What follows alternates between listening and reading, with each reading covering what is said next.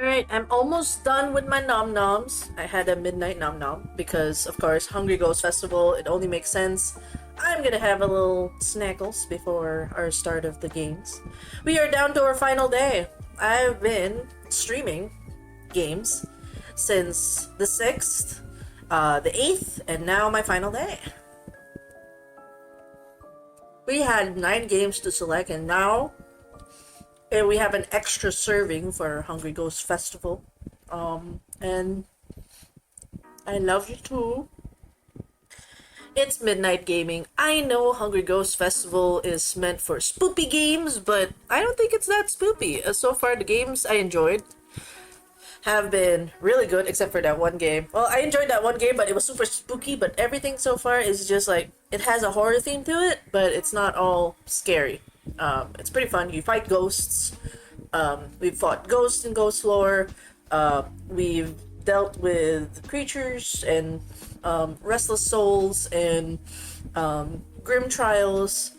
We also fought ghosts in Necromancer to Nowhere, so we've been fighting a lot of ghosts. You know, sometimes they just need food. Oh, speaking of food, Goblin Sushi was so fun. And of course, after Goblin Sushi, we had what's the other one? Goblin Sushi! Goblin Sushi! And then we had Fractured Shimmer was a good puzzle game, but it was spoopy. I was like, hell no. And Cult Leader Simulator was just a board game goodness, so it's been fun. It's been fun.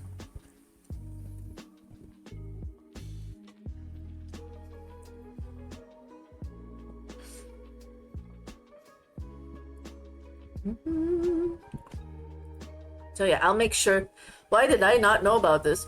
I mean, you were busy. School happens, and you know, I've been doing a lot of fun stuff. Oh, speaking of fun stuff, I have made a challenge for myself to make like in 60 seconds or less. Try to pitch the game you played. So all the 10 games here will probably have a short over the next few days of me just telling you about how I enjoyed the game. I made one for Grim Trials, and there's a positive reception from it. I'm happy with a lot of people just the outpour of support for my first like kind of like a content creator kind video. Uh, it's insane. Let's see the short. Ooh, that's cool.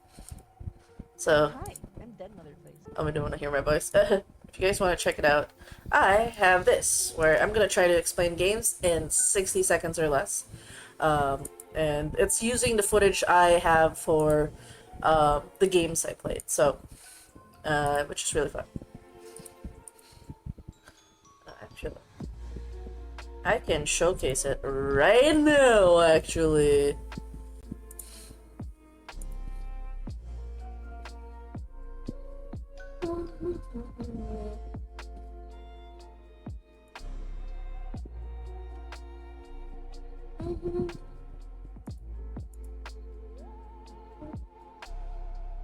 Let me see how I can do this. Hold on.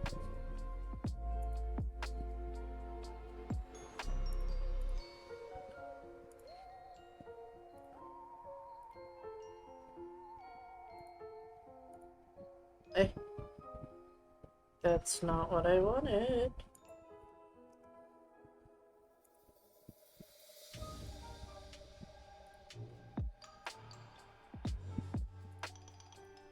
Hey.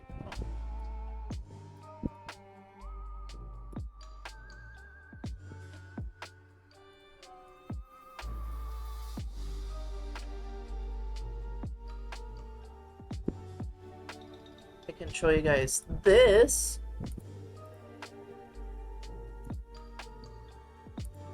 Hi, I'm Dead Mother Place. You're... Ugh. Ugh. Let's start from the start. So I did this edit around this morning. I'll refresh it. Hi, I'm Dead Mother Place, your bear mom friend with cultist tendencies and a video game backlog that haunts me. Let me tell you about this game I played for Hungry Ghost Festival in 60 seconds or less. Let's go. It's called Grim Trials by Glory Jam from Indonesia. If you've ever played Hades and are looking for I more like how I was Hades-style able to games, do this is for you. more The story serious. kept me curious the whole way through. Grim Reaper Academy? Sign me up. It's got skill runes, it's got blessings from gods of death you pick after clearing runes, it's got crafting, it's got really cool NPCs, except the spider guy. Hard pass. The art and animation, it gave me old school Dragon Fable vibes, and I was instantly transported back. It also gets bonus points for the metal soundtrack. Yeah. And the most important feature, you can pet the dog. Yes, you can pet the dog.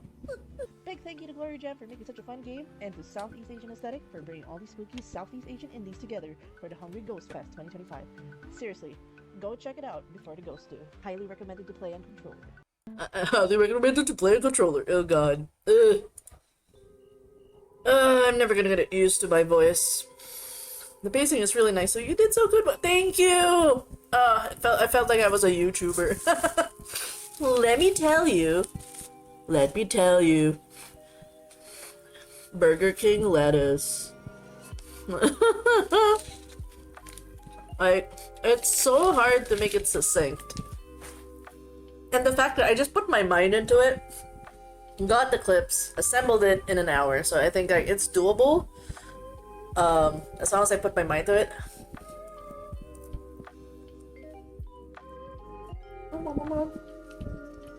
Alright.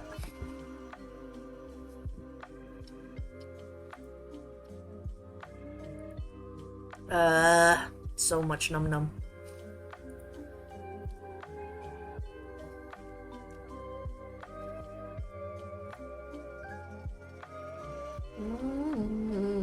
Alright, so while you're here, wife, and we got this, we'll go back to. I think you made it work really well. Physical. I'd love to see more 60-second review of games. Yay! Okay, I'll do what I can. I played 10 games, so that's like, woo! That's a lot of production to come with it. And I'm just happy everybody started commenting, pet the doggo! Appreciate that. We appreciate that. And we got really nice positive feedback from the game devs as well. They were like, oh, thank you! And I'm like, okay. We're doing good. We're doing good. Alright. Let's... we're done with our food break. We have had our fill.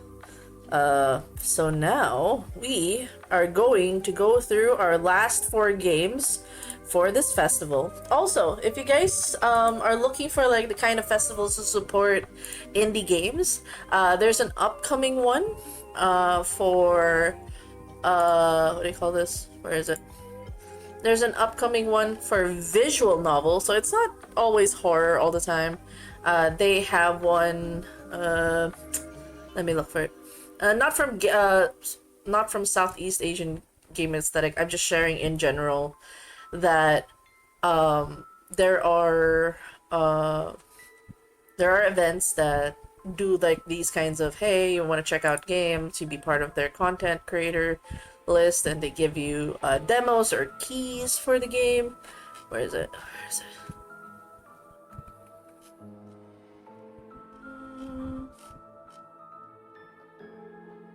This one, Fall in Love Visual Novel Festival 2025. So this will be for September 24th to October 1. I think I can only do one festival a year because I'm tired. But I want to support more like Southeast Asian because I am from the Southeast Asia's in the Philippines. So I feel like it's just better that way for me to do that. Alright, so we are now going to play some games. We're gonna start first with something really chill.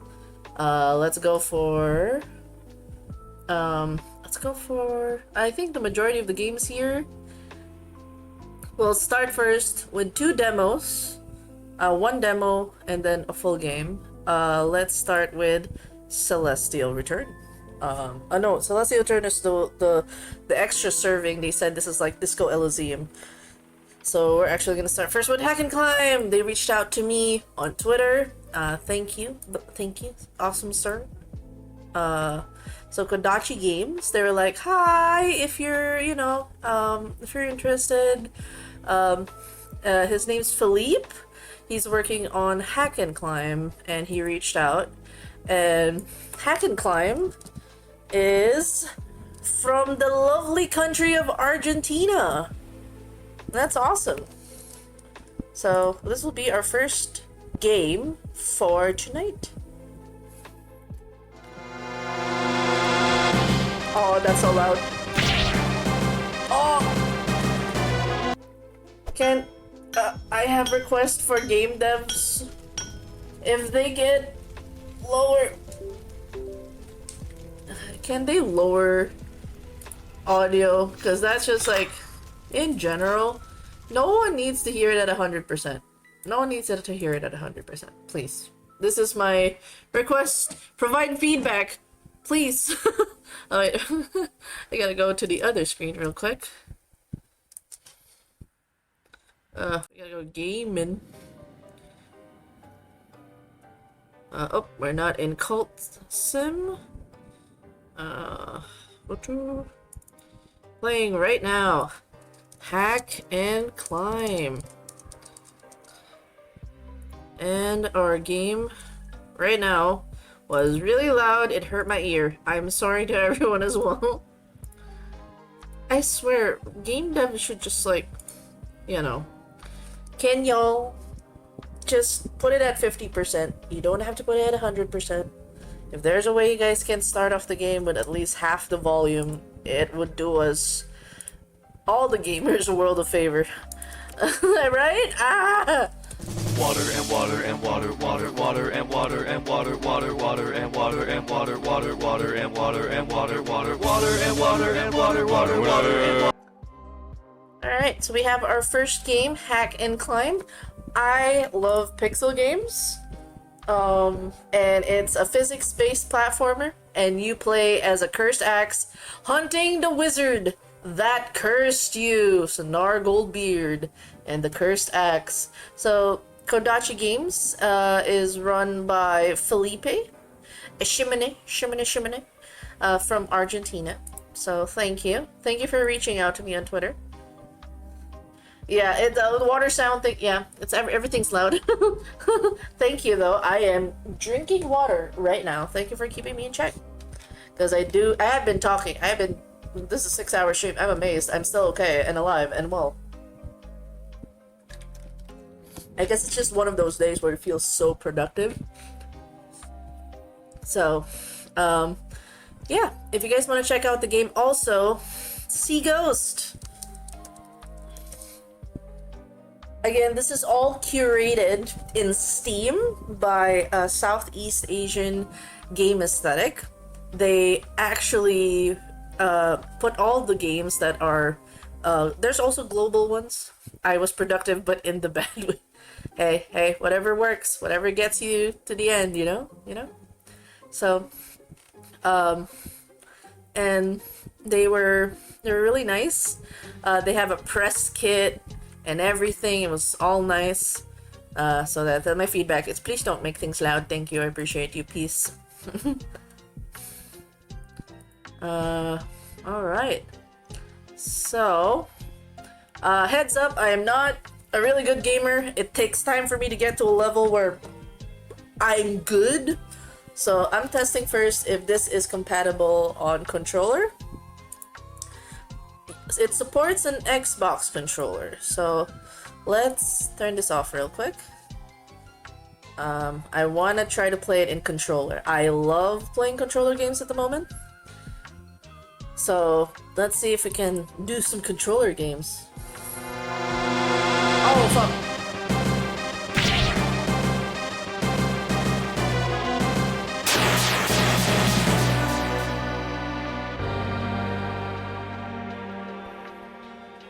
Yeah, they really started loud. Is there really no way to do this? And I'm pretty sure I lowered the volume. Did I not? Yeah, I did. Ow. My feedback. First off. Ow. My ears. And my audience ears.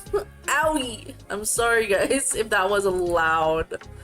Uh, so thank you for the game. How the hell, please. I guess it's like in general. I'm just all the new games I've been getting.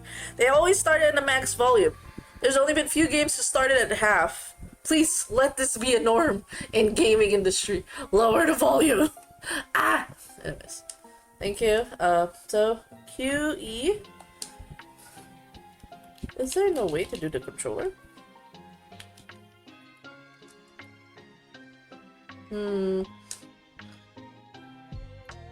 It is not activating. This game should work great in your controller. Your controller. Enable Steam input. Alright. It should now. Yes? Let me try again.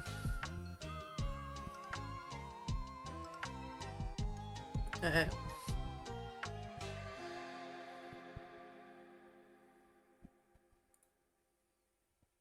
Hopefully.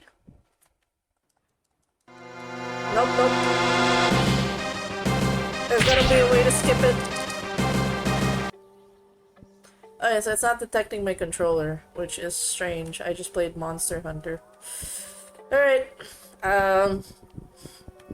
I've tested it so far. Mostly playable with controller. This game supports your controller, but you are currently remapping it via Steam input and you may see incorrect glyphs. What do you mean?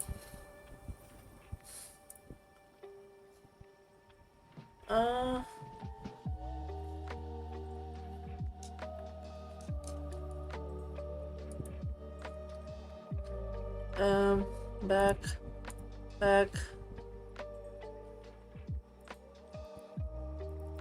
Your controller.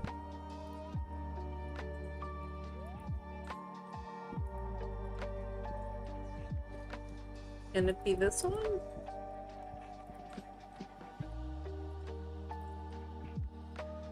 Gamepad. Why is it an Xbox? Okay. Good to know that it is not compatible with the controller I have, which is PS1. A bit sad, but it is what it is. So let's appreciate the sounds of the game for now. I swear, it's so loud. The logo sequence is so damn loud that you can't change the volume that you have to panic skip it. Oh god, mood. Coming soon, modifiers. So they have modifiers. Let's go with easy. Maximum throw assistance in case you find the original experience too punishing. Alright. Whee! Oh no, is this like... What's that game? Where you try to climb a mountain? I am annoyed though that left click to grab.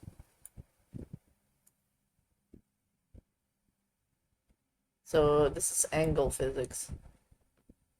Okay, hold on. So why is that loud? Alright. Alright, there's that. I forgot the game where it's like everybody molds over that game. You know the game I'm talking about, right? Why? I barely said like the think.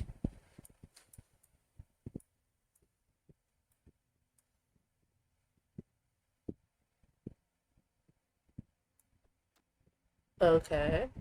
Wait, the audio's now. Why are you loud in the UI?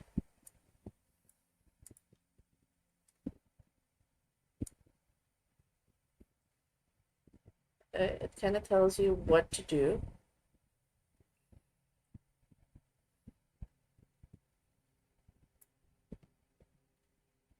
Getting over it with Bennett 40, yeah. So it's really weird.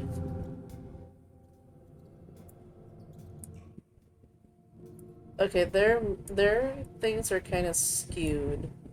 I'd probably... The UI will be much lower. Alright. Let's see if we can...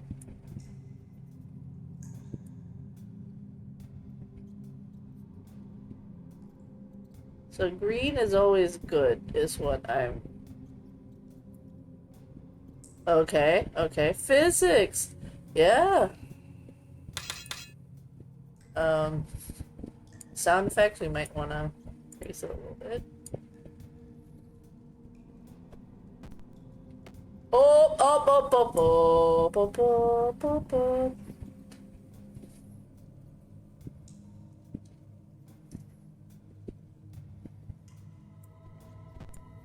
Oh no! Yep, this is gonna be a mold game. This is gonna be a mold game. This is gonna be... I'm gonna be calm! Guys, don't worry about it. Be fucking calm. I mean, very calm. This is fine. This is fine. This is fine. Find a green spot. Oh, I found it. Sweet spot. Woo! Woohoo! Alright.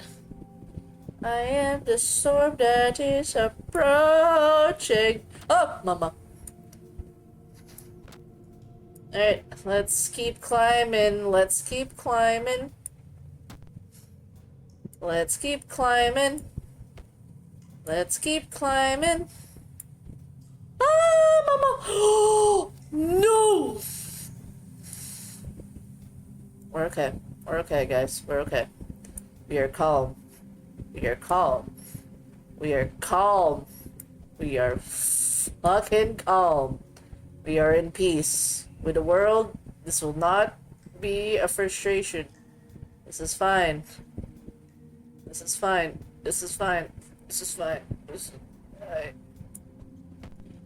This is fine. I believe in your wife, yes. I am calm. I am calm. We are calm. We are calm. Exactly. We're doing it. We're doing it. We are calm.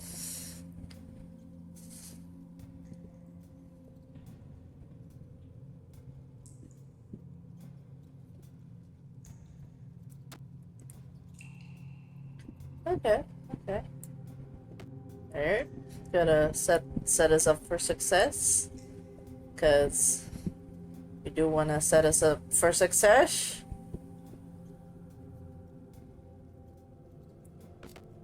Yeah, it's pretty easy, pretty easy. Take it one step at a time. Hell yeah. We made it.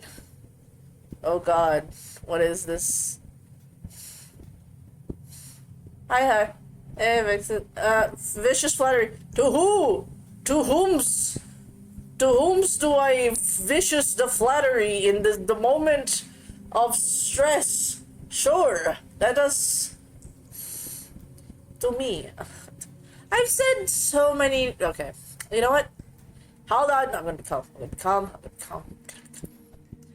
To you, my beautiful husband, I do appreciate, you know, the effort you make every day to make sure that I am sane, in the sense that it's like there's a lot of change from who you were 3 years ago to the man I married now, and I'm thankful that you know how to cheer me in days I don't feel like cheering up. You treat me as someone who's not just someone you'd have to, you know, someone that will try to help people. You treat me as a human being. You help me learn when to say no, when to not feel bad about myself and actually believe in myself.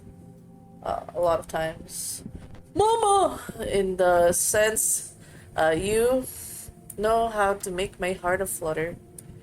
You know how to make me forget about stressful things about life with just your mere presence.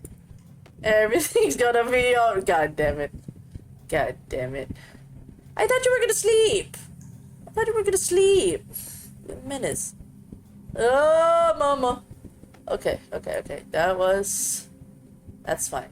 We are okay. Okay, okay. As long as we are not.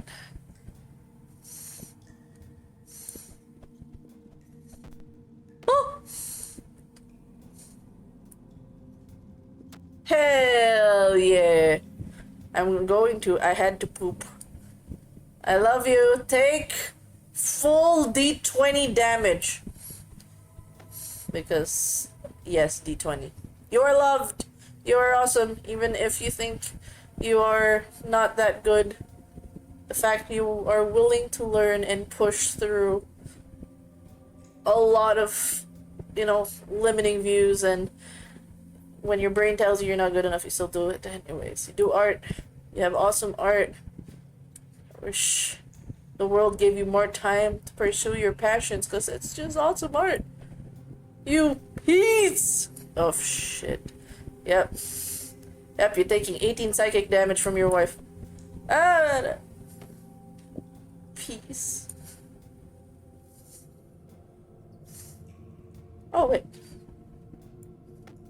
Ooh, we're learning a technique. We're learning a technique here. Oh, see, we're doing it, guys. Whew. Whew. I am the storm that is approaching.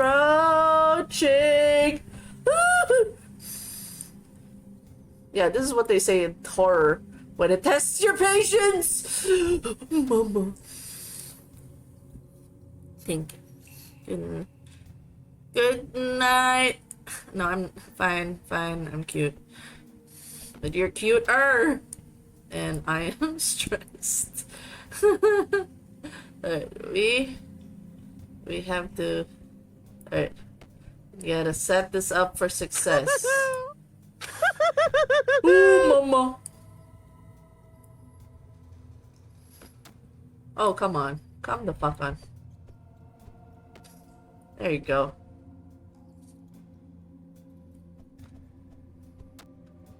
Hell yeah.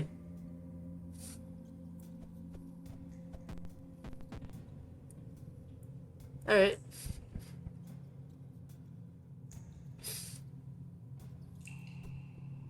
Woo! Woo! Woo! Woo! Woo! Woo! Mama, I just hit a bit. Hey. Ah! Oh, mama. Oh, okay, it's fine. My turn, pretty please. I struggle with compliments, but things haven't. Okay. Well, I hope it's not a struggle if it's coming from your wife. Um, my beautiful wife, Vixen. We're married through V Rising, so it counts. We were married in the unholy church, both our characters. In the short time I knew you, thanks to Jack, you have this kind of, the best way I can explain it is like a kind of tenacity where you know what you do, you take pride in it, and like if you know something, you're eager to share it and let people know that yes, this is what I'm good at. And not a lot of people kind of do that to themselves and like excitedly share about their passions. The world has made it a point where, if you share something you like, it's either cringe or something, but you actually showed me that, oh, there's people who have this like quiet tenacity to be like, yeah, this is something I'm good at. I'll let you know about it. And the fact that you're so approachable and the willingness to befriend everyone and listen to them and have that, provide a space for people to just be in that space with you. You're a calming presence and a kind of reassurance that not a lot of people can give. Not a lot of people can sit in silence with a lot of people or just provide that kind of easy accessibility of friendship, of like, hey, the warmth that you give to people. That's and when you were doing things even outside of your comfort zone, you were still doing your best to be there for people. And I applaud you for that. I know a lot of I know enough, not all, but you've told me enough to make me see that this is a beautiful human being. They have their quiet struggles. All of us do. But even with your quiet struggles, you still manage to be warm because a lot of people end up becoming cruel or cold or angry at the world. You're still nice. And that's insane. So I love you. I love you with the warmth you give, and despite the odds, you're still there. And you're still being kind to people. I like that you are basically the epitome of one of my favorite statements. It's not that hard to be kind. So, thank you. Thank you for just living that statement. My favorite statement.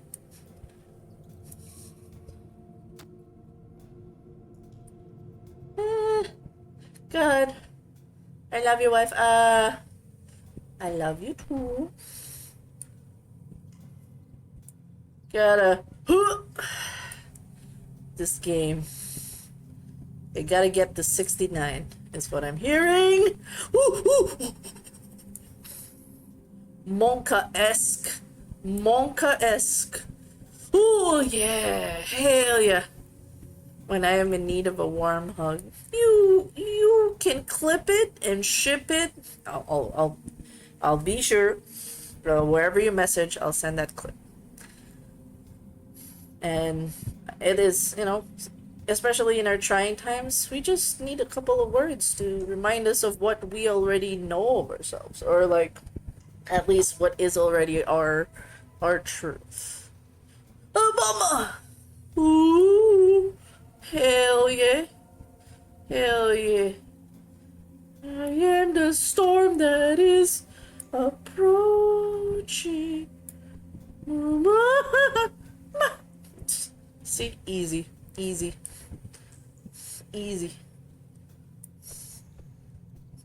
Ma. Okay, we have shitty blocks. We have shitty areas to go to. Oh, Mama, please. Okay. Yeah. No. I will clip it for you. Don't worry. I see your name, and later on down the line, when I scroll through wherever you're commenting right now, I'll clip it. I got you, friend.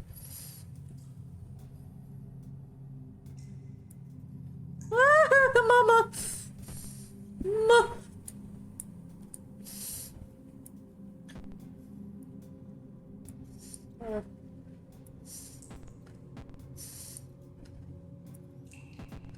Yeah, small, easy movements. Easy does it.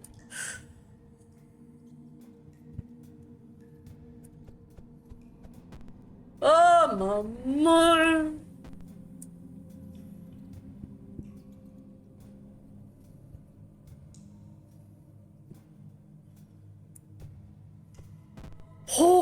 Oh, we did it. I feel you see me so differently from how I see myself, but thank you for making me feel loved being someone I feel safe. Oh, it's true though.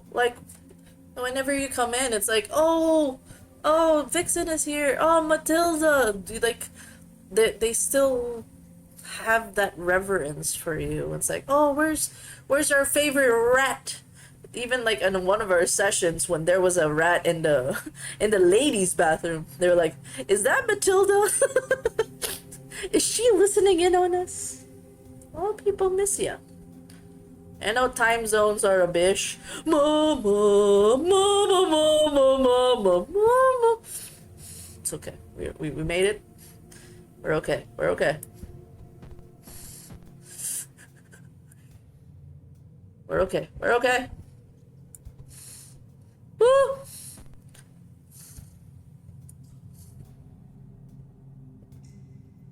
Kobe. Let's do a Kobe. Kobe! I am the rat. Always elf forever. Hell yeah. Oh, shit, shit. Okay. Yeah, just a little gamble. Just a little gambling.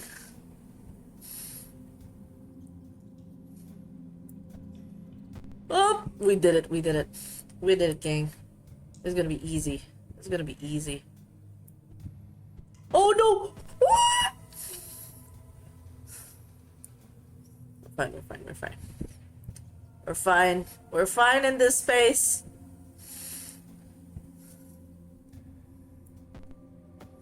Oh, mama. We're okay, we're okay, we're okay.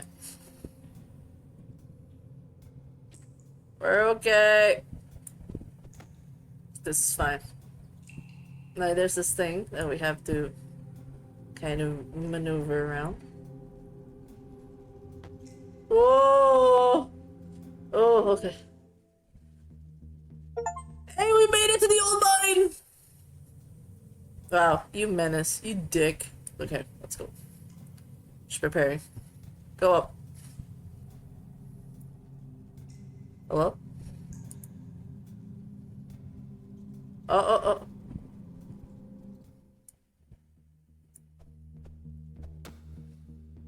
Oh!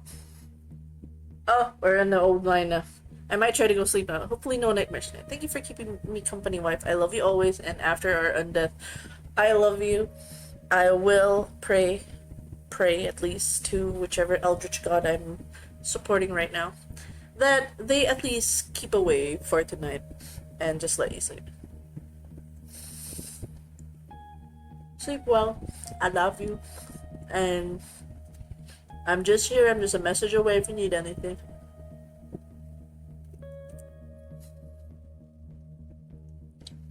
I love you.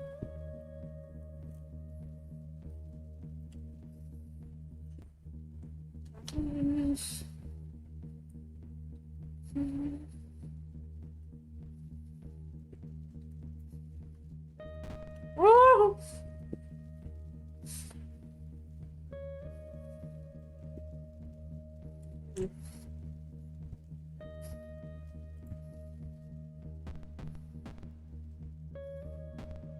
Oh, there's a little thing right here.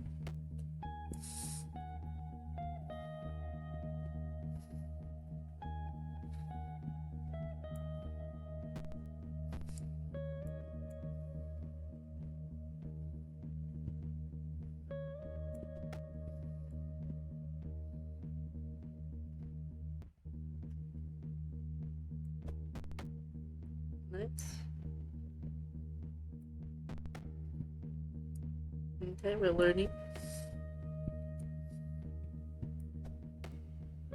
Oh! What now?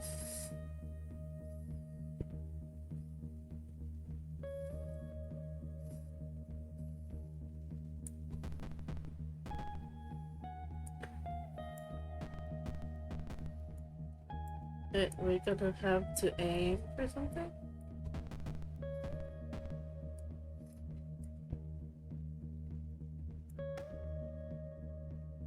Oh, okay. Oh. I don't know if that's a good thing.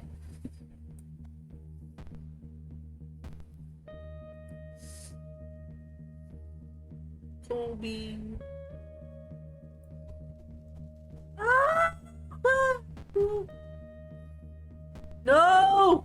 Ooh! Holy shit balls. Okay, let's try the other way.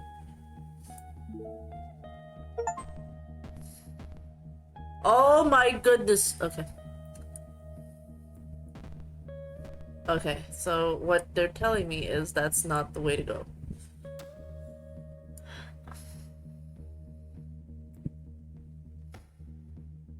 Woo!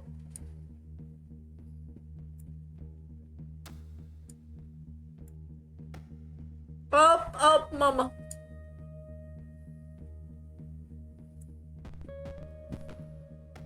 Woo. go back. Let's go back. Let's go, Kobe. There you go.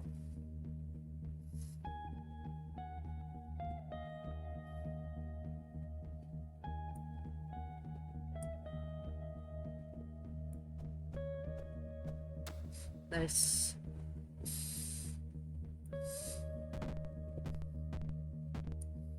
Yep, we're okay.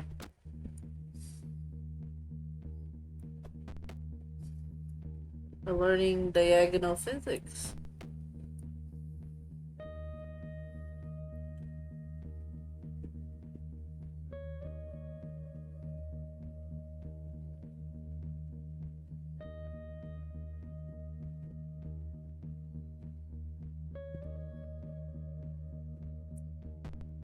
Okay. We're getting there.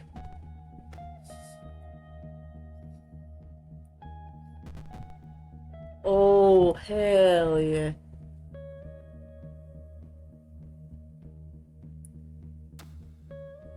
Woo! We're on our way, yeah. Kobe!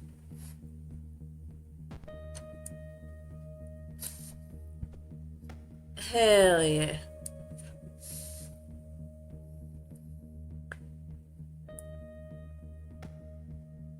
Whew. We're kind of doing pretty good for a first time playing this, right? I don't have a good feeling about this, but... Oh no! Piece of Inner peace. Inner peace. Kobe! Yep. Kobe! If the developer's intentions was to... yeah. If the developer's reason to, like, just get people, like, tens, this is like a horror game, hell yeah. They're right on the money. Hi, Kenny. Were you part of this Hungry Ghost Fest? Did you get to sign up for it? How you doing?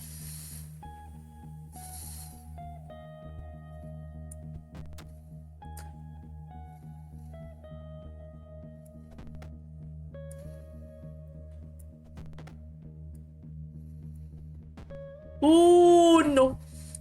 Do not get cocky. Do not get cocky. It's okay.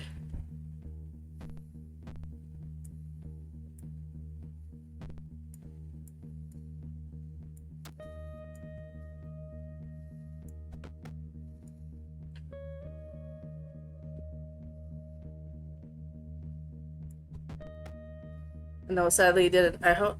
How do you hear about these events in advance? Are you part of the Motherload Studios? Oh no, not the music to stop. I just want to be able to message. They stop the music when you tab out. Boo. There must be an option to do that. Hold on. Audio. They don't have an option for it. Ugh. So Motherload Studios, you're a part of it. I found out through Maggie, who's one of, like, she participates in a lot of events, and there's currently a visual novel event if you're into that. They're doing it for September 25th to October 1. I just, unfortunately, I'm more of a, like, I think this is my quota for, like, Game Fest, because I'm not really a video game person. As you know, I am more of a TTRPG person.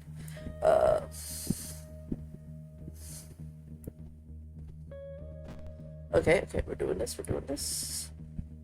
So, if you're interested, you can always ask Maggie! And I wasn't yelling at you, I'm sorry. I didn't mean to yell at you. I was just saying to reach out to Maggie! Because Maggie's awesome. Megan Dara, by the way. No, I fucked myself over. It's fine. It's okay. I wasn't yelling at people, I swear. That's just this game, man.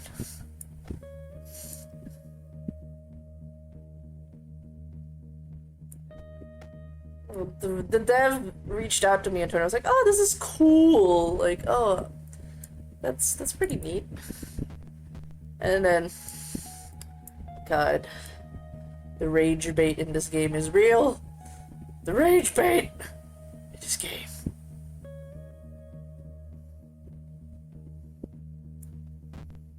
Oh no. Oh wow. Really? Ugh.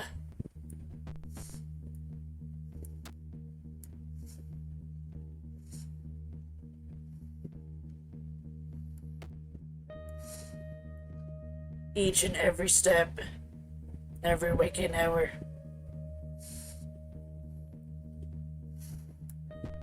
Oh no. The fuck?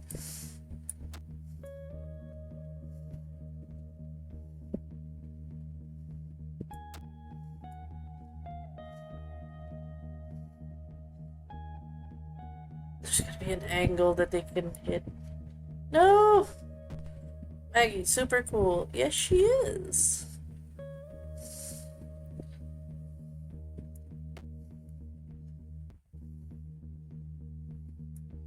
Slowly and easy is the way. Oh, hell no. It's okay. It's fine. Find our inner peace. Fuel that which is rage. Okay.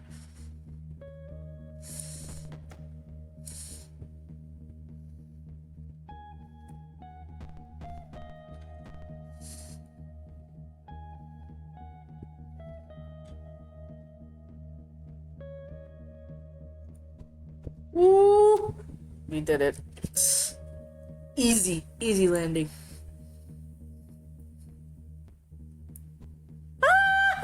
No, please, no, no. Okay. This is fine. Inner peace. It's fine.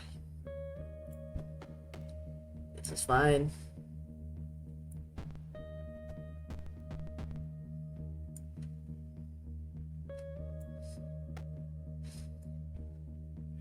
Do this. I am the storm that is approaching.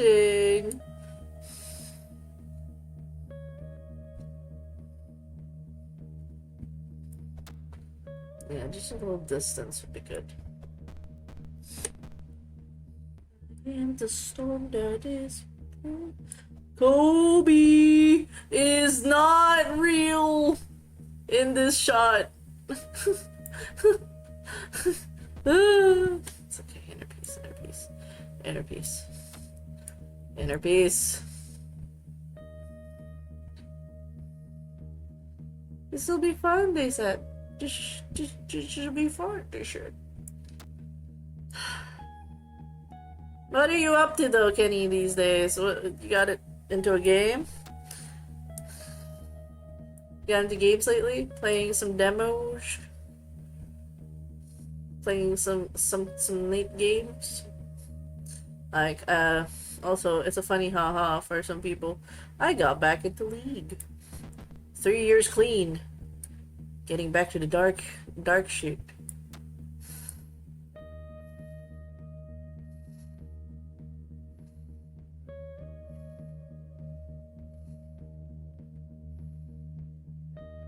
Oh. There's gotta be a way for me to...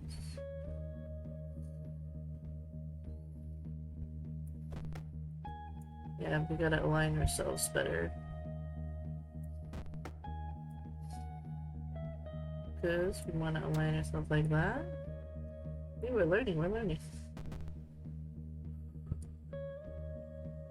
Kobe. Oh, fudge! Mama.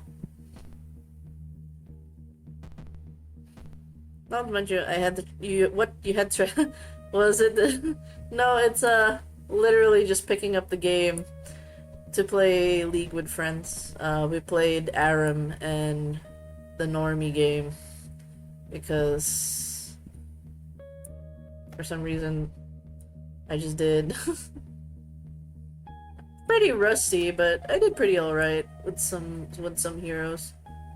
Like, still got it, but not really. There's like a lot of new metas in League.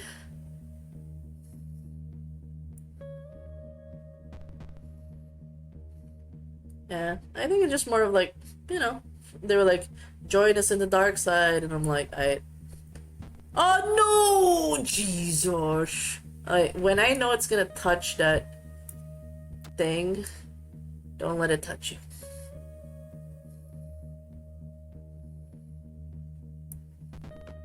Oh no.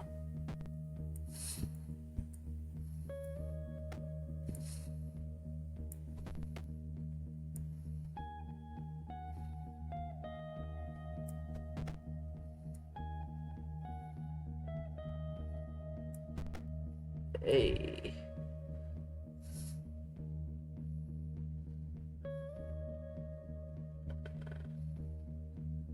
Oh, what was that? That was a glitch.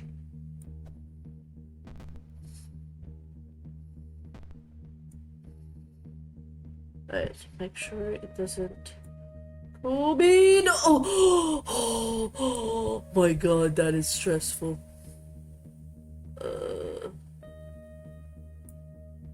Oh no, shiznits. It's okay. I'm calm. I'm calm, guys. Don't worry about it. What the fuck is this box doing?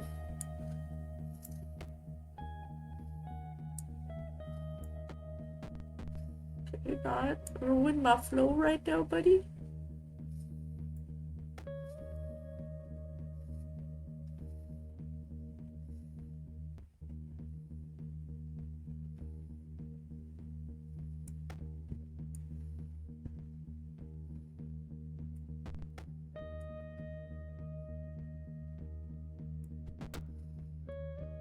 At least they show you the pathway where it is. This is on easy, by the way. So, I don't know what to tell you guys.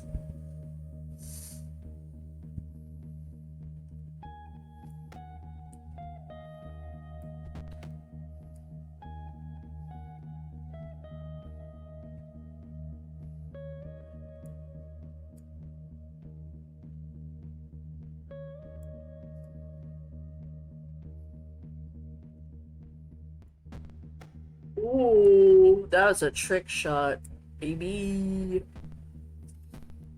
Is the axe your favorite to use out of the weapons? This game is called Hack and Climb. You are a cursed axe. So, not much weapons to choose from other than this cursed axe. Uh,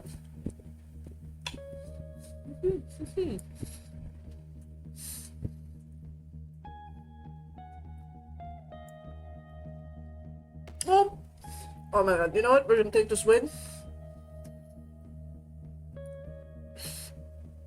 We're gonna take this win. We're gonna take this win. We're gonna take this win. We're gonna take this win. Oh no, not gonna take this win. Pain. Pain and agony. I was so close to. I was so close to victory. You know what? It's fine. It's fine. We learn from our mistakes.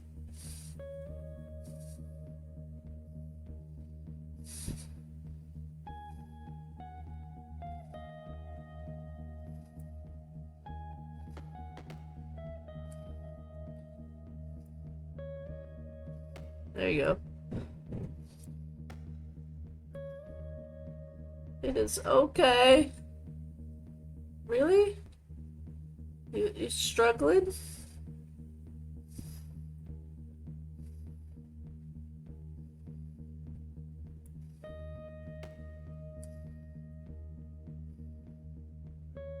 Oh, I saw that.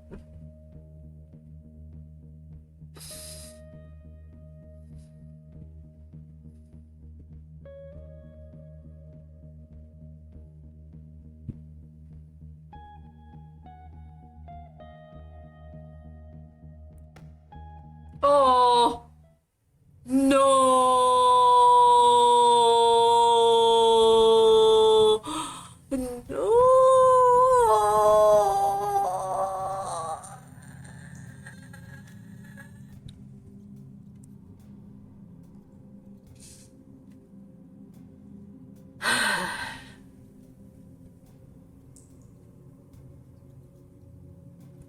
I'm gonna need a moment. I'm gonna need a moment.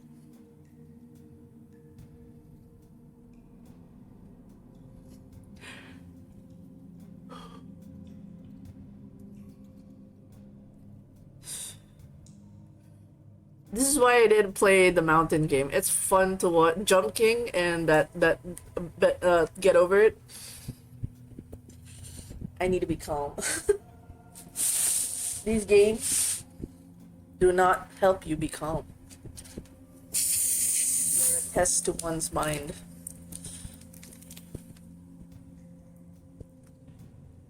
You know what?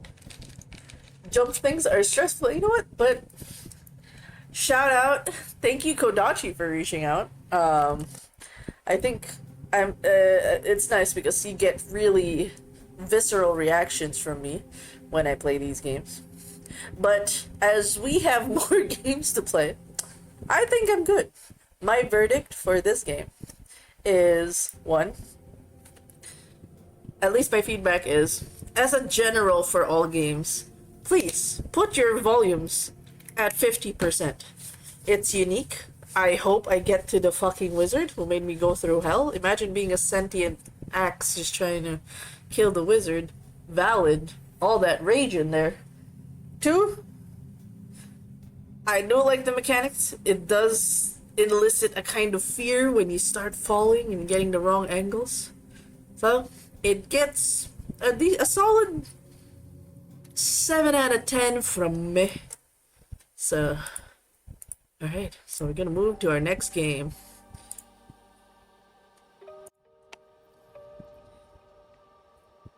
Inner peace. Inner peace.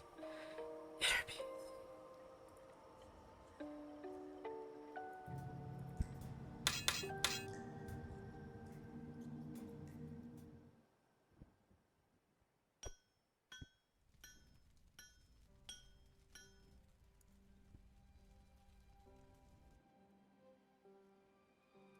Alright, so the next one we have is, so that was Hack and Climb from Kodachi Games from Argentina. If you want to support, I did pin the link to the lovely Hack and Climb game.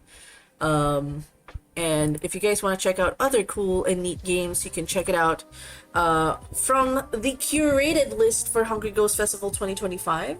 It is over at Steam. You can discover so many cool games under that listing. Alright, next we have on our list is Butterfly Dreams. So this is a game, I believe, from... I picked 2 Indonesian games, I believe, and this is one of them. Butterfly Dreams is from Indonesia, Avicu Productions. I think I had 2, one of which was Grim Trials and this one Avicu. And then Ghost Lore Singaporean. Argentina's the one South American one I got. So, really excited for that.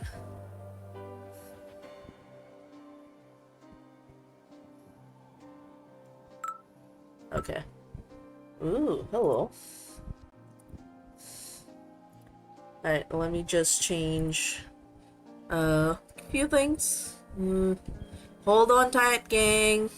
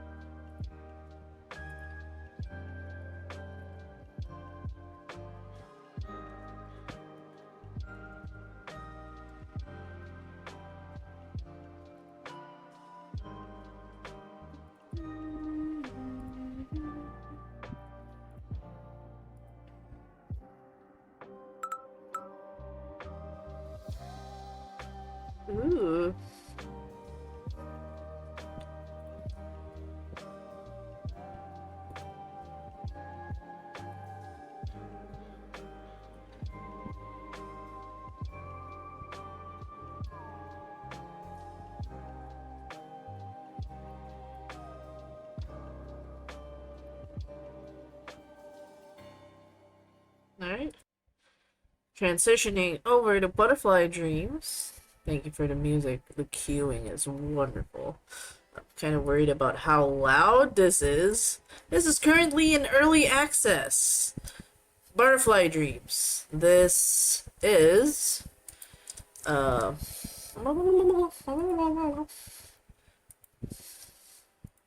second game.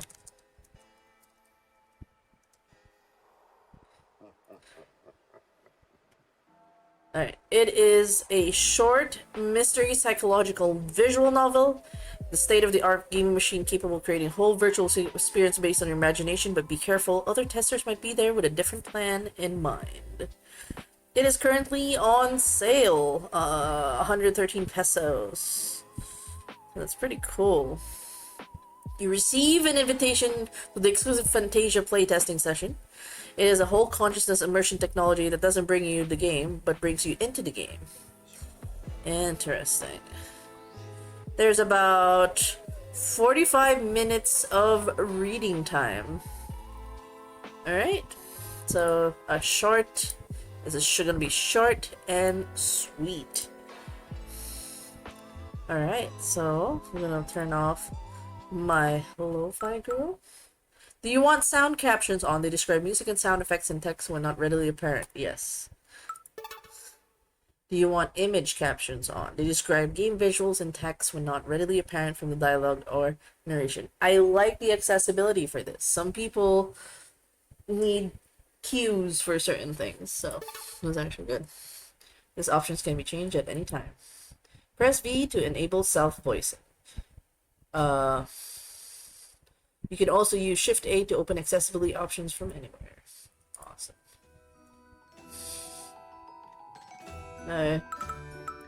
Audio-wise... Oh, see? It is doable! Y'all! It is doable to start at half. Even at half, it was already loud. Let me just check.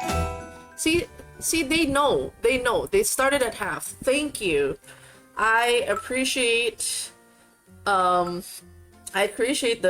game dev for having that consideration that I've been complaining about for a while. Yes, they put it at half. I have to lower it a bit because it's a bit too loud for me, maybe just a little bit. So this is good.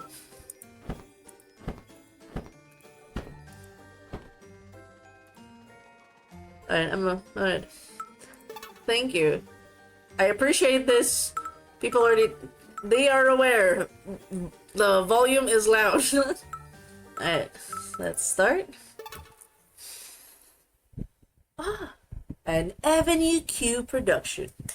Original story by Raka P. Static noise of an electric booting up.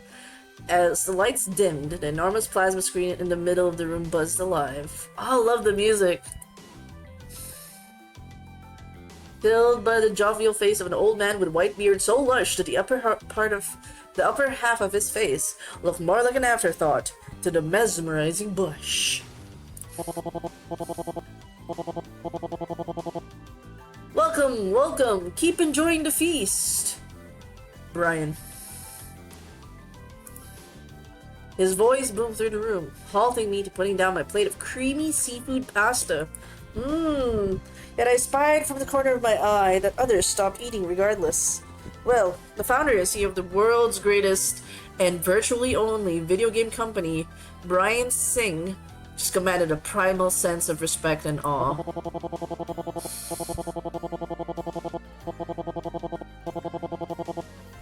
It is my deepest honor to have you all, esteemed professionals from all walks of life, the best in the world, here in my humble abode. I hope the accommodation and service have been to your liking. I wonder. Self-voicing enabled.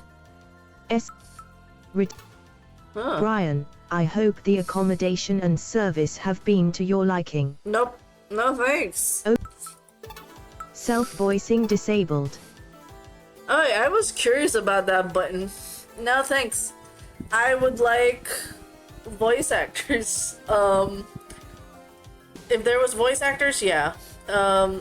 Self-reading text, I don't know, I don't like text-to-speech too much. It's jarring, kind of pauses my brain to listen. I can't multitask when there's text-based voice, so... Humble here meant, sprawling hectare complex on an island with its own farm, renewable power plant, and runway. We were flown in the mansion. We were flown in the mansion, a huge and classy building, complete with most of the luxurious fittings money could afford.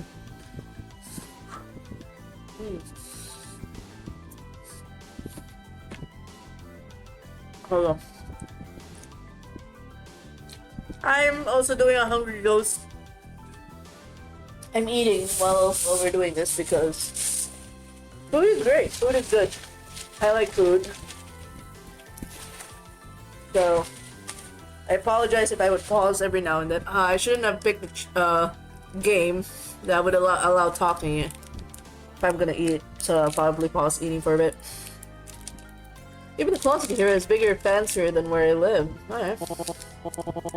First, please let me remind you that it's an synthesis pleasure to work with every one of you in our new ambitious initiative that will truly revolutionize the world itself as we know it.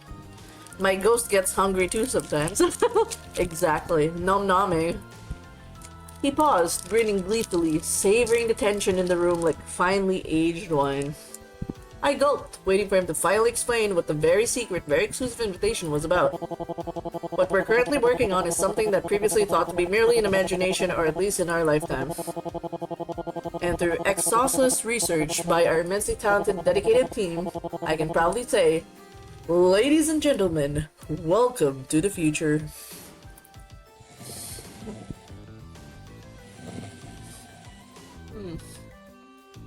The floor of the podium in front of the screen slid open.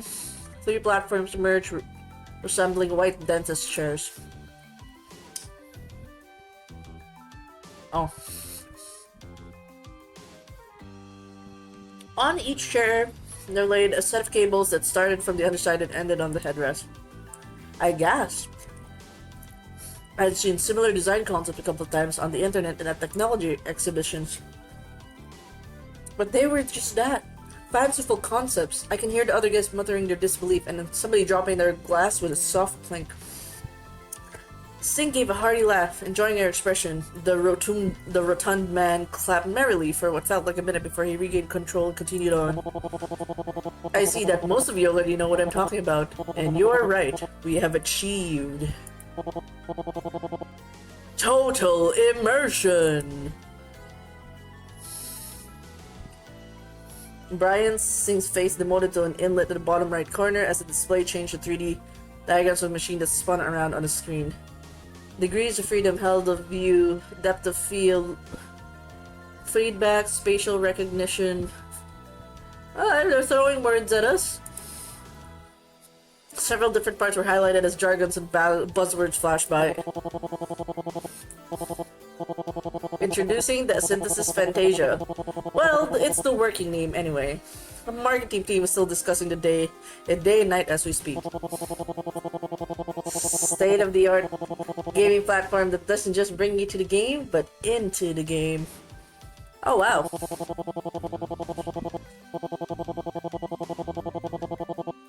Gone are the days of playing pretend with VRs and ARs, bound by the previously impregnable barrier of goggles and controllers. Feel the reality. It's one of my favorite potential taglines. Do you want us to try it? A female voice somewhere behind me asked.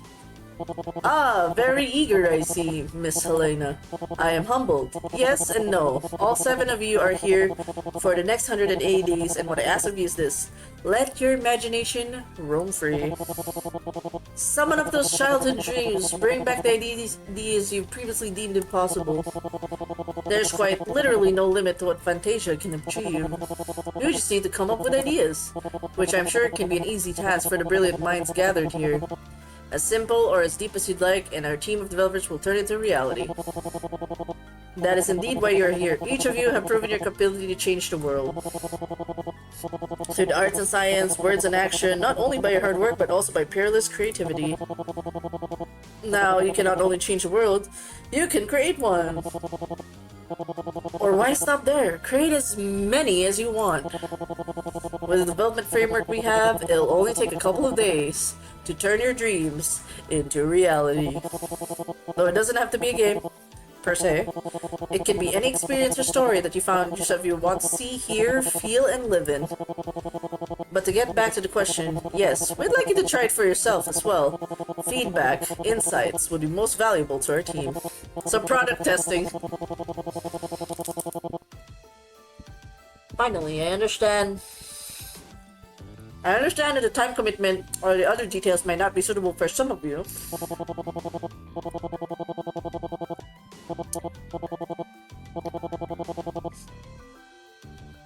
If you want to rescind, you'll have to sign a non-disclosure agreement and pay the cancellation fee. Just contact any of the staff before midnight. Now, I've blabbered long enough, it would not do well to let the food go cold.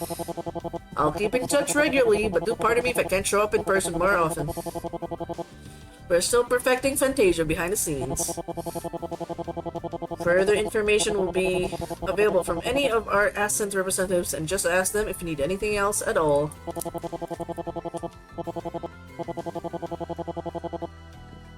Enjoy the rest of your evening, and finally, I'm looking forward to experiencing your world.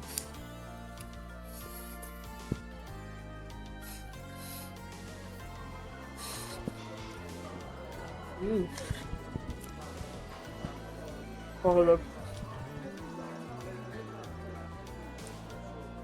Light turned back on, I blinked, and not just to recuperate from the sudden dizzying brightness. It felt like I just woke up from a particularly ridiculous dream.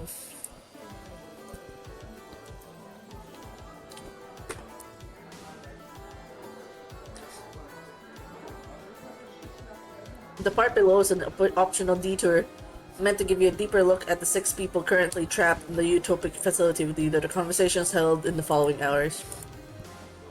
Reading them might give you some insight to their motivations for the events that will unfold the next part of the story. Which record would you like to see? Metamorphosis, the butterfly convenes. Okay.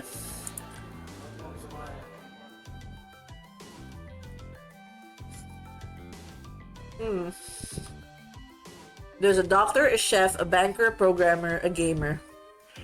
I like the story writer, not gonna lie.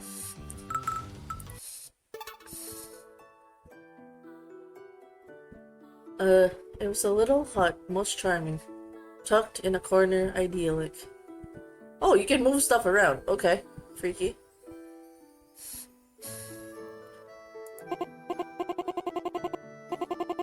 My. That was certainly a doozy. My poor heart. Are you Miss Mazzini, by any chance? The old woman was clad in warm, fuzzy layers of pastel-colored clothing, making her look like a walking hunting cottage. Renata Mazzini.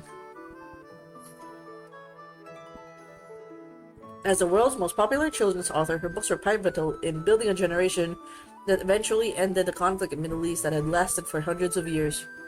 God damn. She won a Nobel Peace Prize. Yes, it is very nice to meet you, Mr. Thomas. Thomas Lyndon Johnson. An honor to meet you. My, you're such a handsome fellow. Are you related to Sarah Lyndon? From the London Episcopal.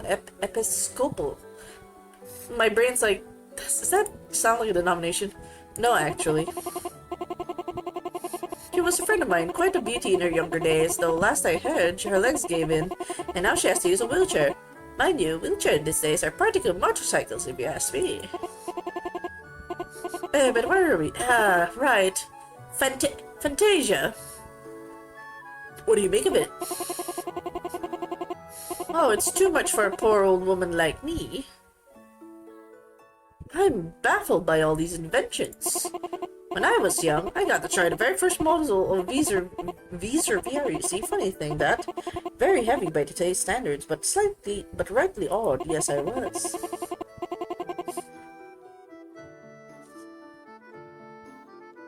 I can still remember that game very well. It was a racing game.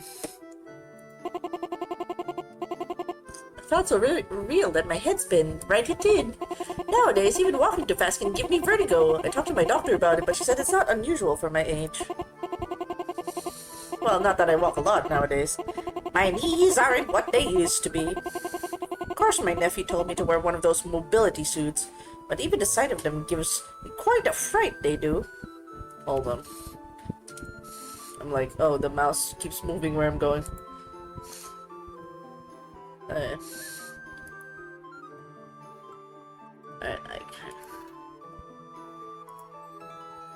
about Fantasia. I'm terribly sorry. My mind keeps wandering on its own these days. Yes, it's certainly a wonderful thing. Just imagine what we can do with it. I can be young again. It must be just dear to have some spring in my step.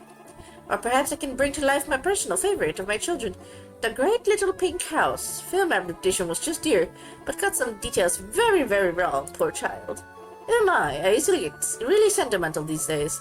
Do excuse this old woman's tears. Aww.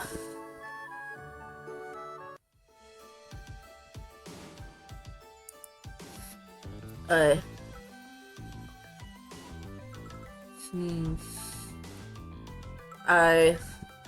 Juan Salcedo.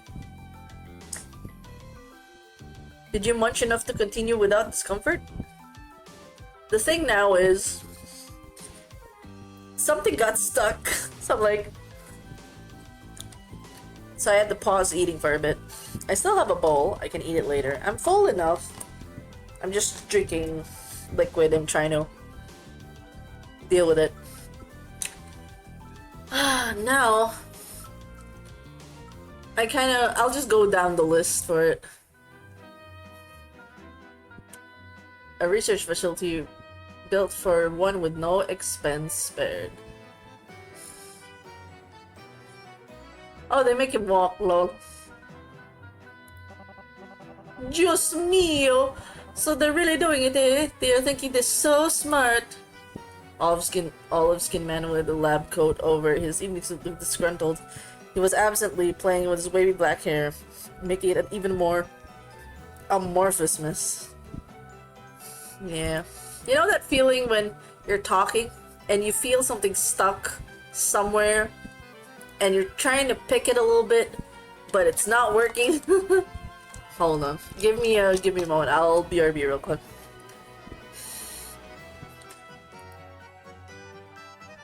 BRB. Where's my BRB?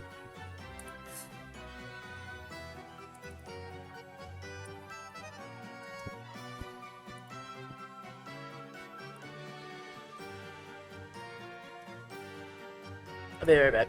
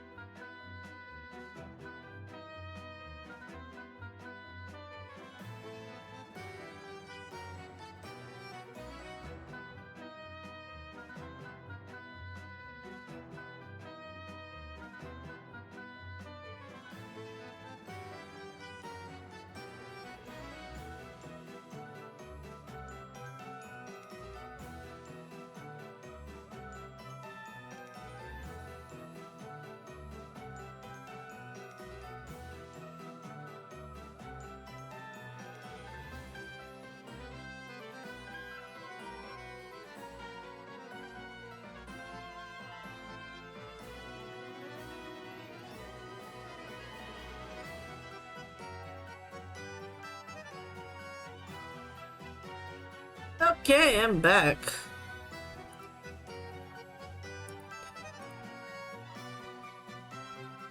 I got it out. Good job, me. I got it out. Juan Salcedo, one of the most prominent neuroscientists in the world, as well as the richest neurosurgeon. Thousands wait in line to have their appointment with him. According to the myth, he was even capable of restoring a dementious patient made back to a near-perfect state. You don't look so happy. Compadre, of course I'm not happy. Just imagine what this means to us good doctors of the world, yes? Mapping the human nervous system like that, I guess I should pack my bags and go find a nice storefront to freeze to death. Do you think they can really do it? He gave his query a moment, moving back and forth. Sadly, yes, compadre. I know some colleagues went to a secret project since a couple of years ago. Those nasty bureaus. Selling their soul to this madness that will end the world of neuroscience in a second. But there's still hope, yes? I know for myself that our brain is so complex and so are nerves. Anything can go wrong by one wrong signal. He started mumbling some complex chemical formulas that I could only assume had something to do with the neurosensory system. Anyway, what do you think about the creating the world thing? At first, I wanted no part of it, but perhaps it would be better if I gave this new toy of them a stress test. One walked back and forth, mumbling something that I couldn't quite catch. Yes, that is for the best. After all, there's no way they'll release this Fantasia toy to the public if there's a marriage or exploit in the system. It's just the responsible thing to do. Okay. So Renata's kind of harmless. She's just going for sentimental sentiments and nostalgia. And then the doctor thinks that the medical neurosurgeon space would be obsolete if they go through this. Alright. I wonder what this one does. Oh, hello. It was a kitchen serving dishes most sumptuous all day round. So, what do you think? It's good, but they should have braised the salmon 15 seconds longer. The petite lady with her black hair and a tight bun was holding about a dozen plates in one hand, the feet indicative of her well-tuned fine motor control and determination. Each of the plate was filled with only one serving of a menu item from the embarrassingly lavish buffet. Helena Wu. Her reputation came from otherworldly culinary creations. It's said that eating one of her meals is akin to seeing the face of God. While the people have been driven mad after finishing their plate, desperate to go back to the moment they savored the food. No, I meant about the Fantasia. She actually stopped chewing and downed the rest of the food with a glass of water she pulled out of nowhere. Oh, the machine? I wasn't really paying attention.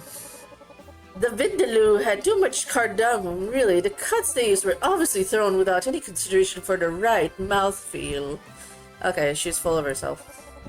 Much too tender. I'd like to have a word or two with the chef. So I take it you're not interested? No, wait. No, meaning yes, I'm interested. Perhaps we can taste how certain combinations of ingredients and spices would like before cooking them for real. It'd save me a lot of headache and stomachache. Or can it emulate the taste of long-gone ingredients or critically endangered sources of food? I've always wondered what silphium would taste like. What the heck is silphium? Silphium.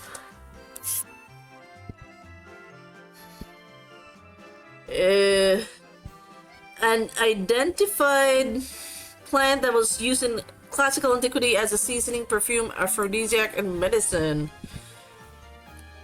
Lacerwort, an essential item of trade from the ancient North African city of Cyrene, and also critical to the Cyrenian economy, that most of their coins bore an image of the plant. Interesting. Alright.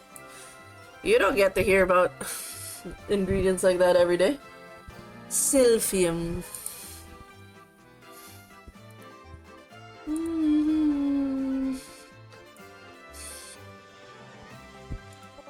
Oh, and I'm definitely interested if they can emulate the rich and juicy crunchiness of a well-cooked Byrox. The fuck is a Byrox?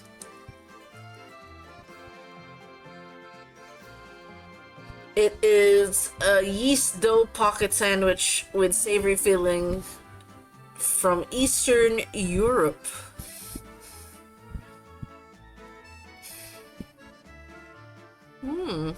Okay. Hey, maybe I can use these to make people think that they've eaten when it's actually just simulation. Will they still be hungry, though? I suppose so. After all, the machine can't actually modify our physiology just to mine, at least. That's my understanding of it. But isn't it all in the mind? Even the same dish can taste different if you serve them slightly differently. Cooking is about 50% psychology. I'm looking forward to it, but for now, I still haven't tasted the soup. Do you want to try it together? I think I'll pass. Well, suit yourself. But I can't think on an empty stomach. I held my tongue from saying anything as she left an empty stack of plates. Man! Okay.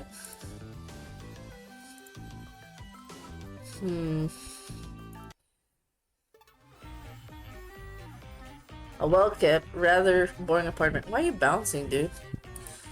Are you alright? You don't look well. The very lanky and pale man in front of me looked shell-shocked. The dark bags under his grey eyes added to the impression he could fall over and faint any second. Aaron Montgomery. Didn't know much about him, but from what I gathered, he was the mind behind many economic turnabouts of companies, and even nations in the last decade. No, I'm quite alright, thank you. It's just, I can't believe I get to be here in the first place, and now they want me to use my imagination. The man shivered at the word imagination, as if he had uttered a slur most vile. Huh? That can't be right. There must be a mistake. What do you mean? It's just that I'm practically a nobody. I'm just a banker, if I can even call myself that. Sure, I got lucky once or twice, and now some people look at me like I saved their grandmother from drowning. Not that I'm ungrateful, but I just have so much yet to learn. Well, they say modesty is a virtue. There's really nothing to be modest about. It's something anyone can do. I just happen to be the one stuck doing it. And suddenly I'm here, surrounded by all these amazing people. Me! My mother was right. I should have taken over the farm. Now that we're here, why not make the most of it? The best of it? The best of it? When I turn in my game idea, people might just die of boredom. I'm not an artist. I only know numbers and regulations and how to properly and efficiently file end of fiscal year audit forms. It's going to be embarrassing for everyone involved. So you're going to bail? No, the cancellation fee is far too outrageous. I'll just stay here and wait it out. I'm not going to submit anything. What about you, Sir Thomas? Just call me Tom. And no, I don't have anything in mind just yet. It's just so much to take in, you know? I was hoping to get some ideas talking to you and the others. Oh, I'm terribly sorry. I couldn't be of any help. I won't get in your way now. I'm truly sorry. Before I could stop him, the blushing Aaron quickly went on his way. He was surprisingly agile for his wiry frame. Okay, so the guy feels like he's not creative enough. Lanya Hindoyan Fadul. Ooh. A room bathed in the evening light. So they have really cute areas. So throw rugs, pillows, and manner of surfaces most welcoming. Hey, mister, what do you think? I had to look down to see her, a young girl with long wavy hair framing her tan face. The most prominent feature of hers is two sharp olive eyes poking from behind a thick pair of glasses. She was carrying a laptop that was nearly too big for her, peppered with stickers of cartoon animals. Lanya Hindoyan Fadul, prodigy in the art of programming. Both Mycroft and Gumble were bidding daily to have her join them, at least to prevent the other company from claiming her. It's a lot to think about, but I suppose... That's no good. Definitely below minimum requirements. You're an adult, so aren't you supposed to be able to parse and process at least that much information? Though perhaps your NLP function was unprepared for your unindexed input. Interesting. During her monologue, she opened her laptop, held it in her right hand, and typed something in lightning speed and precision. She snapped it shut loudly. What? You know, such abstract query usually would return an error without an explicit declaration of the preceding conversation. But never mind. I've gotten a pretty good model of you, complemented with what meager data I could find in a round of two newbies, my own foray into machine learning. And I could probably figure out what kind of narrative framework you might come up with anyway. Alright, what about you? What do you want to make? Me? Well, I'm sure you can learn a lot from doing a thorough user test on the system. Edge cases and all that. Then again, it's always prudent to start with the basics. Sometimes people forget to check the basic functionalities. She shook her head as if disappointed by these imaginary, hypothetical fools.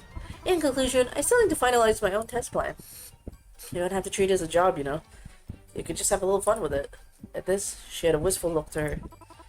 I wish I could, but then, you get to my level, it's hard not to notice software is lacking UI speed, or even the library they're using, even when I just want to enjoy it.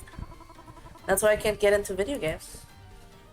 She seemed to have caught herself in a moment quick, this shook it off, pulling it on a rather unconvincing neutral expression.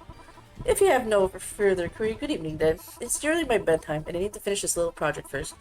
Good thing the internet here is adequate. Oh, she doesn't like video games. Okay, we have the professional gamer now.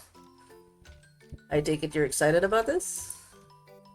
The young man in the black hoodie is casually pacing near the doors leading to the main recreation room. Sean Fornicue. He had an antique-looking video game handheld console set.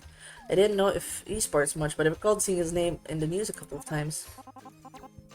Yeah? Far out, dude! I don't follow video games myself, but do you think their claim is for real?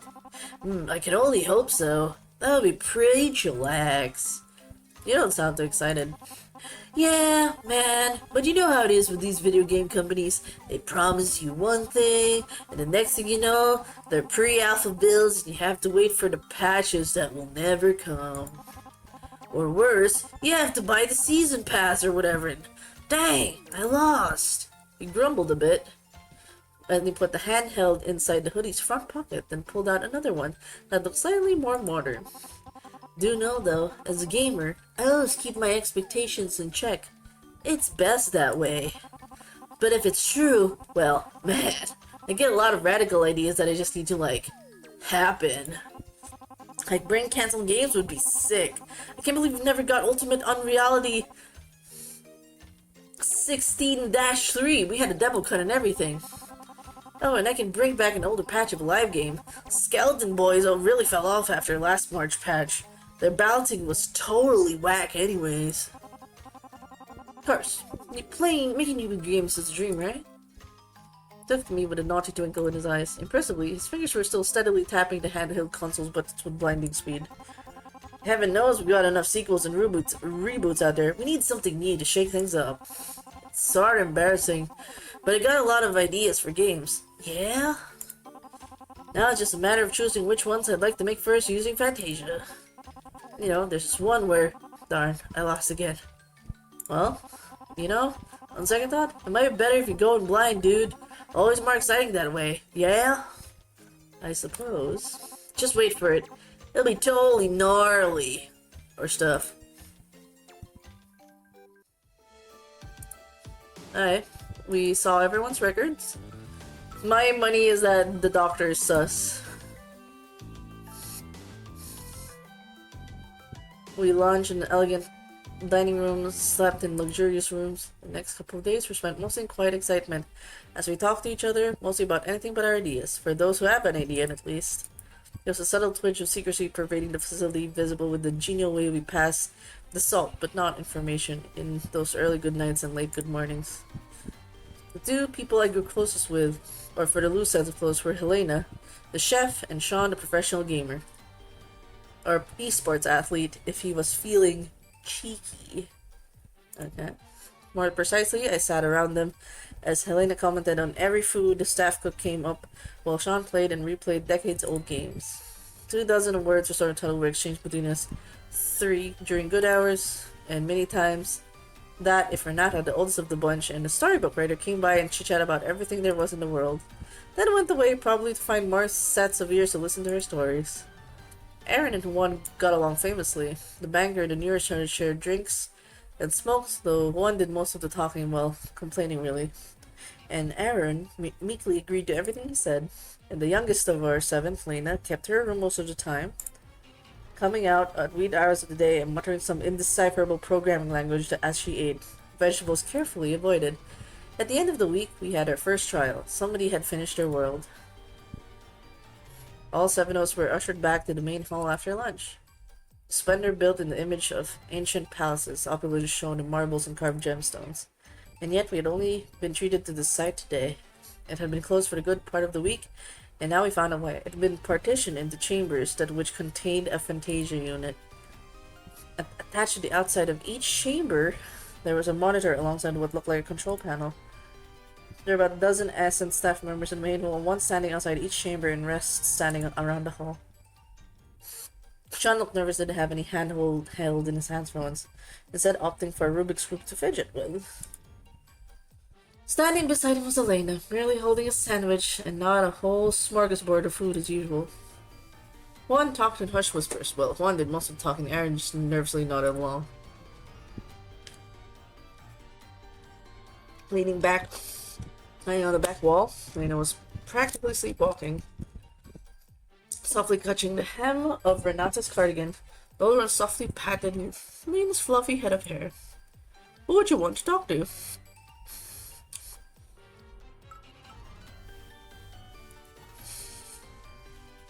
You think it'll work? Ashard was absently solving and scrambling the colorful clues in seconds. Who knows, dude? Kinda funky they didn't let us try before today, you dig? I suppose you're right. I never asked. I did. Bunch of times, actually. The staff always said that there was to be no usage outside the predetermined sessions. Probably also why they got so many of their staff. They want to demonstrate this. Have some sort of tutorial, maybe, it being the first time and all. It's a shame I couldn't finish my plan to serve everyone a digital culinary exertion just yet. It's actually quite difficult to narrow down my options when I can do anything. Having limitations actually helps with the creativity in a way, just like when you can't source good quality Alba white truffle and had to use lesser substitutes. I dig truffle flavored potato chips, although they get my hand oily, but that's a good handicap when playing against noobs. Do you cook your own chips? What's your recipe? Dude, no, I just buy them from the supermarket, you know? Elena scoffed at this and continued munching on her artisanal sandwich. I'm nearly finished with my game too. I still need to tweak the balance a bit. So this one's not yours? Nah, I hope it's a good one though. I might take a cue or two for my own game. The head usher called for attention. Staff finished their final checks. The lively but nervous conversation died down. Helena approached me. I wonder whose idea this one will be. Do you have any idea? No, nobody wanted to take credit for it. To be honest, I feel it's more exciting that way. I guess we'll see soon enough. Hey, wait a second. I'm finishing my sandwich. She fended off an assistant staff who tried to lead the gluttonous chef to a Fantasia unit. See you on the other side, people. I went to my chamber with the staff assigned to me. The Fantasia machine took up most of the room. It was surprisingly bare compared to the rest of the house. She instructed me to take off my shoes and get on the Fantasia. After she made sure my head felt comfortable, she connected the cables to parts of my head, kept in place with built-in adhesive tapes. Won't these come off if I turn my head around? No need to worry, sir. The Fantasia connectors are all designed and tested to withstand even the unruliest sleeper. Now, I need you to relax. Try to sleep if you can. Would you like me to turn the lights off? Yes, please. The staff member turned the light off from the outside. I find comfort in the darkness. Both and my body quickly relaxed, easing me to the shapes and colors that were turning more solid and real each second. A calming lullaby. Until I find myself standing in a grassy meadow, unnaturally flat and thoroughly green, reminiscent of a cheap golf course. The horizon was soft blue with white fluffy clouds hanging. I looked down and saw my feet, in shoes once again, stepping firmly on the ground. I could feel the solidness of the ground, the sensation of fresh air against my skin, the beating of my heart, and even my regular breathing due to the excitement. I took a step and it was real, just like how my muscles and mind knew how to step on my ice since I was a toddler. They did it. They created reality. I laughed. I touched the ground, feeling soft blades of grass bending against my fingers. I felt the fabric of my shirt and trousers. I put my hands in my pockets. I removed my shoes and socks to see my feet, real as normal as they can be. I like how he went for his feet first. Valid. Valid. I ran around, the endless meadow, feeling free as I had not felt in a long time, laughing merrily. Then the view began to shift again, stopping me in my tracks. It began as shapely gray blurs that solidified into defined shapes and colors, creating trees and a house.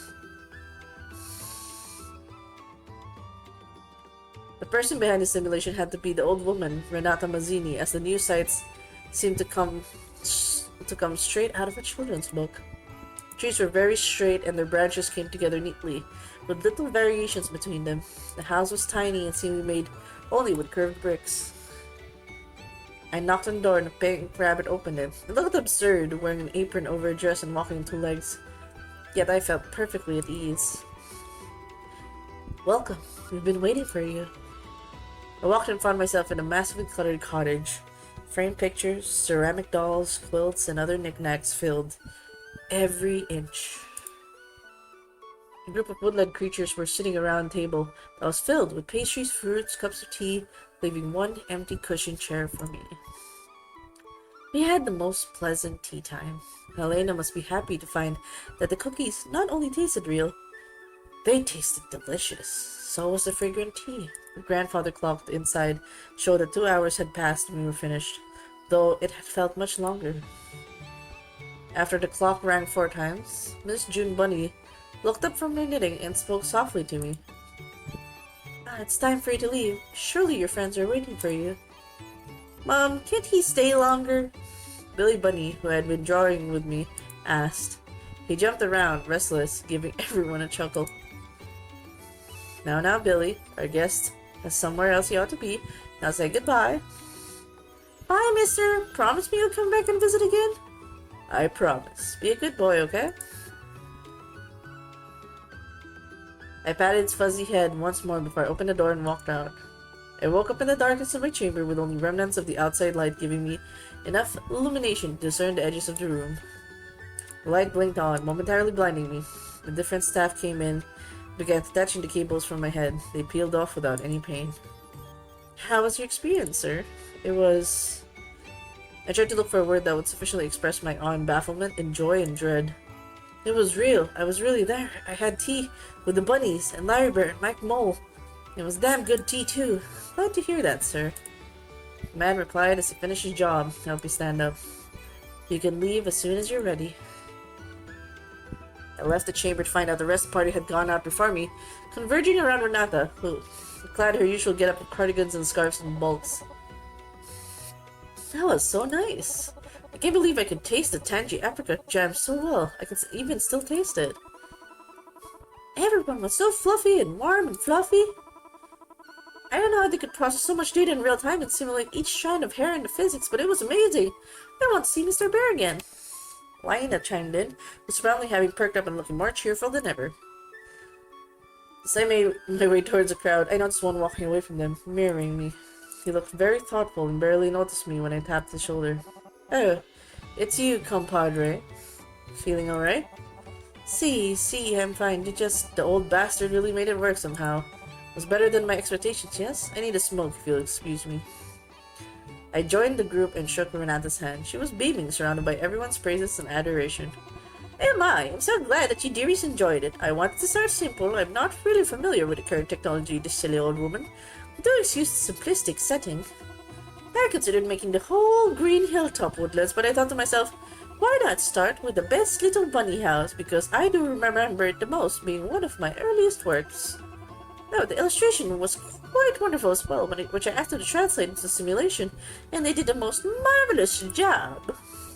It's quite surprising to see you went first. Ms. Mazzini likes her sprites. Yes, I do, but I hope you enjoyed it. I sure did. It was like living a childhood I never had. Renata nodded and happily continued until one by one everyone retired to their rooms, leaving only her and Lena, who had fallen asleep on her lap with their arms tightly wrapped around her laptop. After our first foray into Fantasia reality, we grew our confidence in both Fantasia and ourselves. Everybody began to build up their own ideas, their fantasies, their eyes gleaming with renewed vigor.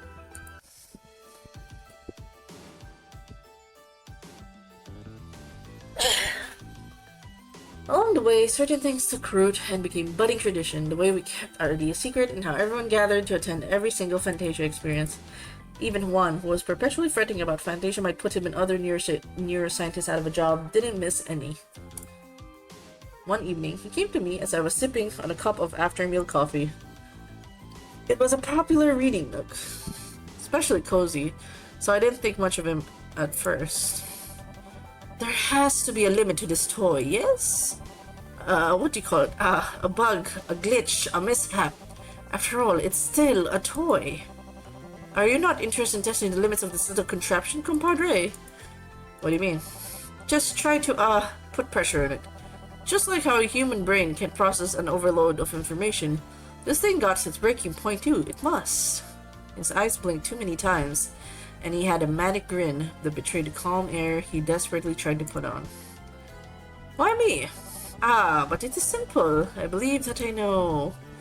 He stopped in since. It was so abrupt that he had caught someone lurking behind me, but I turned around and there was nobody there. When he talked again, he sounded much calmer.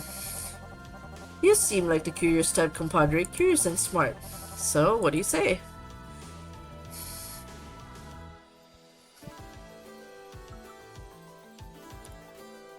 I'm afraid I can't join you on your quest. I have something else I want to try. Good luck, though. Is that so? That is most unfortunate. It is what it is. Best of luck to you too, compadre. Despite Juan's resolute skepticism, each go at the Fantasia produced perfect results. The day after Renata's tea party, we were treated the retro-style video game experience courtesy of Sean, where I stomped on walking mushrooms, though we were not being ourselves, but rather a plump-looking Italian guy in overalls. It was very awkward and trippy not being my own body to the point I got myself killed a few times by stupid-looking monsters or unnaturally placed pikes and pits. But thankfully, I only felt a sharp jolt for a second, and then I was ready to slay a whole kingdom's ecosystem once more. After the game was over, we found ourselves back in the main hall. How was it? The usually relaxed Sean looked nervous. It's pretty fun. I haven't played games in ages, so it was nice change of pace. It made my heart race. Walking and jumping around was quite thrilling, yes, but I wish we could have made friends with the critters instead. I didn't have the heart to hurt the poor things. Yeah, that's what the game is like, so yeah. Very interesting. The character setting seemed pretty well realized. Do you have their designs ready? No, they're actually from this old dead franchise way before my time. I'm talking like hundreds of years ago. They're in the public domain now. Oh, Mario made it to the public domain! So I thought, might as well use the available assets to just focus on the gameplay, you know? Yes, that is a resource-effective approach. I tried eating the mushrooms, but they didn't taste like anything. Dude, you what?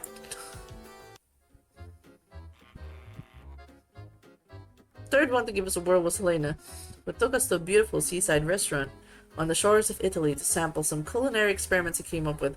Oh, this one, I don't like the waves. They kind of make my head dizzy. Play multiplayer, as Sean put it, so we could see each other during the simulation. These braised mussels with cacao hazelnut reduction taste weird. Your palate is just unsophisticated. Although I admit it, I could have used a few more minutes on the stove. It is really useful for experiments. No more food waste. I shall install one in my kitchen when I get back. This might be a good way to save an entertainment budget in the long run. The prices at those fancy restaurants are just upsetting. Sorry for losing my temper.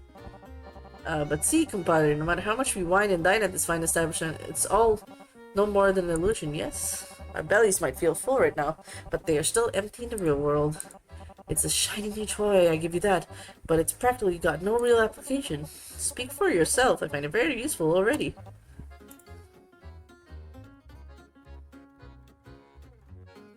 Then silence was thankfully broken by Renata, who had surprisingly enjoyed the dinner and complimented Helena generously.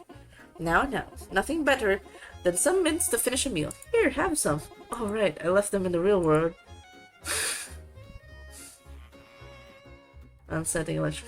Next came errands, who took the form of an obscure and progressively harder series of puzzle games based on arithmetic principles. Jeez. You're fun at parties. He apologized profusely to everyone after we were finished with brain-melting puzzles. Renata only finished a tutorial question before getting tired. Lena won did about 5 each. Aaron correctly answered 30 more. Lena solved nearly 50. When she exited near Fantasia unit, only Aaron and I were left in the hall. 48! That's amazing! Welcome back. Oh, you're still there? Of course, I wouldn't dare leaving before my work's done. I was just finished myself. I wanted to see how much longer it could go on. That means you must have finished a decent number of them yourself. Not bad. Are you good with numbers? I shrugged. Numbers are fine, but I find dealing with people much more interesting. Well, that makes one of us. And Mr. Montgomery? I really enjoyed that. Thank you. Oh, of course. Sorry if it was too obtuse. Or too easy. I mean, thanks for trying. Gladly. Give me some ideas I'd like to try for my project. Suddenly, one entered the room, accompanied by a staff member. Oh, you're done? Muy bien. I see that Eric here didn't dare try the limits of this toy, no? Just some math puzzles, yes? I'm really sorry, I didn't mean to, but I wanted to... I got an idea, and... Even though you kept agreeing to my plan, no? What's for the change of heart? Did something happen? Or someone? Juan looked at me with suspicion. Me? I didn't make him do anything. Yes, I just wanted to... Well, him stammering didn't help my cause. Look, you've got things you want to try with Fantasia, and Aaron's got his too.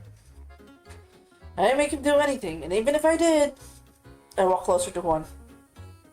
I could see each strand of hair on his chin. Then I guess my words are just more convincing. Juan took a step back. He opened his mouth as if he was about to say something, then he closed it and stomped out of the room without making another sound. After feeling my sudden burst of rage die down just as quickly, I noticed Aaron and Lena looking at me. Thank you? No problem. Didn't mean to lose my temper like that. A few days after, we were once again summoned to the main hall. As we arrived, I immediately looked at Juan, trying to gauge if he was planning to do anything. But he looked calm and collected as usual, an easy smile on his face. He winked at me playfully as he caught my gaze. Please go in, sir. The staff member hooked me up to the Fantasia unit. We had more of these sessions, and movements became more trained as well. As the familiar feeling of sleepiness overtook me, I couldn't help but feel apprehensive about what was about to come. And what greeted me was a loud, blaring noise. Blinding lights that blinked and changed colors with dizzying speed. Ocean floors. Outer space. Nearly catastrophic car crashes. Extreme heat. Extreme cold. One second I felt desperate hunger, like I had been starving for years. The next second I felt so full I wanted to throw up. I was all alone. Then I could see a figure appearing before me. He did not look well. Dude, He disappeared. I want out! She disappeared. Felt the second pass by. Then what felt like a year. The doctor made good on his promise to test the limits of Fantasia, but also that of the human experience. I shook up violently, moving myself and launched myself awake, drenched in sweat. That bastard! The staff member assigned to me apologized profusely and gave me an injection that quickly brought my heart rate down near normal. Still shaken, I wanted to put a bullet between Juan's eyes for what he had put me through. Then I was cleared to go. He had already been detained. Apparently, he had meddled with the planned program at the last second, going behind the staff responsible for security measures. Thankfully, he opted to reuse Renata's woodland tale for Lena, Renata herself, sparing them.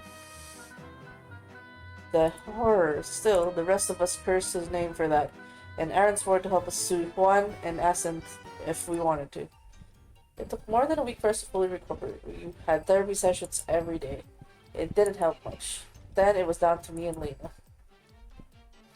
The little girl had become a lot more open to pleasantries, still taking in what, in that perpetually annoying way filled with technical terms, but at least she was talking. She seemed to be particularly fond of Renata, who turned their affection 20 times over. It was a common sight to see them lounging in many of the facility's comfy rooms.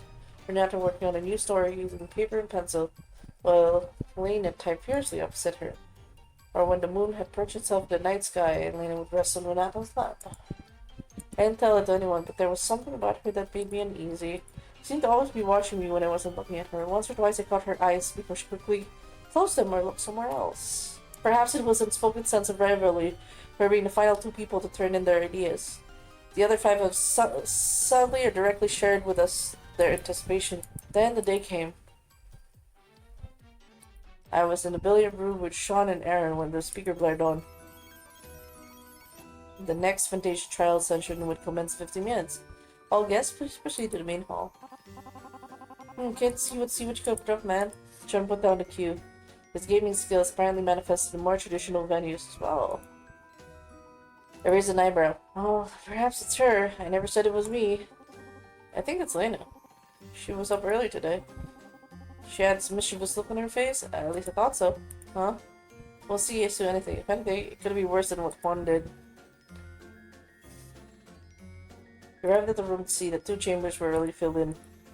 Three of us parted ways through our own units, sharing eager smiles. The helper set up the connecting cables, and the moment I dozed off into the engulfing darkness, I woke right back up in my chamber. I wonder what had happened. Did something go wrong? I waited for what felt like 30 seconds, then 1 minute.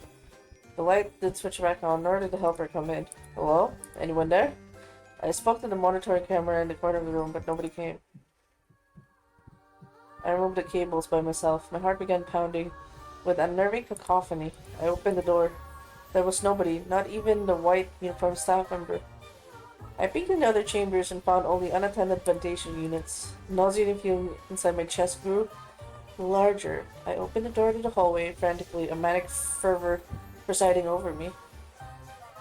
Even the empty hallway greeted me with a deafening silence. It was as if the mansion was drained of its colors. Even the air felt wrong. It felt heavy, suffocating. Hello? Brian? Helena? Sean? Lena?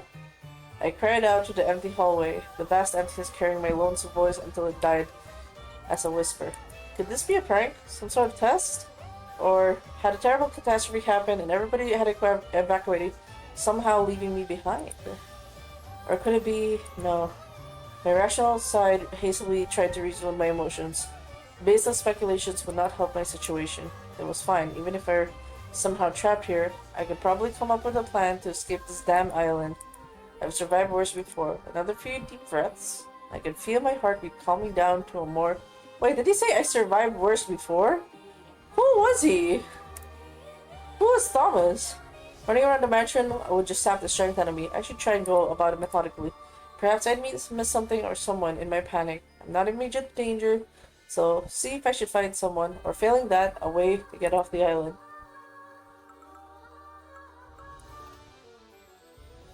I knocked the doors to everyone's bedrooms. Nobody answered. I tried to open the doors, but they wouldn't budge.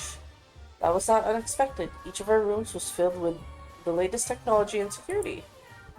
But Renata liked to keep her door open, as she was always ready to play host. She seemed to always have a lot of pots of steaming tea and small plate of cookies ready for visitors. To come in, I was just rereading one of my children. Even the spare rooms were locked, and to my dismay, even my room was not spared. Defeated, I looked out the window. Verdant trees and blue skies were as picturesque as usual. It's hard to gauge the exact time based on the light of day, but it was still bright outside. I blinked. There was something off about the view, but what was it? The wind. Right. Being situated on an island, the sea breeze would always disturb the greeneries. Sometimes softly, sometimes harshly, as if they were about to be rooted. But the day must be an awfully calm day. Leaves and branches were static. Left with no choice, I moved on to other parts of the building. I shoved doors open to find the other rooms and halls completely vacant. It was as if nobody ever lived there. Some parts were more frustrating, as I would be met with locked doors. For good measure, I tried the windows, and they were similarly locked shut.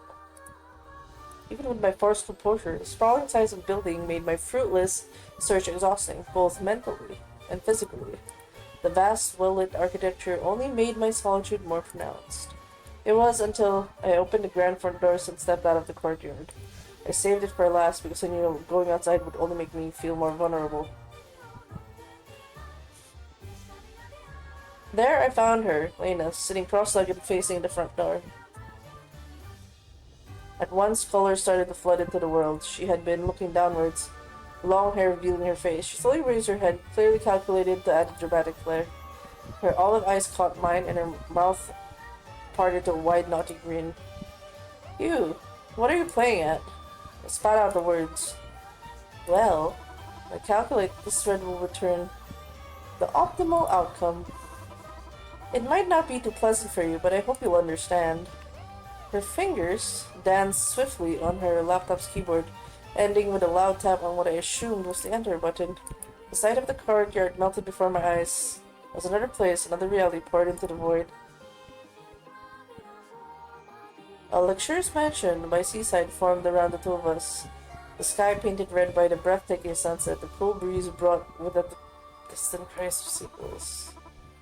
Not so bad, really. Newbies told me you are predisposed to a comfortable life. I modeled from several samples of European vacation villas and celebrity mansions. There's a really nice and fitting pool on the other side, too. What are you talking about? She stood up and leaned over the marble railing that bordered the cliff, hundreds of feet above the sea. Her black hair swayed gently from the wind. If you find it too lonely, I can give you access to some basic functions. Generate a companion or two. Eternity might be unbearable by yourself. She finished her sentence. A pink rabbit appeared before me. Mrs. June Bunny held in my hand her soft paws. I swatted them away and she dissolved the pink pixels that blended into the background. Or maybe you prefer the friends you made here? Next, Sean and Lynn appeared out of thin air. Let's just chill out, dude. Eternity ain't so bad. I still have more recipes I'd like to try. Come on, there's no time to waste. Technically speaking, we do have all the time to waste, dude. Just stop it. They too disappeared. I see. This is a simulation. Very clever. How'd you do it? Security exploits. Duh. As long as you have access to the system, it's just basic procedure to find holes in it. The more access you give to the user, the more vulnerable you make yourself to be. And with limitless authority and immersion like this, she grew brilliant white wings and soared a few feet, just enough to look down on me. It's only a matter of time until an insufficiently sophisticated user hacks their way in. I should have known that for you this is probably just like a game, appropriately enough to you, but why? Why me? A split second of her hesitation cropped up in her wasn't lost on me. It's because you're dangerous, she said with a small voice. Newbies had to work on hundreds of cycles. You sure know how to protect your private information online, but the result was conclusive. You're not a chef, a writer, a programmer, a doctor, a banker, or a gamer. You're a criminal mastermind. A psychopath. The list of your crimes would need a whole data center to store in. I'm more used to back-end roles, but I know what you could do if nobody stopped you from misusing Fantasia. I laughed. She flinched. Holy shit, that plot twist woke me up. She flinched. She had even flown backwards and conjured a circular shield in front of her. The fear in her eyes was bliss for me. Clever little girl. So your plan is to trap me inside this silly toy. But suppose that Singh and his people notice that I have been asleep for too long. Surely they'd turn it off. I can't wait to play with you in the real world. Kids are nicer when they're quiet. Without warning, black heavy chains busted from the ground and constrained my hands and legs. I dropped to the ground in noisy clinks. It's too late for that. They already know who you are. I notified them. The chains couldn't wipe my toothy smile. This little girl evoked emotions I had long forgotten. Ah, using the Fantasia. True. For the rest of them, I displayed the explanation of the situation and set them to wake up after 61 minutes. But how can you be so sure? Are you aware of the moral implications of using a homegrown, untested software to play judge, jury, and executioner? Your whole reasoning might be based on a mistake. I'm just an honest man. Please let me go and I won't make a big deal of this whole embarrassment. Everyone makes mistakes. Her wings shriveled and disappeared, dropping her to ground on two skinny legs. Do you think I don't think about that? She was shaking, her eyes clouded with unshed tears. That's why I waited for so long. I went with the trouble of modeling and simulating everyone. And I had to do it with my laptop. I had to overclock it to the point of overheating. What are you talking about? Knowing full well what she meant. This is not the first layer, no. The first one. That was me. The seaside village dissolved in a childless imitation of forest. A pink house stood out among the trees. I had to work even in game. Making sure that the building is a perfect duplicate and everyone acted consistently. Coming up with 5 scenarios, keeping states in between simulations. Optimizing so much data and functions. Having to account for the variables. All the while I had to keep my user access from getting cut off. And I had to make sure everyone behaved as expected, even if they might make you suspect things. So everything was a lie. You've really outdone yourself. Why are you so calm? Her bafflement made me sneer again. Oh, should I panic? Oh no, you've bested me. And I would have gotten away with it too, if it weren't for you meddling kid.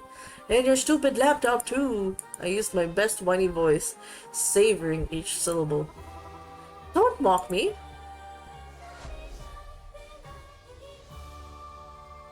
She rose up to the sky, her wings extending dramatically on her back. 6 intricate ornamental Gordon spears materialized in air around Elena and shot towards me. They all struck the ground beside me, forming a cage. I wanted to be nice.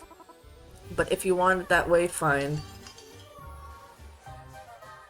The woodlands shatter into pieces, revealing a grave void. This is a fitting grave for someone as despicable as you. Lena agreed, grew wings on her right back and took flight. There was no land, no sky, only monochromatic blackness. Despite that, the chains and cage retained their unyielding bondage. Goodbye. Lena flew away, her white wings a blemish on the greenness. Her figure shrunk until she disappeared into the horizon. I was left alone. Silence. I could hear my own heartbeat softly inside my chest. Virtual heart inside a virtual body. And it all feels so real. Alas, my long life of trickery and crimes have ended. In the hands of a child nonetheless. There was nothing to it. I always knew it had to end someday. Slowly, my vision narrowed, closing into my fate. I laughed, beloved from the very core of my being, a terrible laugh that died away without reaching anyone else. I embraced the gray, and it welcomed me.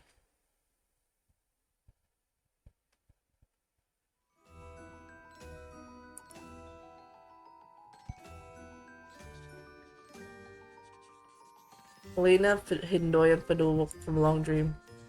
Next to her, an old man was sweating, accompanied by 2 assent staff members, each carrying a clipboard. Ryan Singh looked at her with obvious interest. Are you alright?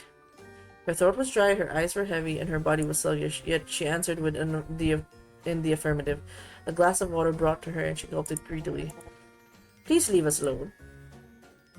The command resulted in the old man and little girl alone in the white room. He was perched in a foldable chair while she sat across a stack of pillows. A hint of solemnity pervaded the chamber, nearly tangible. First things first, I don't appreciate you taking responsibility into your own hands. It made you a vigilante. I know perfectly well how intelligent you are, but in some matters, you should consult an adult. No. Make that you should consult anyone.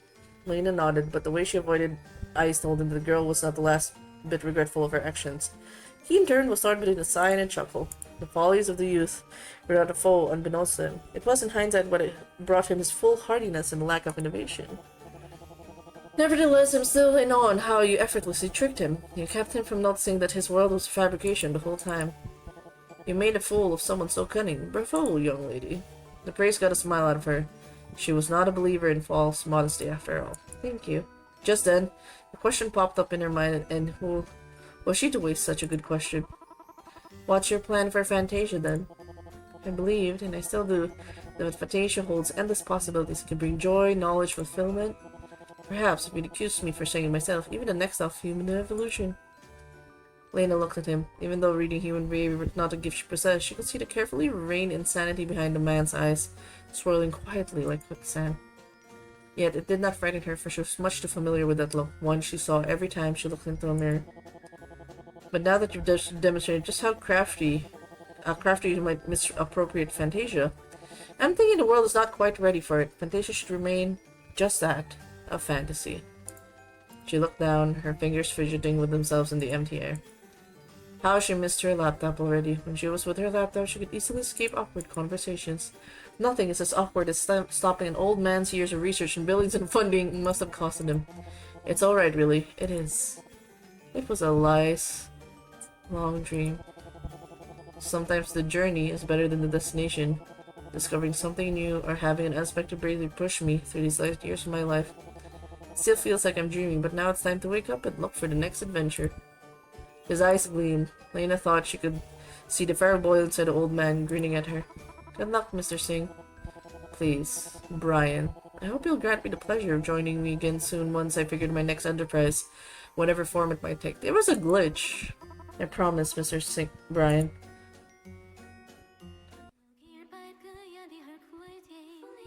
Her vision blurred. Miss Fiddle, we're here to inquire the man you've neutralized. It's both our internal documentation and the police report. Okay. You said that you found evidence that he was a criminal. What were his crimes? Well, his crimes were... Lena stopped mid-sentence, nearly choking on her. What were his crimes? She remembered well how revolting it was to learn about his crimes from her search in the deep web. But what were they exactly? Everything shook. Yes?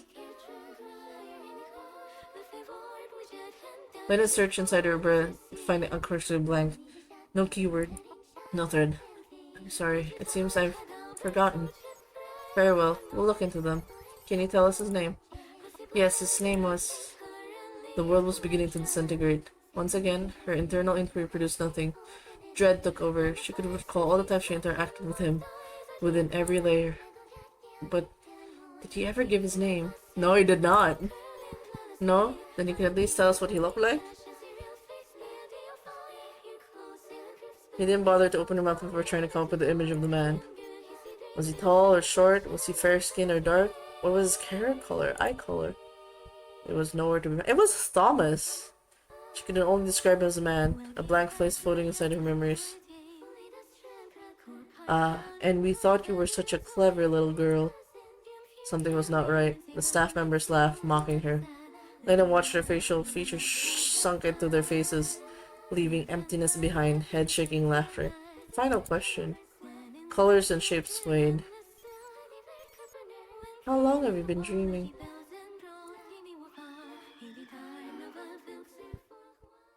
Oh!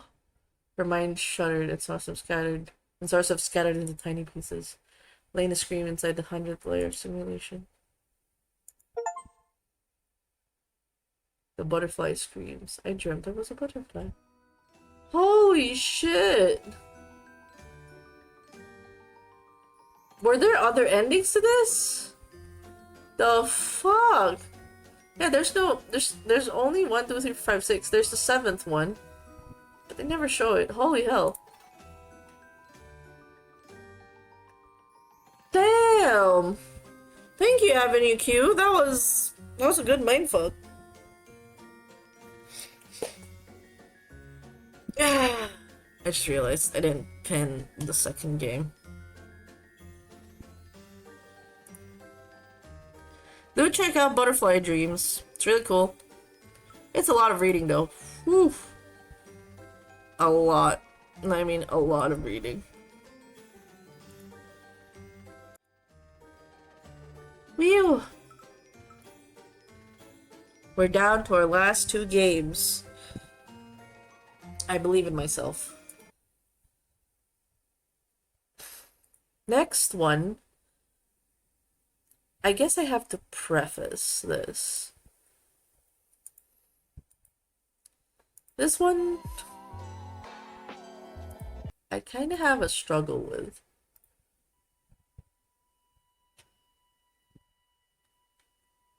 I was emailed for this 3rd game, was supposedly the last game of the night, but it won't be.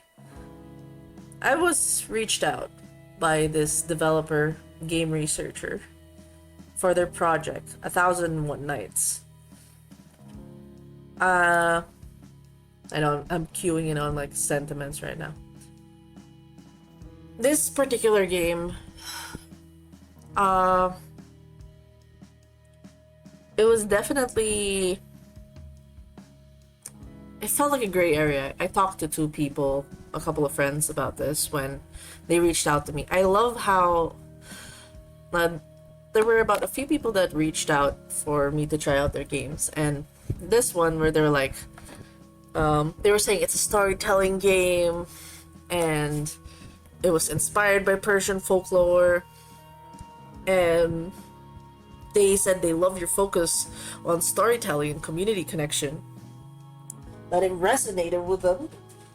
And like hearing that, like, oh, they actually went out of their way to look at my stuff. And they said I'd enjoy the narrative pressure and improvisation of the game, because the game itself is about telling a story to survive. If you guys don't know about oh, hello. Hi. Thank you for the posture check. Thank you for the hydrate. This game in particular gave me pause because I don't think I've ever told anyone so personally about when I was a young Denma. I'm the eldest of many siblings, and one of them had trouble sleeping. Actually, a lot of them had trouble sleeping. And I made it a point to tell stories. I would just make up stories like Ling and the Seven Seas. I would just make up shit on the fly, essentially, just telling the story until they fall asleep, and then I would make that ta-da-da to be continued, and then they said more, and it just encouraged me to keep telling stories, which kind of formed how I do games, how game mastering and tabletop RPGs really resonated with me. I also read about the Arabian Nights, 1001 Nights, the story about Sherinade, or whichever how you pronounce her name. How she had to tell stories until the break of dawn just to survive, and the reason why this game gave me pause is they mentioned that they use ChatGPT 2 before the ChatGPT 4. They did some academic research papers on it. I looked up on it, and it all sounds academically sound, right? They found a way to actually use the language model. I've worked in a game industry before that uses AI. Like, AI is built in video games. Like, that's how you get generative cities, and you create the NPCs and all that. Like, artificial intelligence as a concept has been there since video games were a thing. You know, you can't produce unique code for each and every instance. You have to create code for it. The key problem I had was that it was ChatGPT. Would have been better if they used a different AI. I don't know. It's just the ethics that come with it. They said that when I told them that this gave me pause because it was definitely concerns on AI, and they said, I did address it to them, and they said, we completely understand your hesitations around AI. That's why we're very transparent in how it's used to make clear that the heart of the game is still built on human creativity and ideas, with AI serving only as a supporting tool. So they had to use AI for an AI king because you're writing, literally putting down a story, inputting a story, and crafting it through typing. I'm a writer. I'm also a storyteller. But there's something about it that I keep, like, it is sound. And I know with a research paper, there was an ethics committee that went through it. That's the few things I looked up. It's all qualitative paperwork, and they've seen there's a lot of positive reception. The language model being used as intended, yes, but it still doesn't remove the fact that it's still ChatGPT. So this is me trying out the game and wrestling with myself, having seen the side of the gaming industry. Like, yeah, they use generative AI for their games. Like, that's been there since before AI was, like, at least the Chat GPT wave. And then there's after the fact, where I have personal experiences of having lost jobs because of Chat GPT. So this is like definitely a gray area. My stance on this, however, is I'm gonna try it. I'm gonna make a video about this and see the bigger connotations of it, of like, it uses itself as a language model. It is efficient as it should be, but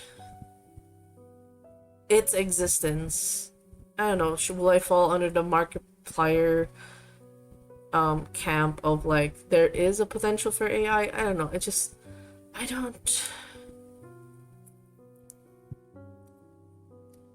I'm I'm not too optimistic. I'm very cautious about it.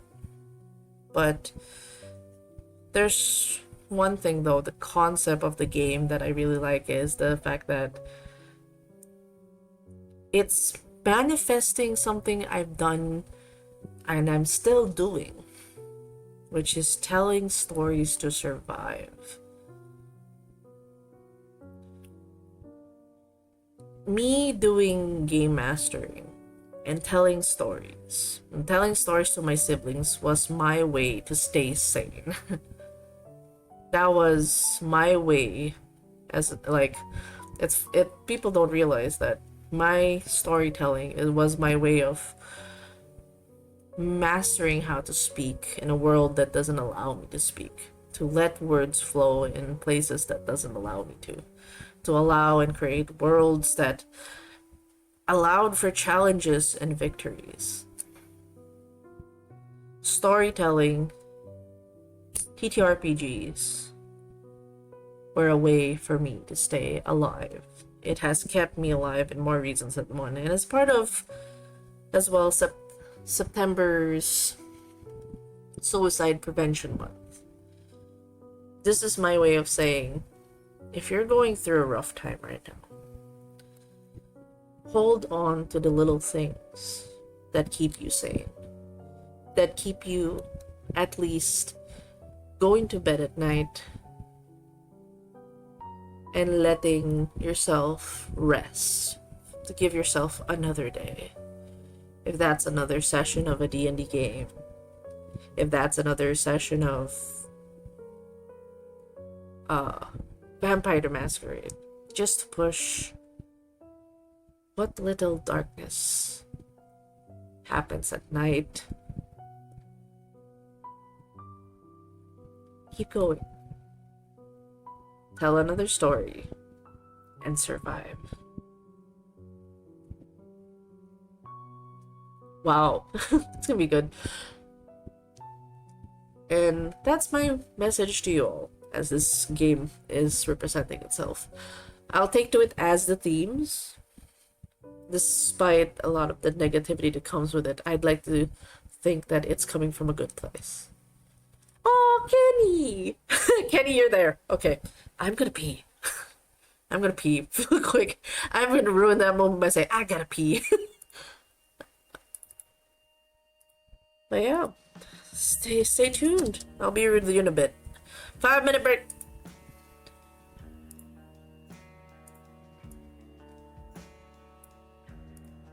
Pew.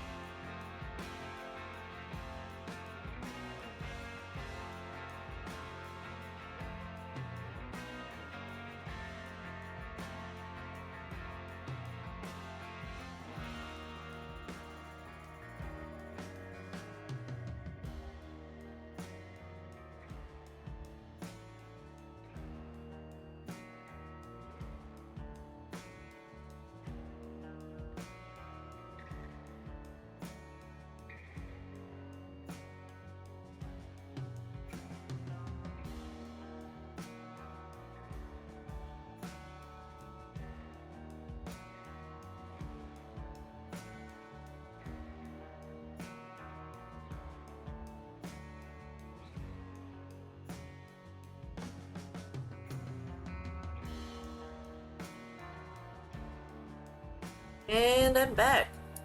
Aw, thank you, Kenny. It's just a lot of people wonder why I run so many games. But, you know, it's one of those few things that keep you sane because, like, I mean, I'm not openly discussing about it, but it's like not a hidden thing for at least my circle of friends that I am clinically diagnosed with depression and you have to, like, you live with it. But I don't, like, I try not to make it define me, and I try to let routines regulate what is essentially a debuff that you live with day to day. So the few things that really help is having something to look forward to, at least on a short, like, just on like a, this week I'm gonna look forward to a D&D game, or I'm gonna look forward to a VTM game. It's just something that you can look forward to at the end of a week, just to make sure you get through that week. It's always, and then the great thing about TTRPG sessions is like, it's every week, right? So it's like, it's kept me going on the days that doesn't feel great. And you just have to set up routines and things, small things. It's usually small things. It doesn't have to be big. It's like, oh, I'm gonna look forward to eating really good food, or I'm gonna look forward to just those small little things actually help. And then like, oh, I'm crafting a story with the player and stuff. And it's just taking it easy and just surviving. So yeah.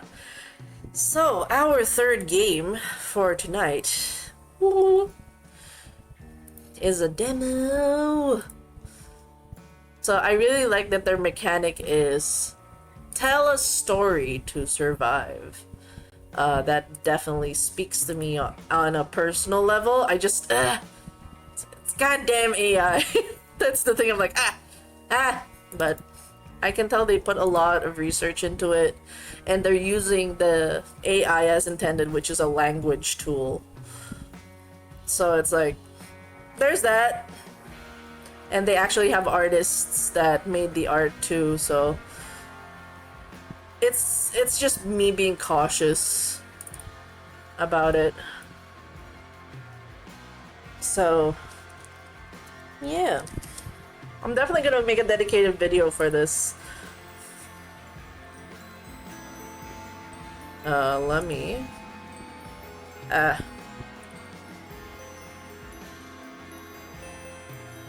let me check.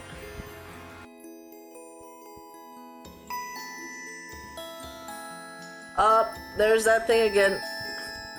Okay, feedback again to gamers, players. Please.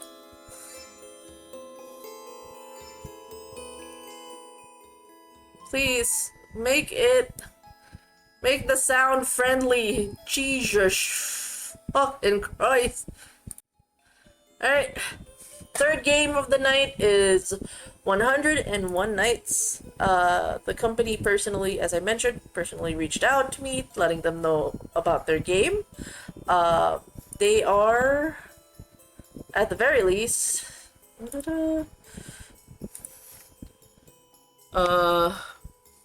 that? I did a couple, like, my brain's blanking out on the moment I'm supposed to be talking about them. So, this is, the team. Is Ada Eden. It's a group inspired by Ada Lovelace, the first programmer. So I have read about Ada Lovelace. She's a beautiful woman that helped with creating the first computer.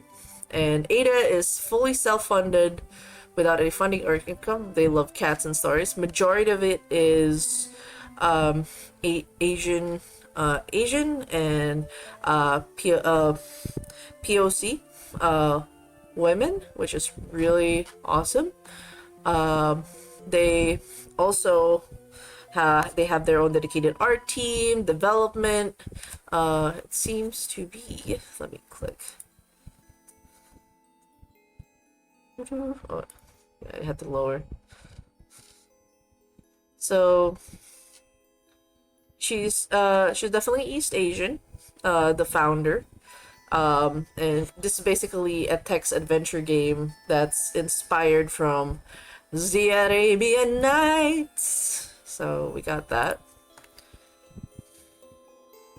Yeah, taking one step that. I'm glad you're doing your best. Thank you. I mean, I'm doing well. Like, all things considered, it has been like a good headspace. I'm not like, I mean, the thing about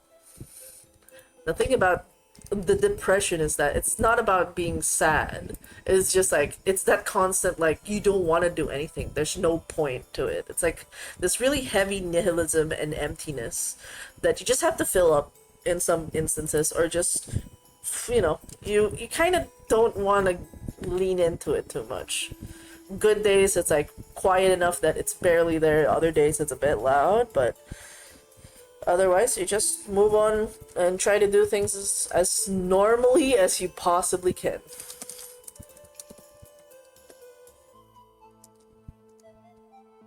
So yeah, they have a really great team. It is majorly women, and I love a team of women's. See, developed by Ada Den. So the producer and director is, I apologize if I butcher names, because like, it's been a while since I've read Yukion Sun. Artemy developers is Yang Ying Fu, Pyun Lu, Soy Sauce for 3, Eileen Wang, Zoe Lee, Shou Shou, Elena Wu, Serial Wang, Wei Shan Wang, Finlay, Kate Vi, Zhou Junjie, Q, Aoi Show, community management. I got to talk to Theresa, so she's really nice. Stella Lee, Rain Lee, Shiyu, Yinxie, Fei Zhu. God, this is giving me like Chinese school flashbacks of just going through the syllables. They have the modeling assistant from Sharon Shen, Evelyn Feng, and they have Yekta Kalantar Formosi, and then so LM. They also have, if you guys are curious, here they have this site right here that has the papers. So they have 3 papers that they've released in 2022, 2023, and 2025. Is Language as Reality, and using a story generation model, they gave it to the International Conference of Interactive Digital Storytelling. They also gave it to the AAI Conference on Artificial Intelligence and Interactive Digital Entertainment, and they also gave it to the Conference on Human Factors in Computer Systems. So it's really like, it's interesting at how much work was put to have human creativity in mind while going through the language tool. So let's see, they have an AI content disclosure. Hello, Storyteller, welcome to 101 Nights. Before you begin, we'd like to introduce how this game uses AI. Thank fuck. Don't worry, we'll keep it simple. First of all, traditional assets, character 3D art, 3D models, text. I do like the transparency here. Are handcrafted by human artists. We do not use AI to pre-generate any of these assets. That's good they're upfront about it. Yeah! I was like, AI has a bad rap these days. We have to be like, continue? So this is good. They do not use AI to pre-generate any of these assets. There's still a human that does the art. But our gameplay is special. It is only possible to real-time generative artificial intelligence. When you tell a story, the king responds. His replies are generated in real time by a large language model, LLM, similar to ChatGPT. Even more, your story created together will become reality. You may say, a cat enters a blue valley. You may see the blue valley appear in the game. This is the core of 101 Nights. Your story shaped the world. This cannot be pre-scripted with fixed text or pre-made art assets. It can only be generated in real time with AI. We respect the rights of every creator, and you only use AI in a safe and responsible manner. Our AI image style model is trained exclusively on our own arts, limited to in-game CG and arts authorized by our team's artists without any third-party materials. So they actually made a code that uses art within their team. This ensures our AI does not appropriate or imitate others' works and can only strictly generate our images in our game's visual style to achieve our real-time gameplay. Okay. So AI is only used for unique story-to-reality gameplay rather than replacing human creators or using AI to create assets or cut costs. The soul of this game comes from human creators. AI is simply a means and tool to make this gameplay possible and share it with you. That's it. We are a small, self-funded indie team with no external funding, investments, or revenue from this game. We are not an AI tech company. Yay! Our demo is 100% free because we simply want to share a fun and unique experience with you.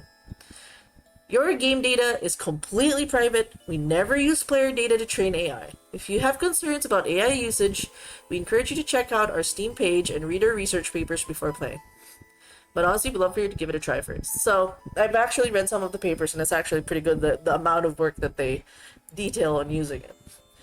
We know AI is a complex and evolving topic. We understand players' concerns. It's our responsibility to listen and improve the game. Your feedback helps us explore how AI can serve humans in a friendly, safe, and ethical way. So this was the key word I was looking for, ethical. And I'm glad that we'd love to hear from you through feedback form. I do like the fact that they are only circulating the art from what was made with their current pull base, that they're not pulling it from somewhere else, and that's the worry I have with ChatGPT, especially when they're creating reality things. So they're kind of I'm glad there's transparency to it. So without further ado, let's start. LM spin a tail, shape a world, check, test connecting.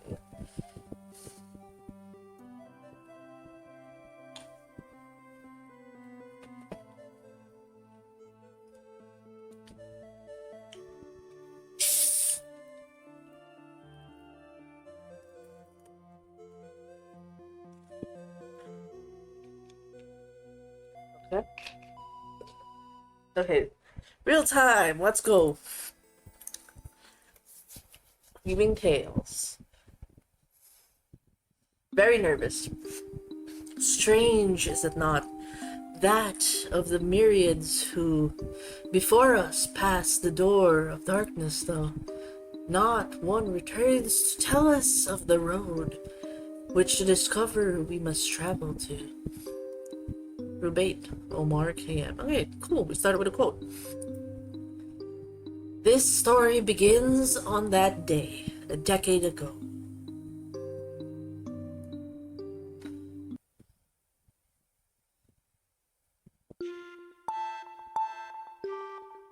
Sister! Okay. Okay, there's the flicking. Do you remember the story about Mash Sati, the great heroine? Wait, hold on.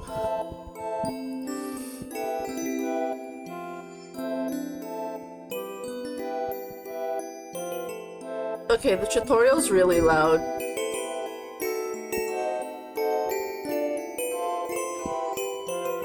Hold on. I gotta tell them that the tutorial's kinda loud.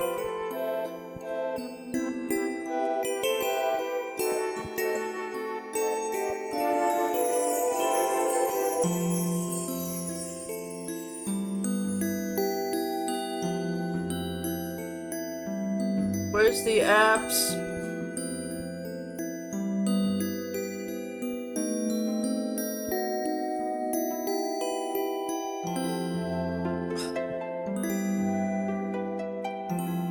Sound settings.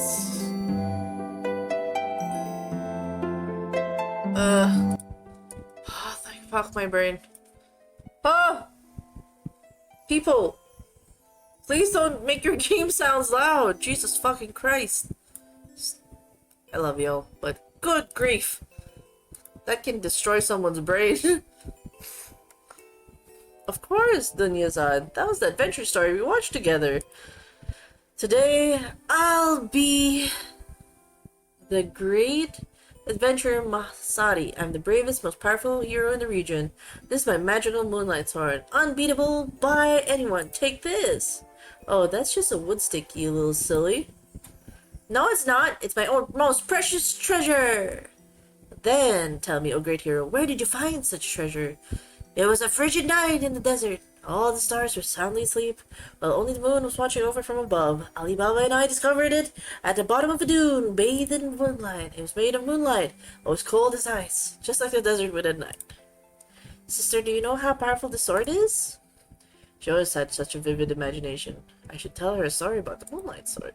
As you wish, brave hero. The sword holds extraordinary powers. Tell me, sister, what magical story does the moonlight sword have? Okay. Continue to write a story about the moonlight sword. For example, this sword is made with a whisper shield. Try to be creative. Alright, this is where... Alright. Alright, the moonlight... it's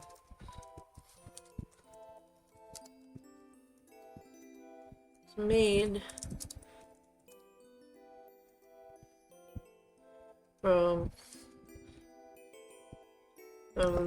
from literal beams of light from the moon. I know it's redundant. Touching, and its light was captured by a very special metal. This metal can provide light in the darkest of places and requires and the sword was forged through magnifying through glass that magnified the moonlight, melting to allowing to be formed by a blacksmith who discovered the special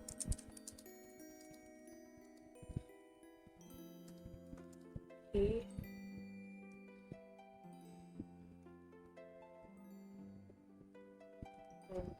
hid.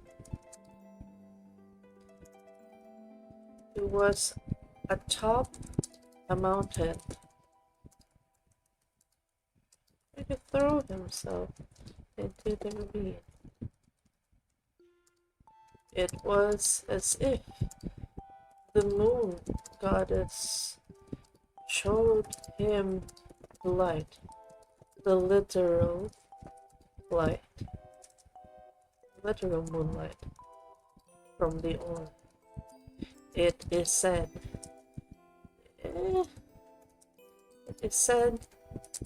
that the blade is cold to the touch, but can carry fire. It can carry a bright white fire.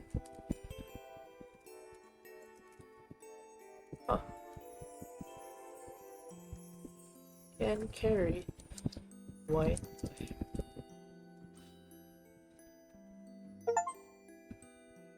Alright. Thanks for a bit. Yep.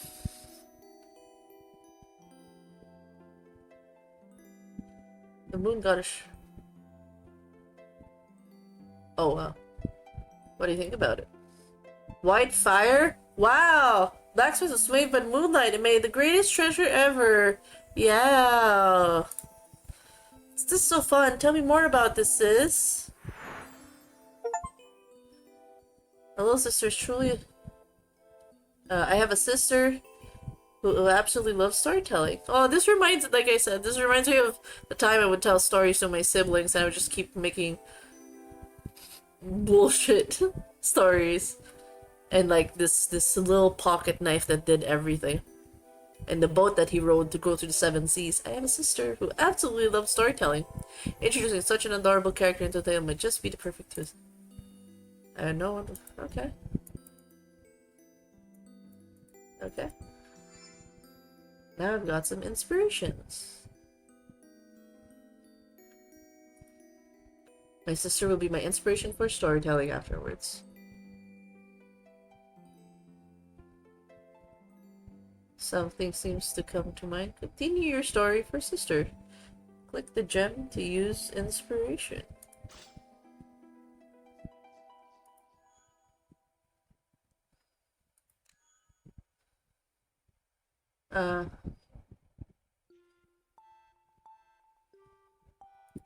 Okay.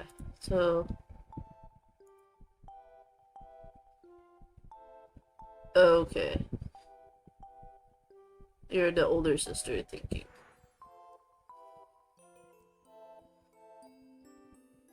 Your joy for tales could be the very balm the saga needs. Subon to warm the heart, spark.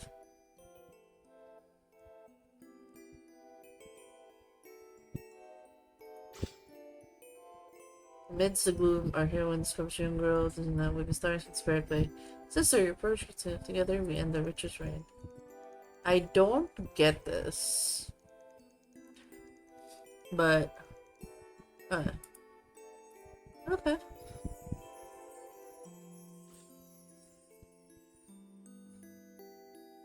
Heroines from young girl. Alright. So there's like fixed things if ever you get stuck. Let me... Sword recognized as master. Okay.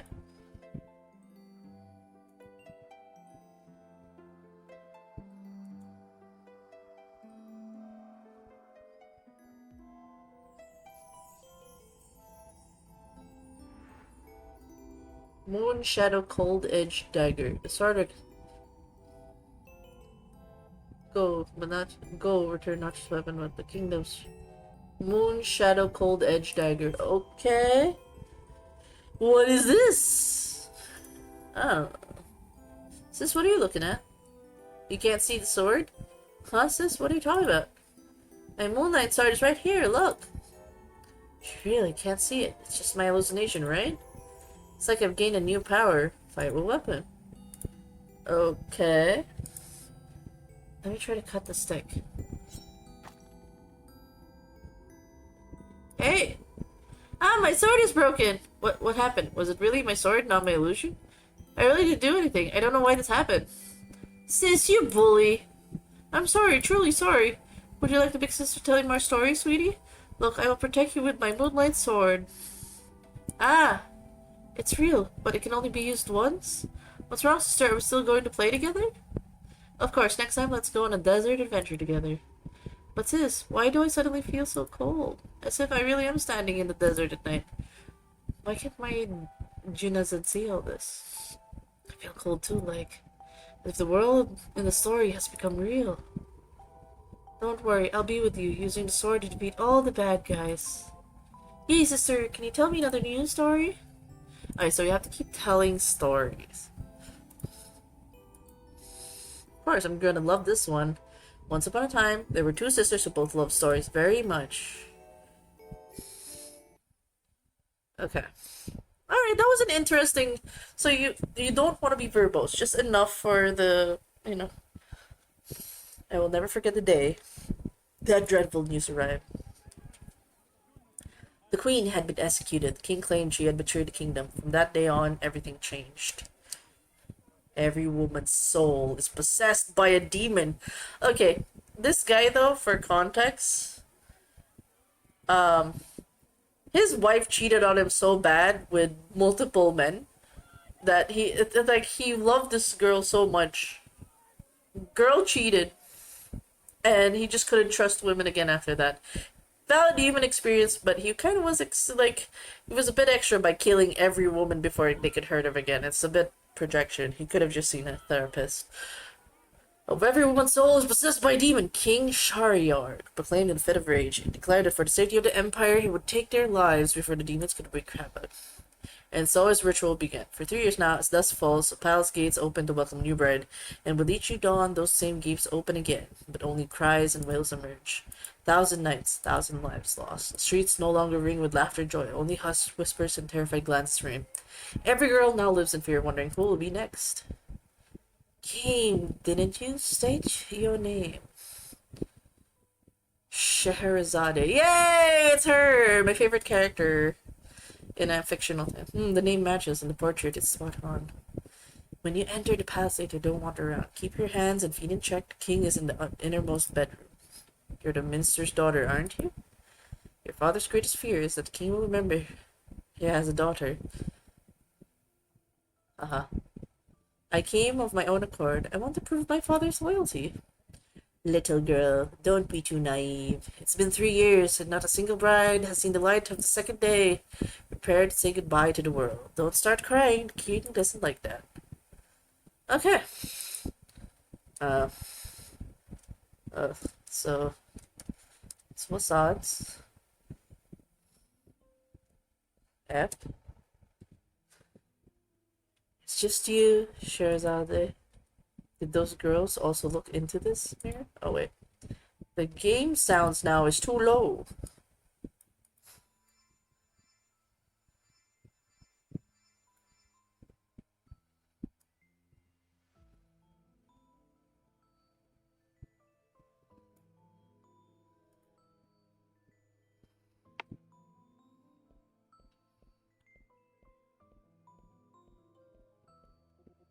Someone's coming. This is the 100 ones. So many beautiful women in the world. Shut your mouth quickly, or you'll die with her tomorrow. No, they were sent by the king to the best, most wonderful paradise. Don't you dare slander his majesty. Yes, yes. Smell blood in the road by the gate never dissipates, and you still believe that. Fools like you will never understand his majesty's will. Alright, alright. Speaking of which, I really want to take another peek at the most beautiful queen before. Shh. Don't mention that woman or you'll lose your head. So disgusting. Their eyes crawl over me like flies on flesh, and my stomach turns. To them, I am but a lamb offered at tomorrow's slaughter. How many girls have passed through these doors, never to return? I could write 2 guards in my story and let them taste their own medicine.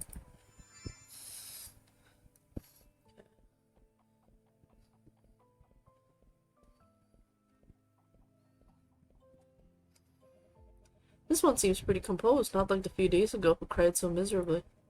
I heard that it was her cry that angered his majesty. He didn't even make it to midnight before he was killed. It's all her fault for being ungrateful. How fortunate to be married to the king. Ah, bunch of delulus, I see.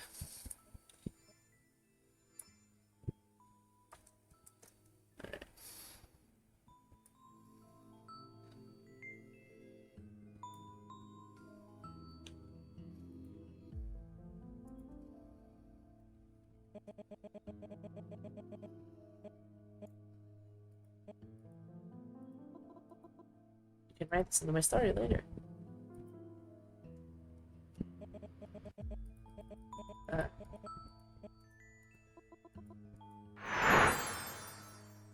They whisper in corners, their eyes piercing me like needles. I can hear them gossiping about this girl's fate, as if discussing tonight's and still. The gossip makes a useful tool.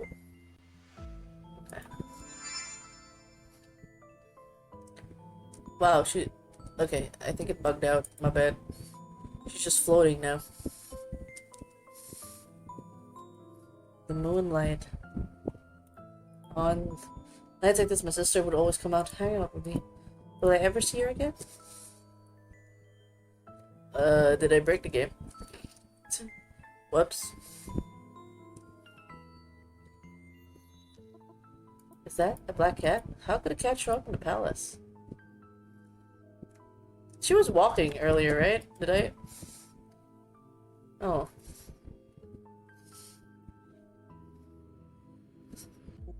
Did you see the shadowy figure? No, I didn't. With eyesight like that, how do you even become one of his magic? Nonsense. It must be your imagination. Hey you! Who are you?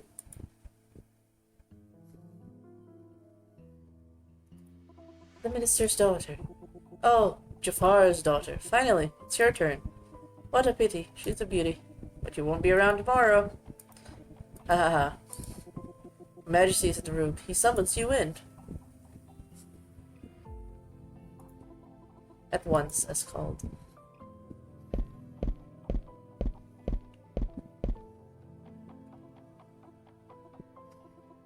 It's really a black cat.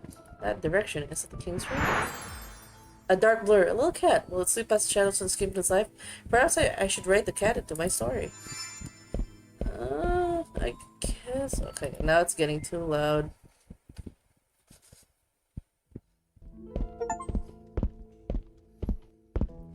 Okay, the sound balancing in this game. Your Majesty, I'm here.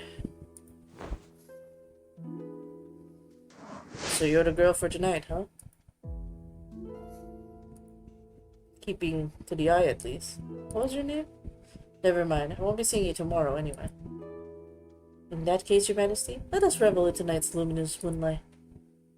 If you would permit me, may I tell you a story? A story? It's a sure little trick to please me. I won't just sit here and listen, you know. Hold on.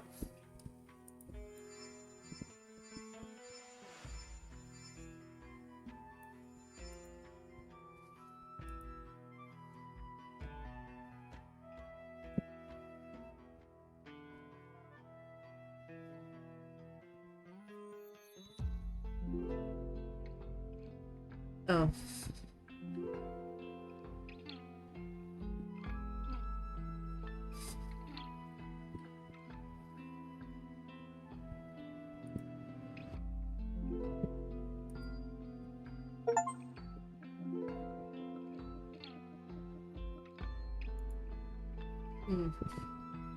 Okay.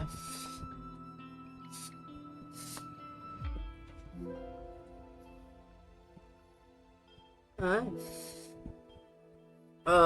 Do I want to use the actual story?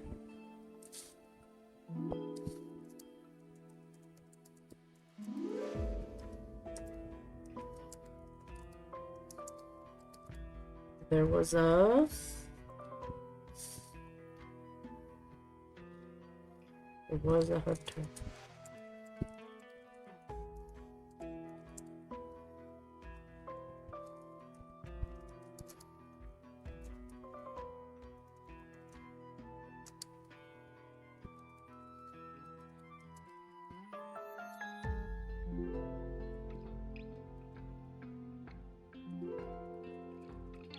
Footsteps of his father.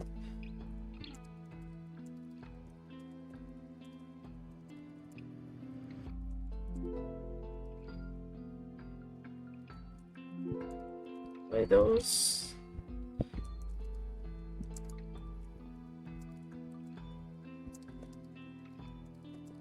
ones.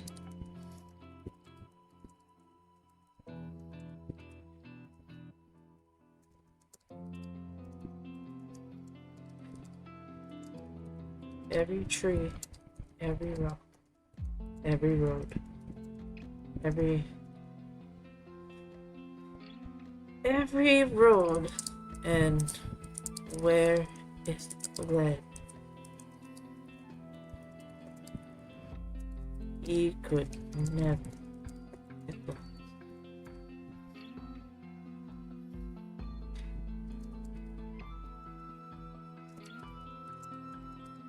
No.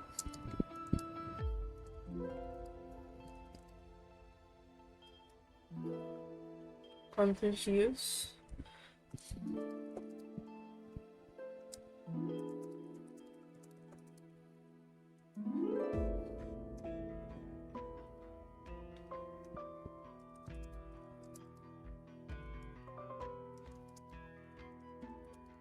What for?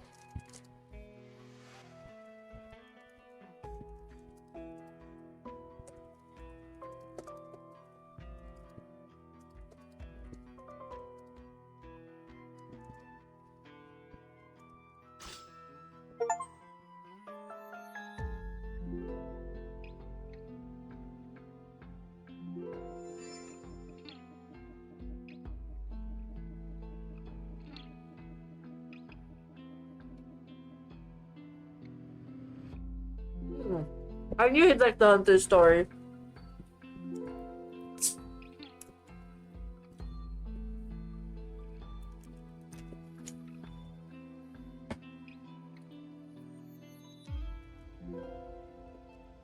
Alright. Go.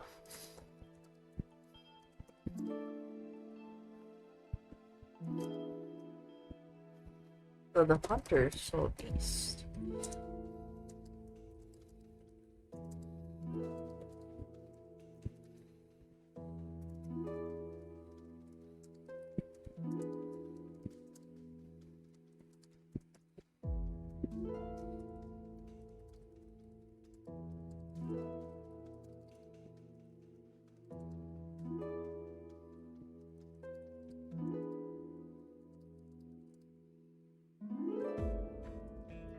Cute census.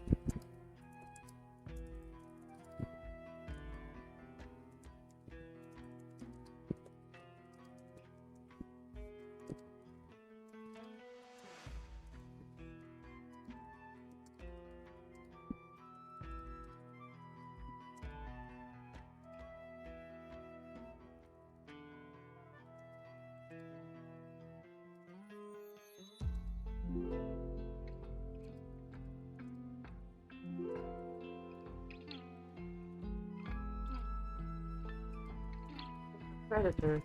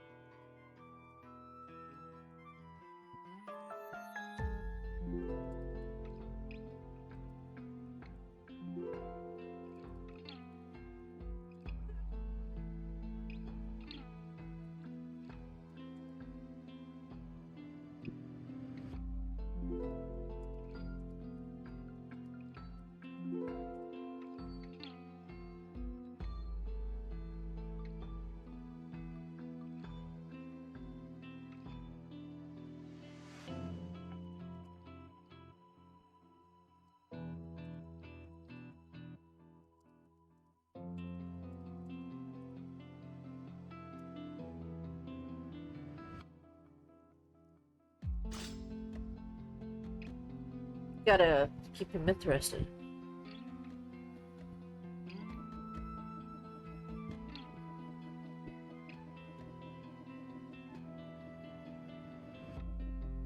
A beast of such description. Okay, we're having a back and forth.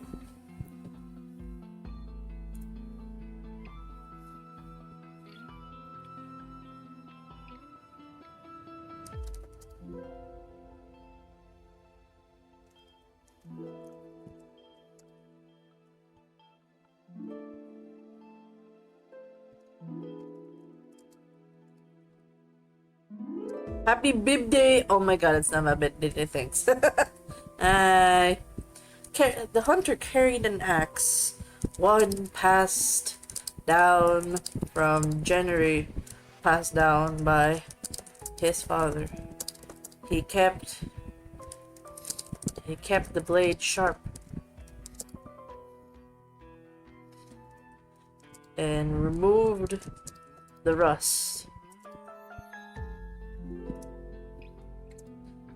You go sleep soon? No, I still have another game actually, so I'll sleep around 4 of the rust. Preserve the metal. It will worn but sturdy. having chopped down 1,000 tree trunks, befalling many a timber.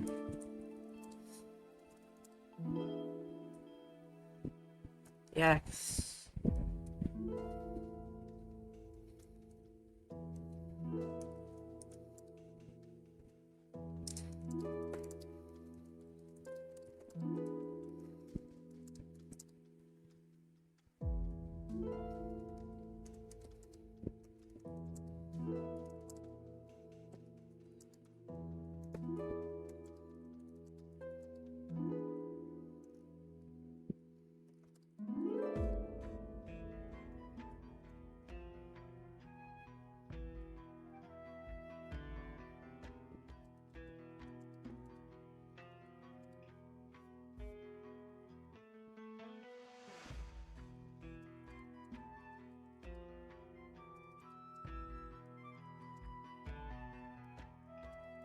The beast, no. Sorry, when I write, I'm kind of like quiet because I'm thinking about it. I want to put some distance between the creature and I, so beast know that he could swipe him down as he did trees. He kept the axe raised, putting distance between him and the black cat.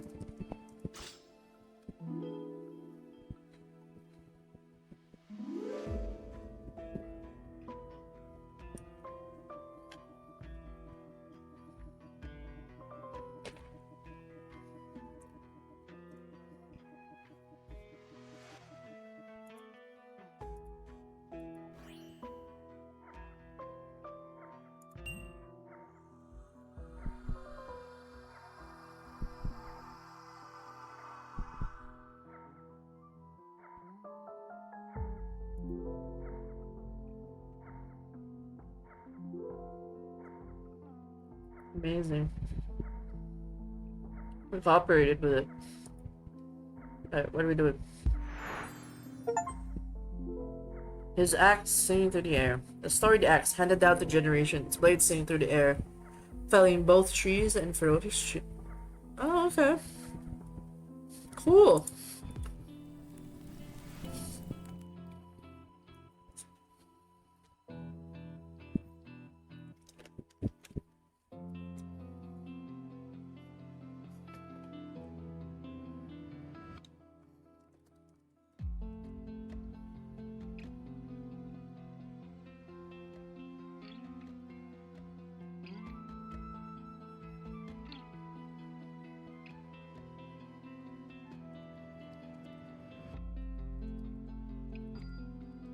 Jumping. Regard for his life.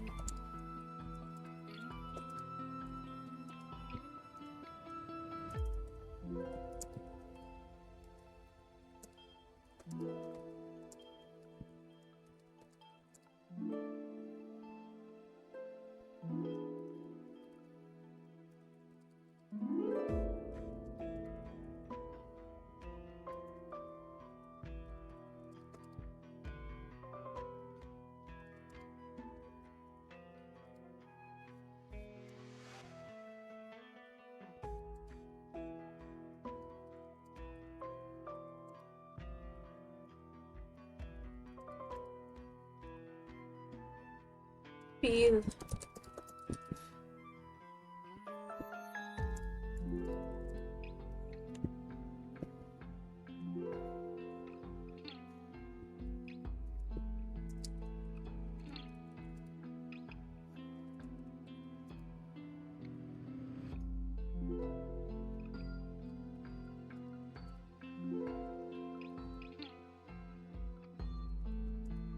Even half.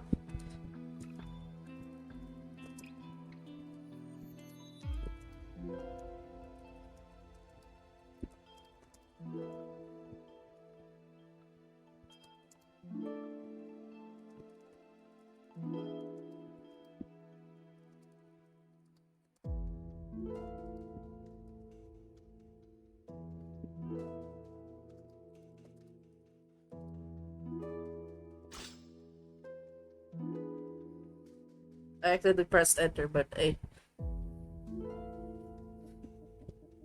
A bold move! The beast meets its end at the hands of the skilled hunter. The forest fell silent once more. The beast's reign of terror ended by the hunter's mighty blow.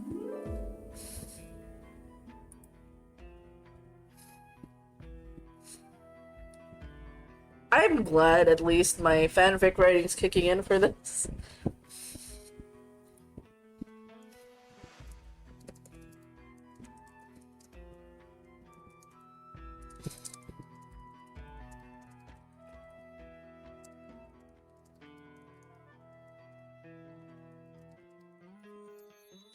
Azui, thank you for the follow, Azui. I'm currently writing a story.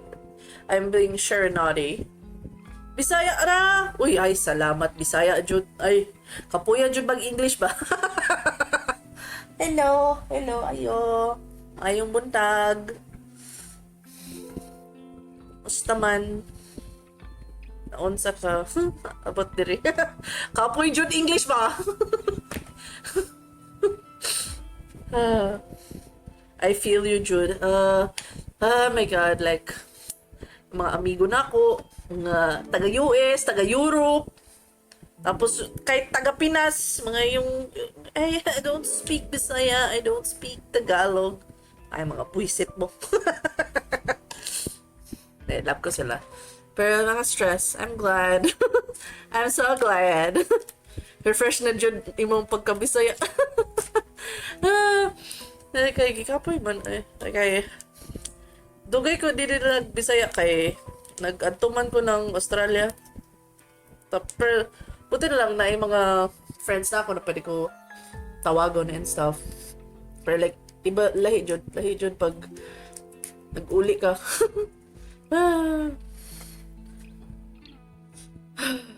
Hinga malalim. Pero yeah. Welcome. May na lang, wak pa. Ay, dili, oy. Like, kay, mawala na lang sa ako kay ang inchik. Kay, sa, balay ba? Nag-storya mi, Kapampangan, Bisaya, inchik, yung Pokyen, kay Bisaya, kay Davao man, Bisdak man, o English. So, English man gusto ni Erpat. Tapos, wala. Tapos si Lola, si Lola man, nag-storya ng inchik o Kapampangan. So, ang nagdikit lang sa ako kay ang English o ang Bisaya. Uy, Davao, medyo. Oh, Davao ko, uy. Davao. Pero tago lang. Davao, ha? Taga Davao, tago. Grabe ka, bilingual. Like, Anton bay lang. Hindi na kaya poly. Napagod na. Trauma na. Pero nagsali ka po sa Hungry Ghost Festival or ano lang? Wala lang. Nakitaan ka na, ay, naibisaya. Yeah. I'm sorry nga ngaon ko. Kay Hungry Ghost. Kain po ta pag may time. Kaya type lang ta. Movies. And armor. Ito pod. English na pod. Ay. From its fur. Kaag Dorian pa. Alam. Ay. Dorian capital man na. Pero in season ba ang Dorian karon? Murag dili pa man. Ayun. Pero baka, murag in season na. Pero like, nagsawa ko sa durian. Kay naaman mi puno. Native at as in like, iba ang native sa hybrid. Na pa. Oh, very good. Sige, mag. Pero like, kung ako ra, ay, di ko ganahan. Pag naay kasama, pwede pa. Kung ako ra, kaon, dili. Ay, kana lang. Di kaya native ba eh. Lord, patawad. Di kaya. Ayan, tas, ano sa man? Kay ganahan ko sa dilaw yung hybrid yung murag hindi ano kay yung puti. Lain isolo kay murag kuyapan. Ang BP, ang BP oy, ang puso. Murag gilasing ka na ambot. Awa na. So, hello. Gising pa ta. 3 a.m. na sa ato. Gising pa.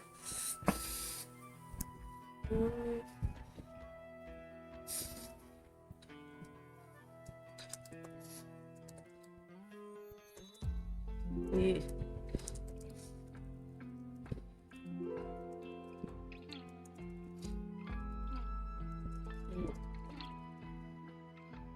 Beast remains lami sa dila. Bisan sa blood pressure. Lagi. Ay nako.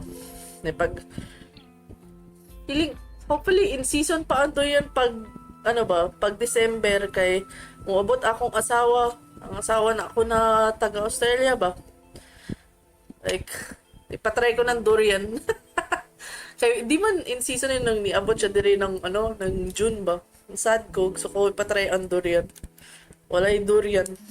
Kabuisit. Na, December daghan na, kay demand na. Very good, very good. Dapat na.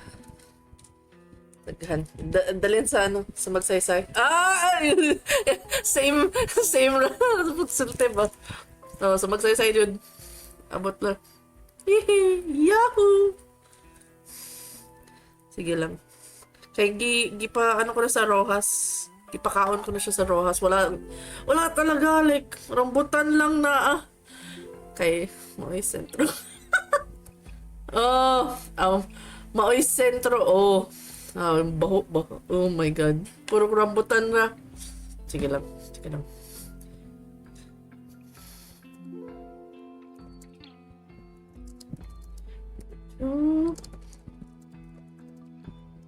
Rambutan og glasones rapi. Mirina lagi. Sige lang. Wala man rambutan nung sa Australia kaya happy sad ko pag-abot. Ay, naay rambutan. Ay, salamat. Thank you Lord. May rambutan. Kay mamiss mo talaga yung tanan na pagkaon ba pag nigawas ka. Pag hinanap wala. So, thank you na lang, Lord. The words that appeared. Okay.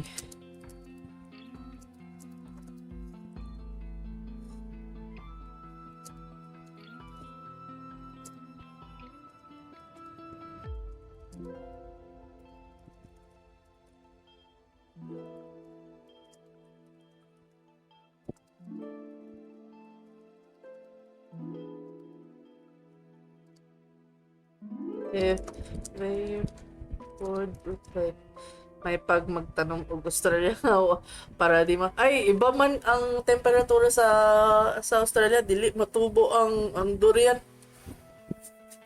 kaya kay parang baliktad ang ilahang weather upat pa rin na weather na apoy sila yung winter di mag-survive ang durian doon baka pwede pa malunggay.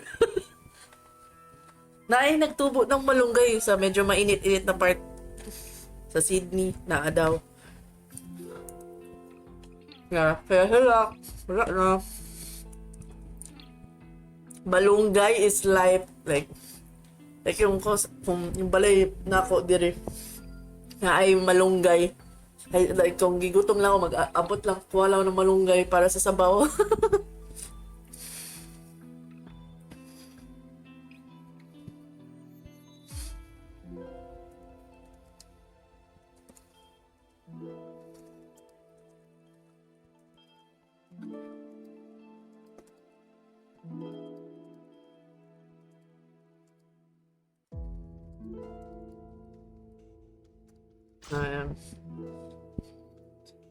Manghagpat.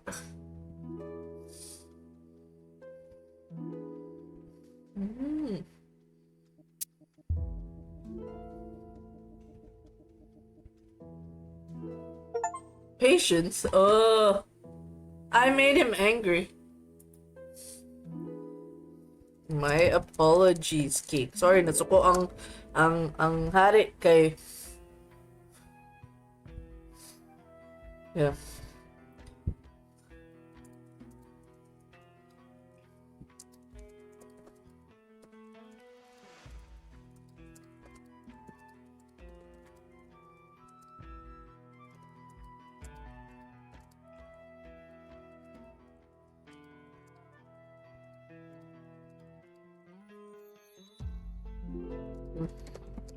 What's TTRPG? Mag-English na ko para makasabot pa sila. Tingala sila, nga naman silang duwala ng storya. TTRPG is tabletop role-playing games.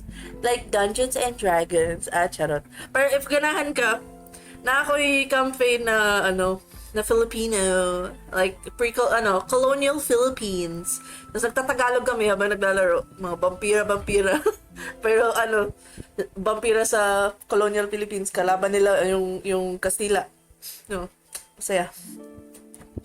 D&D campaign? Where? Somewhere. Somewhere. Puro mga games ko kasi hindi na D&D. Puro not D&D. kaya mahilig na ako sa other systems. World of Darkness. Maglaro kami ng Wildermyth.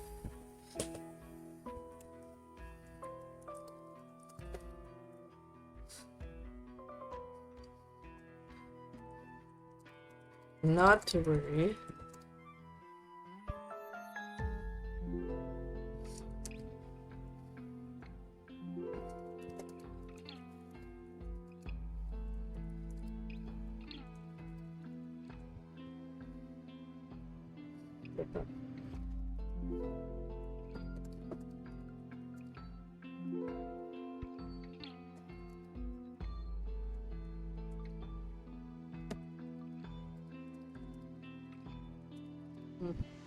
Matabak ko na NGA genre kay na hinahindistansya sa RPGs.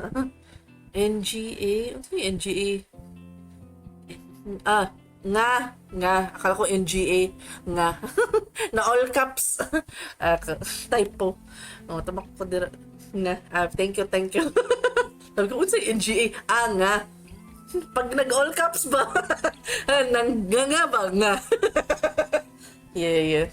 Sorry guys, when someone speaks to me in the mother tongue, it's just easy. It's just easy for me. Like my first language is Bisaya. Second language is English. So tiring. That's why it's English. Like Bisaya then English. So kapoy. Not worry. The guards and story focusing.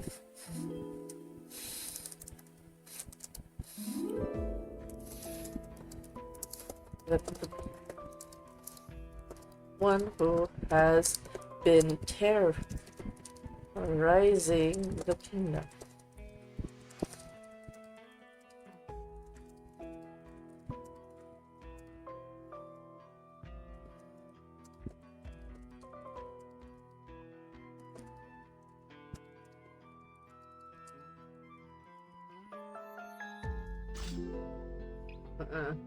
It's refreshing to talk to someone in your mother tongue. We get hyped up that easy. Exactly.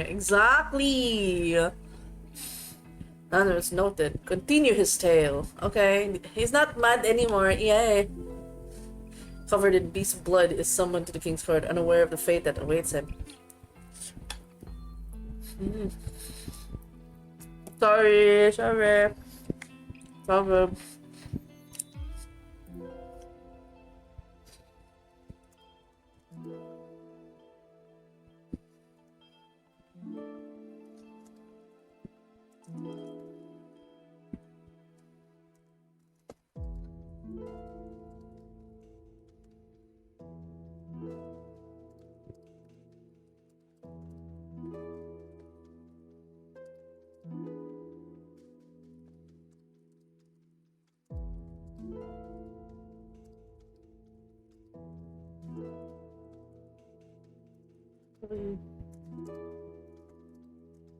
Where's the beast's head?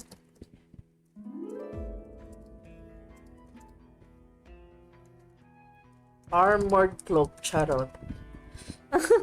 You're all cool. I'm here for it. Yay! Thank you, Kenny. Is you a streamer, Azoy? Charot. Look at that dogo. What a smug dogo. Maora to. Dip na ko kay masakpan. Kung matap ko, patay dyan ko. Yeah. Ano lang. Pretend lang. Pretend sleep. Soon to be streamer. Support yan. Supported. Like, I followed you so I can see your streams. Thank you for dropping by. Thank you for making me feel happy. For letting me speak in my mother tongue. And people are witness to me just going off in my gobbling, like, no hesitations. Thank you. Olo, good night.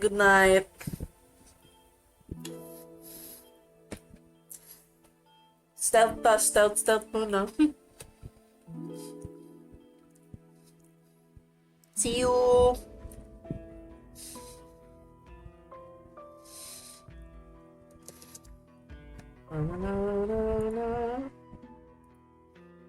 Yeah.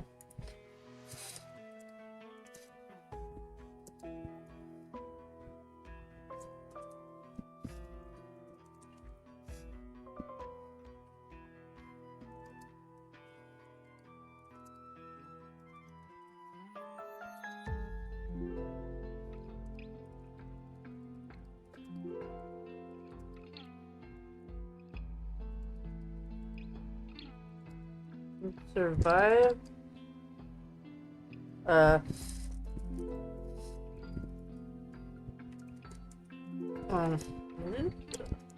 Live to tell the tale.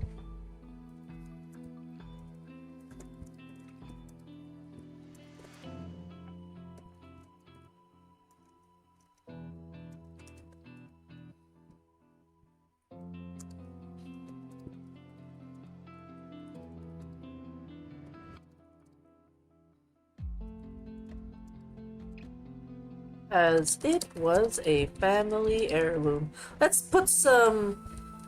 I know I'm like typing it on my own, and I realized I should explain the process of what I'm telling this story. So what I'm trying to do is, like, we're setting up a fate, and I'm an emotional knifer when it comes to storytelling. So I kind of want that the king, like, would demand a weapon just so we can got some intrigue.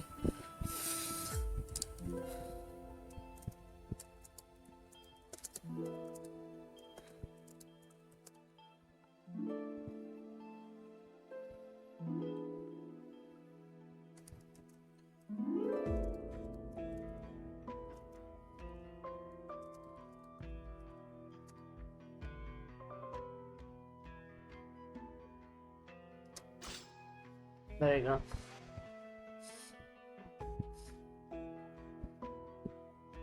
There you go. Gotta make some drama.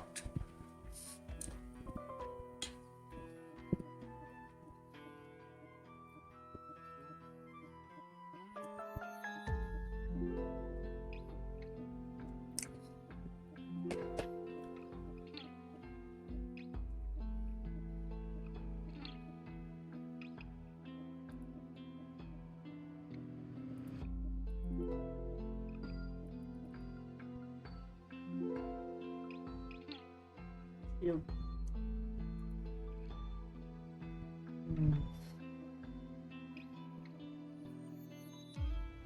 Shield.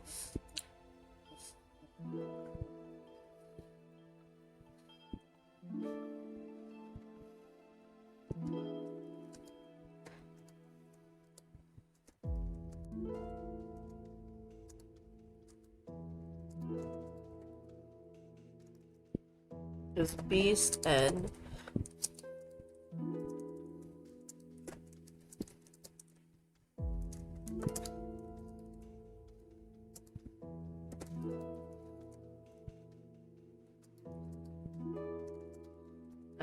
let's make the king like, oh, I'm gonna take credit for this.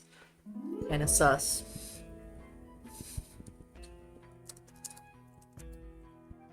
Man was not. Oh, did my. Hold on, my net's dying. That's not good.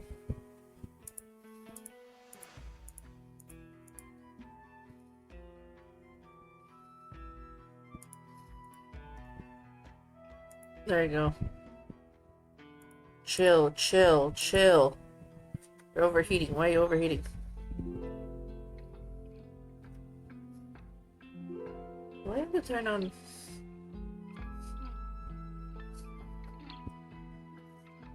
That's a cooler master. Oh. My laptop's hot. Hold on.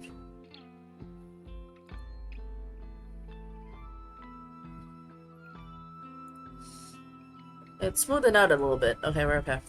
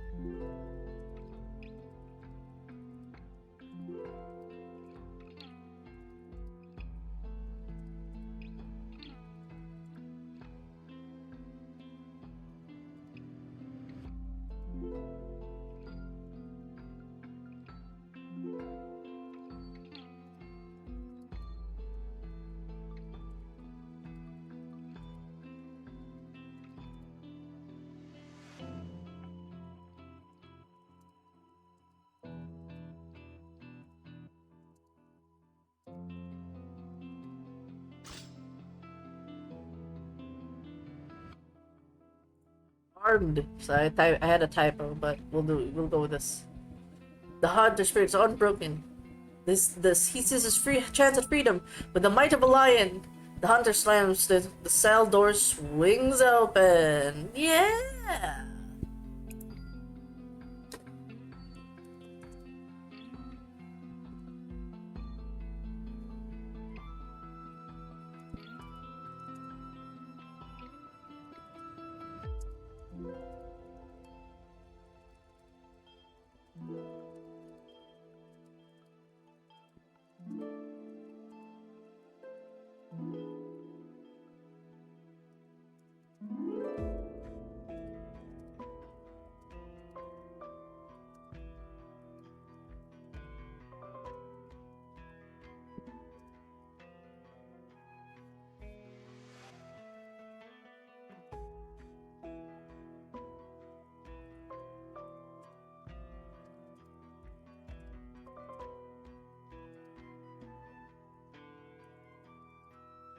They were thrown in the dungeon by the king as well.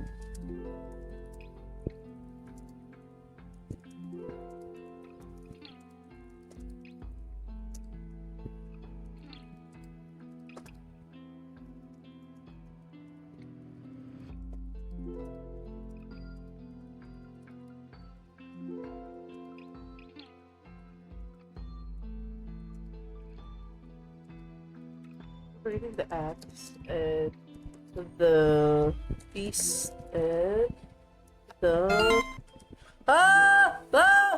Sen! Oh, what? Hello. Hi. Welcome. What did you do? Oh, games and demos. Are you part of Hungry Ghost Festival as well? Hello. This is my third game, or second to last game. I'm playing 1001 Nights. I played so many games. I had a total of 9 games. Denma! Sen! Hello! How is you? It's 3:30 a.m. Are we okay? Are we alive? Awake, enthusiastic. I'm just trying to finish up the 2 games. Coming from games and demos today too. Yeah, what games did you play? And if you need to do the post stream, like, I just want to raid, brain tired. Nope, I'm in feedback quest. Ooh, okay, cool. Lots of demo fest this time. Thank you for bringing your friends, and for those helping indie devs, hell yeah, I'm helping Southeast Asian game aesthetic, who made a curated game list over at Steam. Yeah, lagot kay yi sa may. Yeah, shifty eyes. Me the manager who's also up. It'll be our little secret. But yeah, I'm supporting this one. Southeast Asia Games. This one's made by it's a woman-driven company. Majority of them are East Asian. So there's also a POC and POC women. There was also this one from Middle East. I checked their list. It's like, but it's mostly women. Yeah. This is a horror game. I have to write a story to survive. I will die. But it's like horror theme, but it's not really horror. Most of the games I played are like you fight ghosts, but it's cute. This one is like you have to write a story to survive, or else you'll be beheaded and killed. So there's like more darker themes, but it's not really horror, to say the least. I think it's just more. Except for this one game that freaked me out, because it was like I'm not good at jump scares. I avoided the jump scare games. I just went for more story based. So Grim Trials was Grim Reaper Academy, Hades game. Ghost Lore was Diablo, but you're fighting Southeast Asian ghosts. The visual novel Butterfly Dreams was just like you step into a video game. It's a psychological thing. Goblin Sushi, I don't know how it's a horror game, but it was like, I guess the horror is paying your landlord money to keep your business. The Necromancer, I fought a ghost, and now Hack and Climb was the most stressful game that I had to play. It's like Jump King, but you're an axe. And I only played 30 minutes of it. I noped out of it because I was like, I want peace of mind. I don't want to mauled. And then my last game is actually Celestial Return, which is a Disco Elysium game that's Eldritch. So it's more themed in the horror, but not horror. I can't do jump scares. I'm too much of a scaredy cat. But yeah, thank you for bringing your friends along. Sorry, I didn't introduce myself. I am Den Mother Place. I am a bear mom friend, and I'm also a Yellow King fanatic, which is why I have tentacles and I'm hiding it behind my bear onesie. My husband is part of the Blinkies, part of the. He's hugging me tight while I'm playing horror games, which is cute. And I like, out of all the cosmic horror gods, I like the Yellow King. Yeah. The last game I'll be playing is Celestial Return, which I'm super excited about. So this one, it's 2 demos, so I'm just trying to survive this demo. This is, and I like the transparency of this game. I went through a lot of their academic papers, like this game I'm playing, 1001 Nights. They really talked in detail on how they use like generative AI in a sense of like as a program, like in most video games, and they actually built in their own LLM for this. So I appreciate the transparency for it. But this is the last game I'm playing for tonight. If you need to rest, Sen, that's fine. I'll keep your people's company with some fanfic writing. Right now, I'm trying to survive as Serenade of Arabian Nights fame. If you guys have read the book, she's the famed storyteller who tells the story for 1001 nights so that the king doesn't kill her. The king had a wife who cheated on him with so many men that it broke his brain and heart, that every bride that he married he just killed before the next day. But Serenade just started telling stories and survived. They had kids, and then after the 1001 nights, she's like, oh, by the way, we have kids. Did you like the stories? You know? Yeah, so we're doing some fanfic writing right now. I'm telling him a story about a hunter who lives in the forest, and there's an axe, and I got myself a magical axe. So yeah, we're just trying to build. I'm trying to get a shield this time. And the beast, so we killed the beast in our story. Now we're just we're just trying to make do. And we're in a dungeon. This went on a turn. It was a lot of turns. And the beast head and cloak skin when the hunter appears. A hunter and the freed prisoners appear.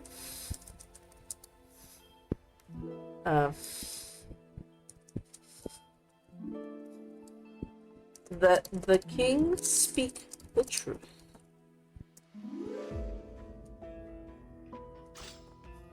There you go. It happens in real time. They admit that there's a real time AI that goes through with the language model.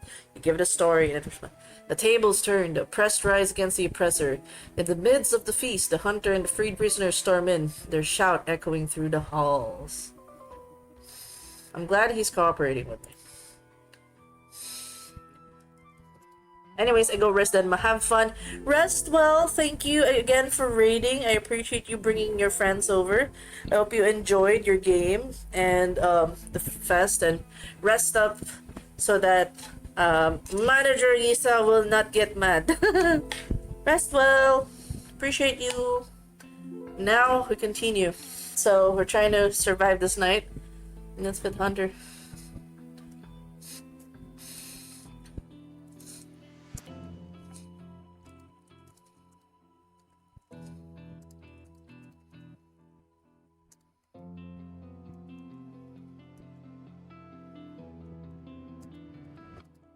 People.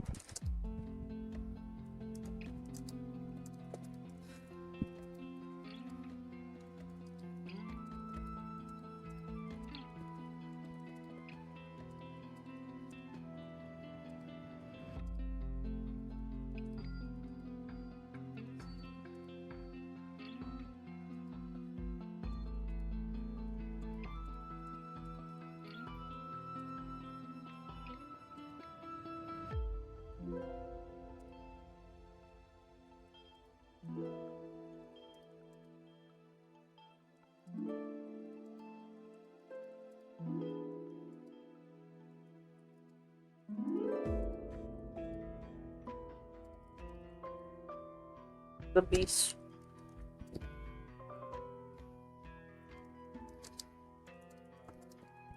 Hunter can.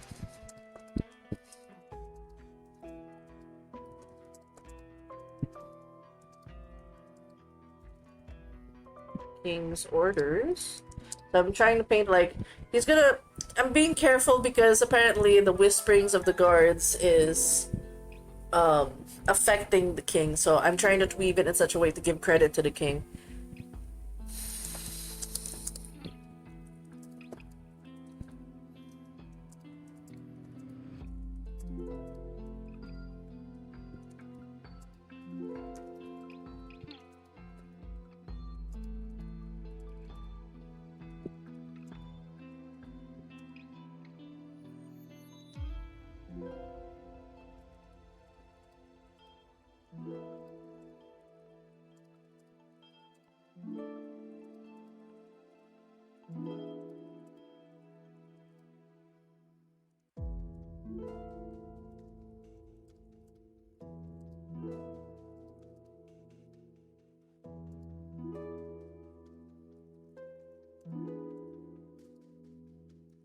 Make sure the king surrenders. Oh.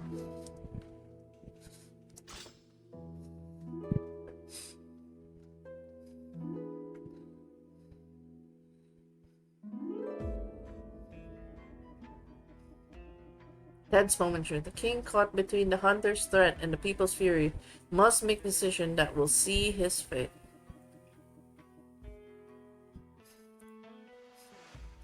Alright, so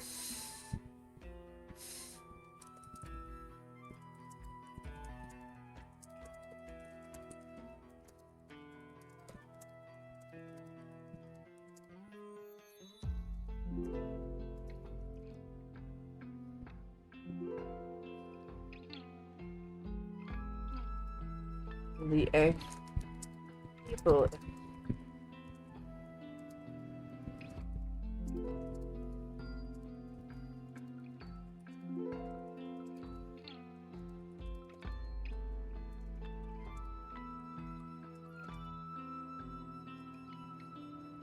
His words of reassurance.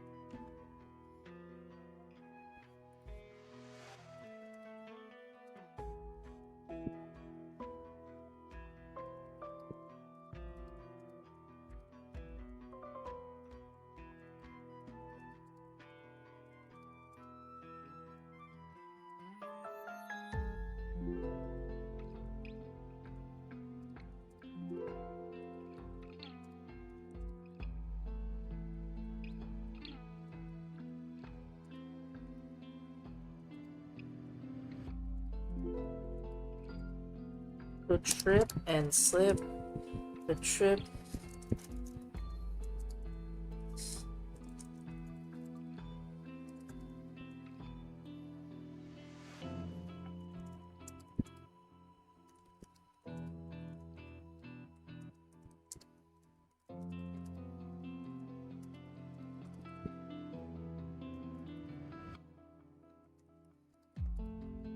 The balcony instead. There you go.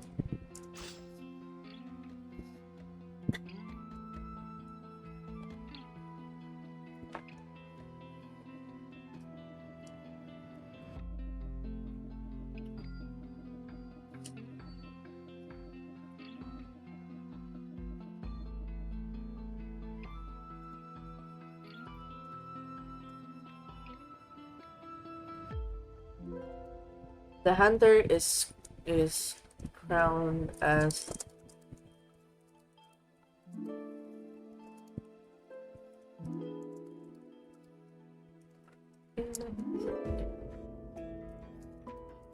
known as the Beast King for his bravery,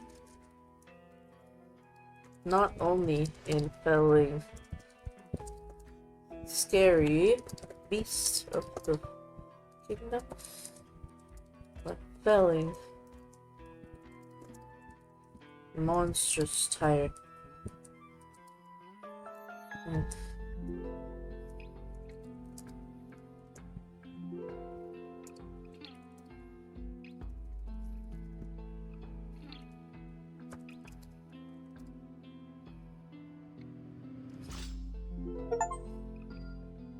The story is very long. Hey, we're surviving. That's what matters. We survive, we keep our head.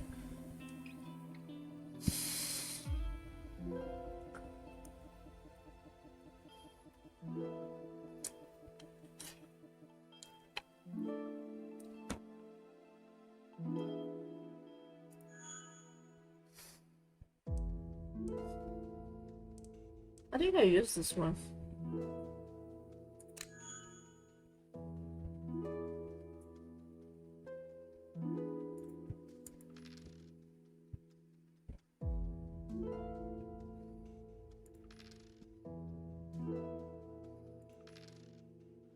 The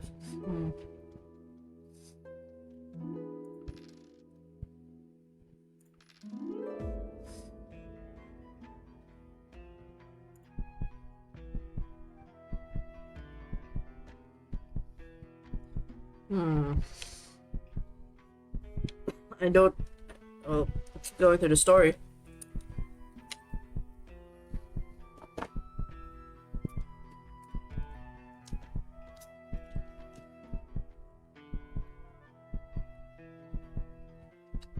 Thinking, she's thinking, she's thinking.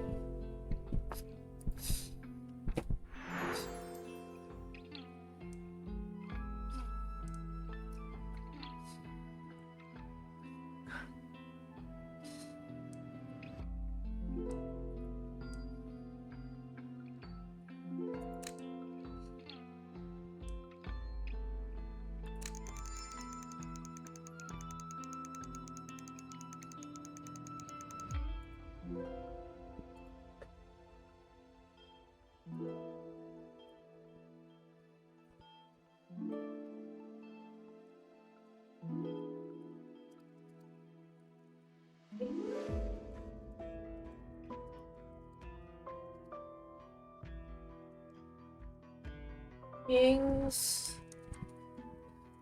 justness will be tested.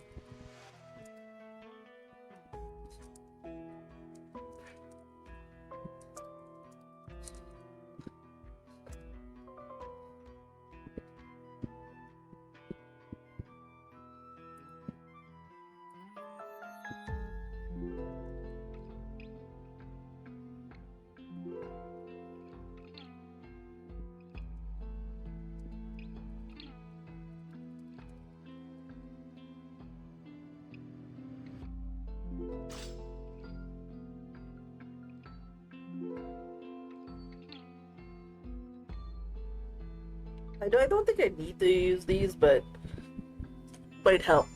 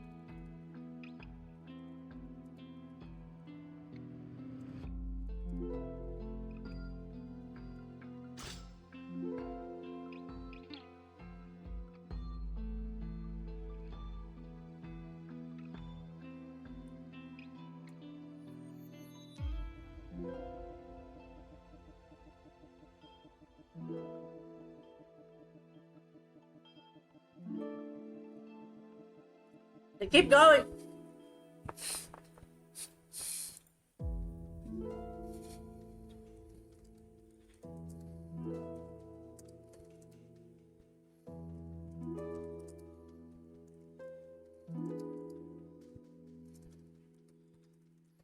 To their printer.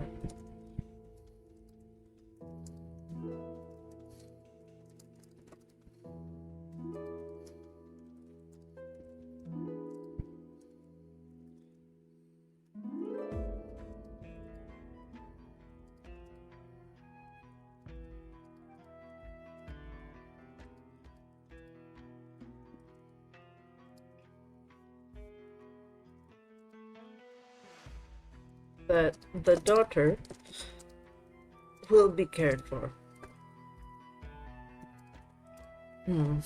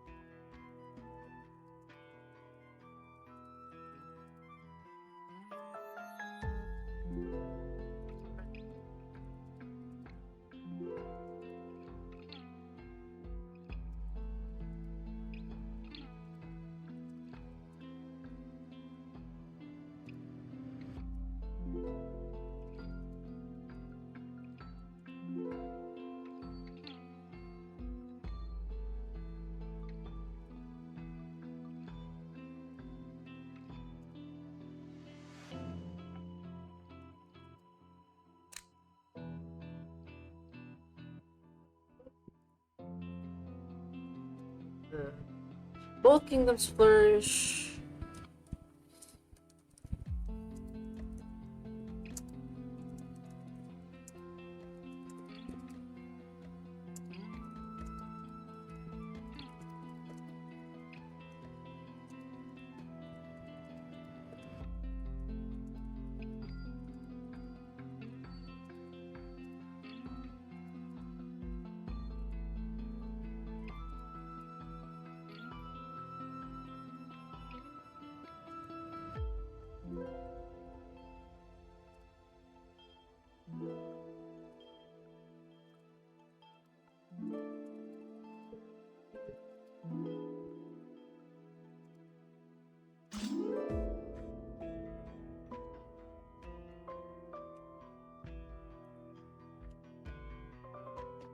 Play shield.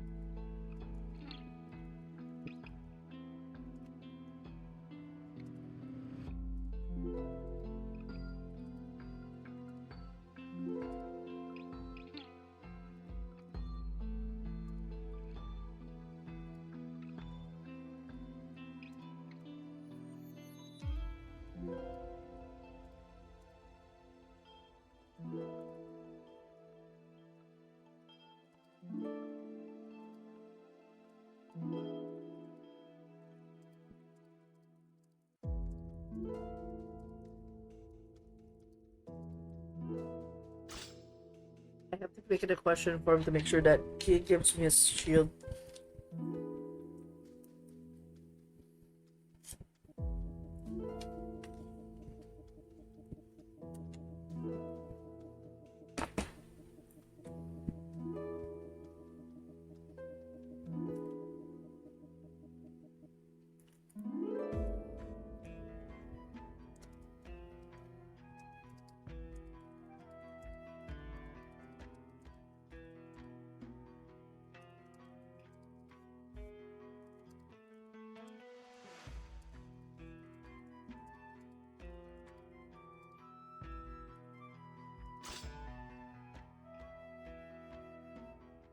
I'm posing questions now.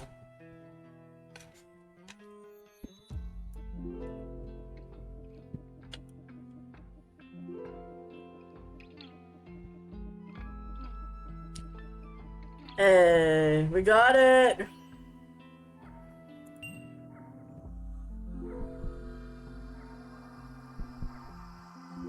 We got 2 weapons, baby!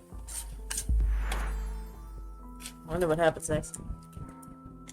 Use high guard and shield. The map and the shield. Forge with the fur of the fearsome night beast. Not really.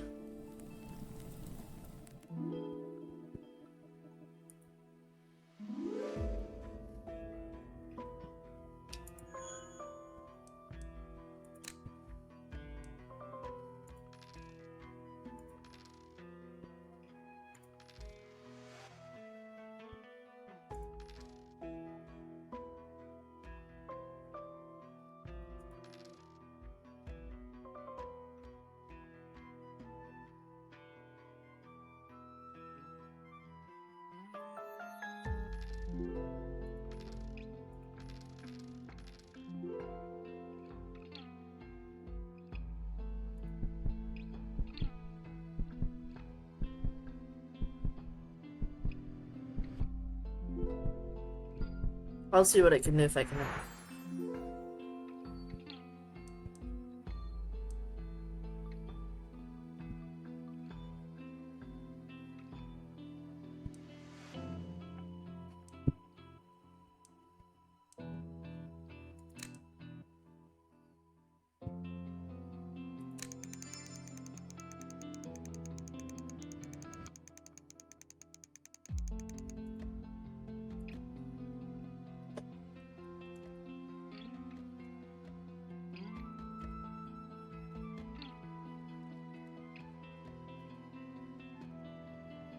upholds the peoples.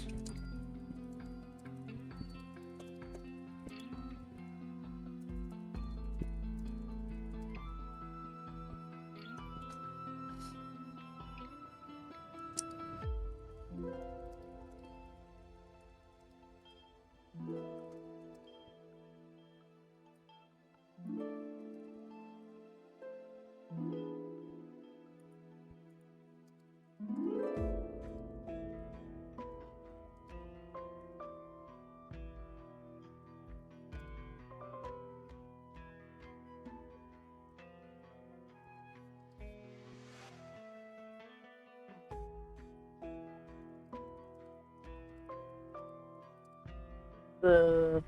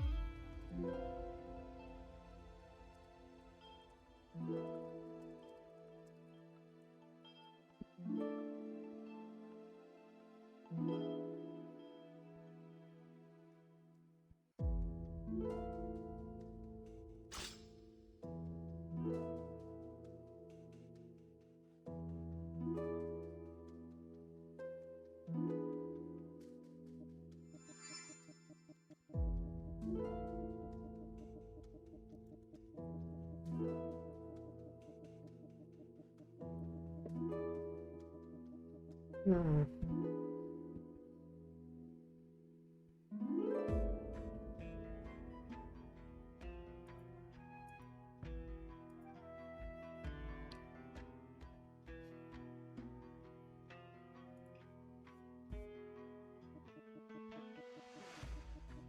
Hmm. Hmm.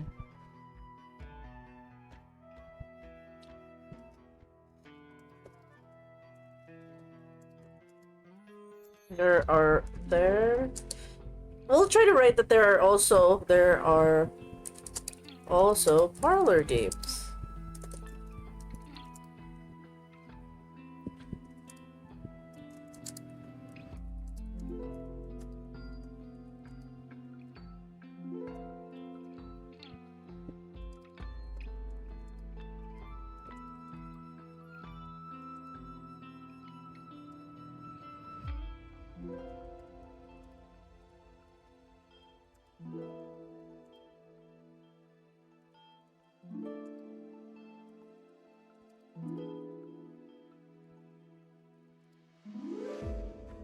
Special kind.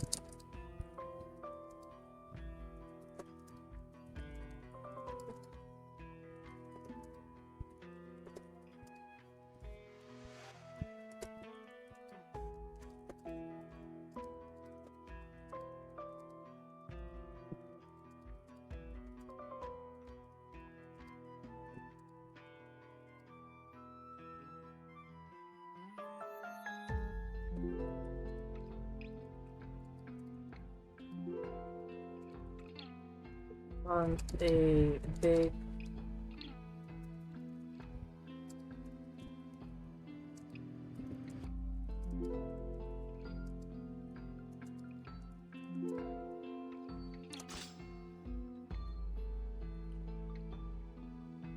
Okay, we'll try to get Parley so that he gets a spear.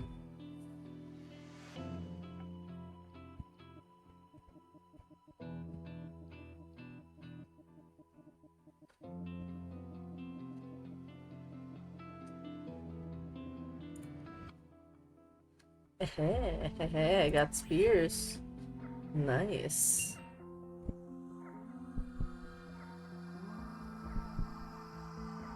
Yeah, we're getting all the weapons. We're doing it. Wild spear. Scar the land for the fabled one timber and brave the wells with naught but spears. A sturdy we are started for the daring hunters and guards who participate in world quests destined for both hunting and defense in the treacherous wilds. Nice. Alright, one more. Focus on your story. Okay.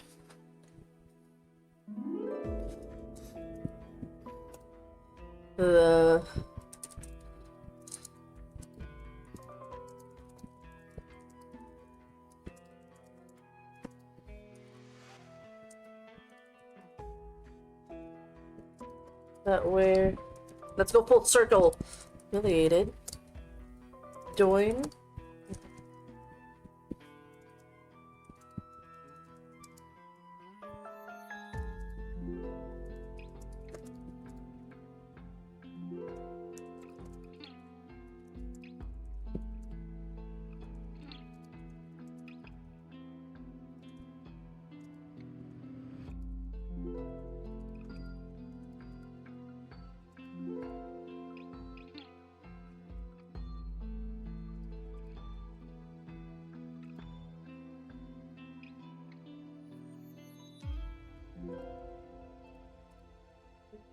Only. There you go. I like how the background's changing. There was a beast thing. There was still. I wish the shield came from the prison thing, but I get it. Like.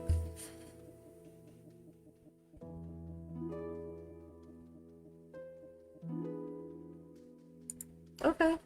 He's angry.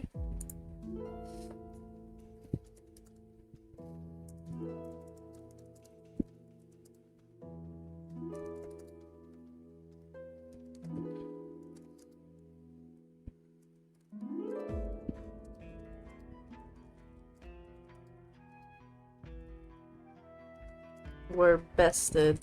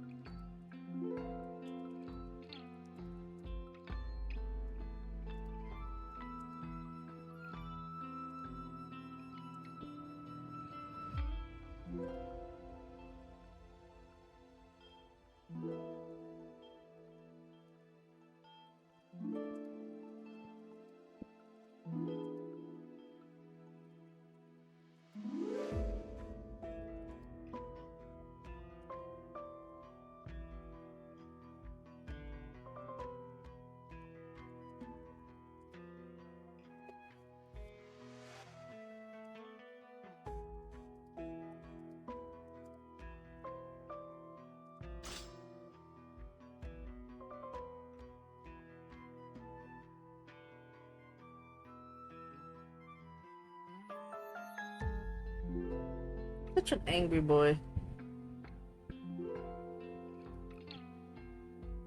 Oh, the game is with the offering currency and transfer them.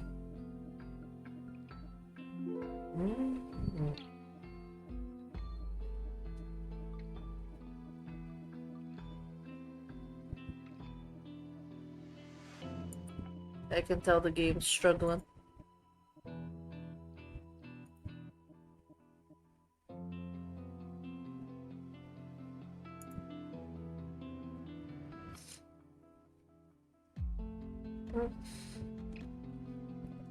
You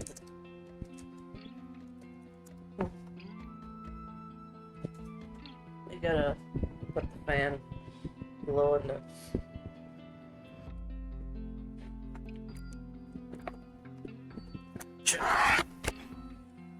Is this not plugged?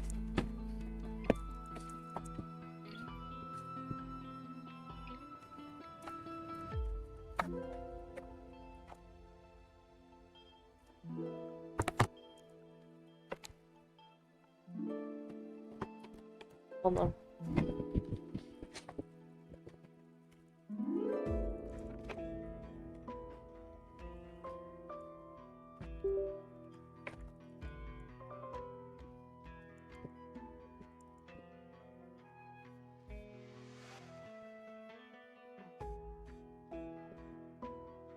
Sorry, I had to check on the computer fan because things started to lag. I'm like, the heck it.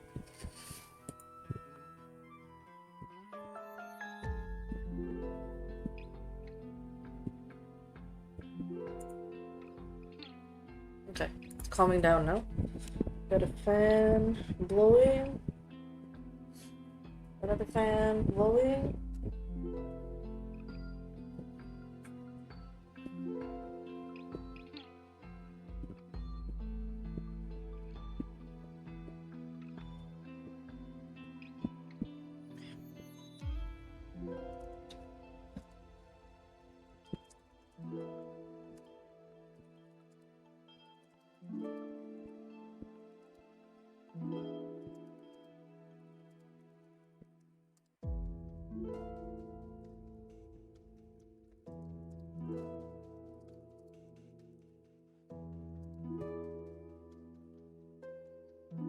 When all hope is lost. Sorry, when I write, I'm kind of like serious about it. I'm gonna check first if the net's.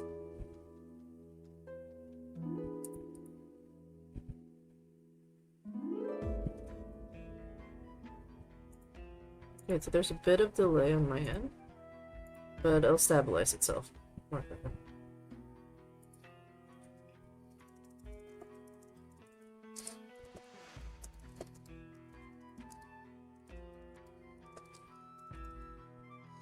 Find paw prints. I think that's a good lead-in.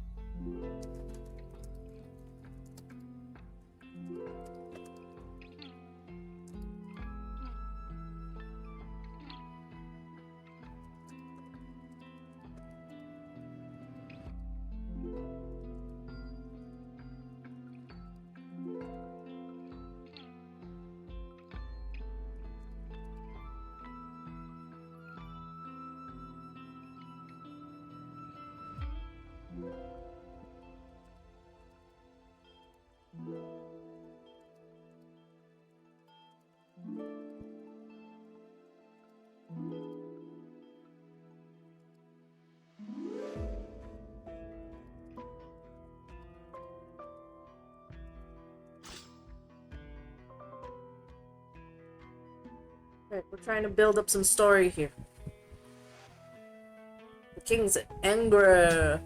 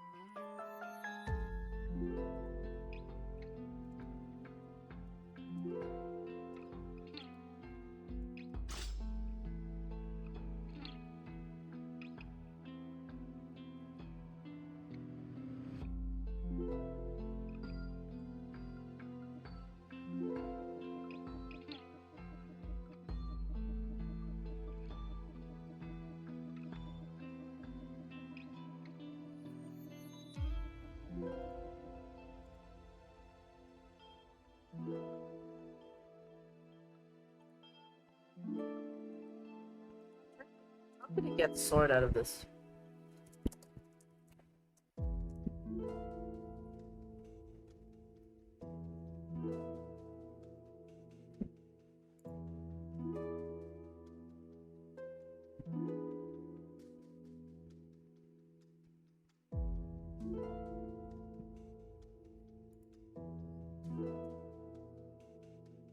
I wonder if there's a sword in here.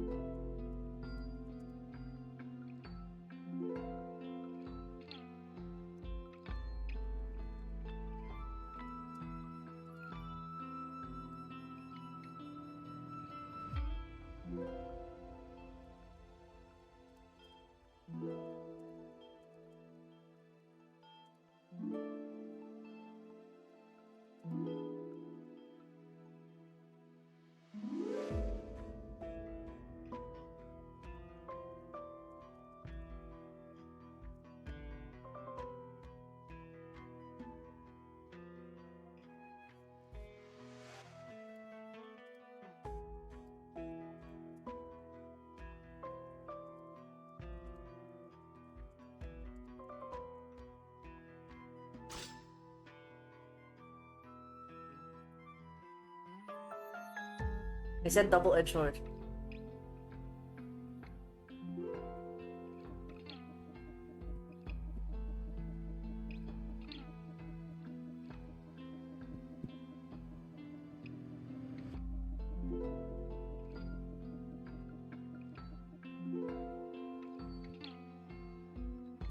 Sword.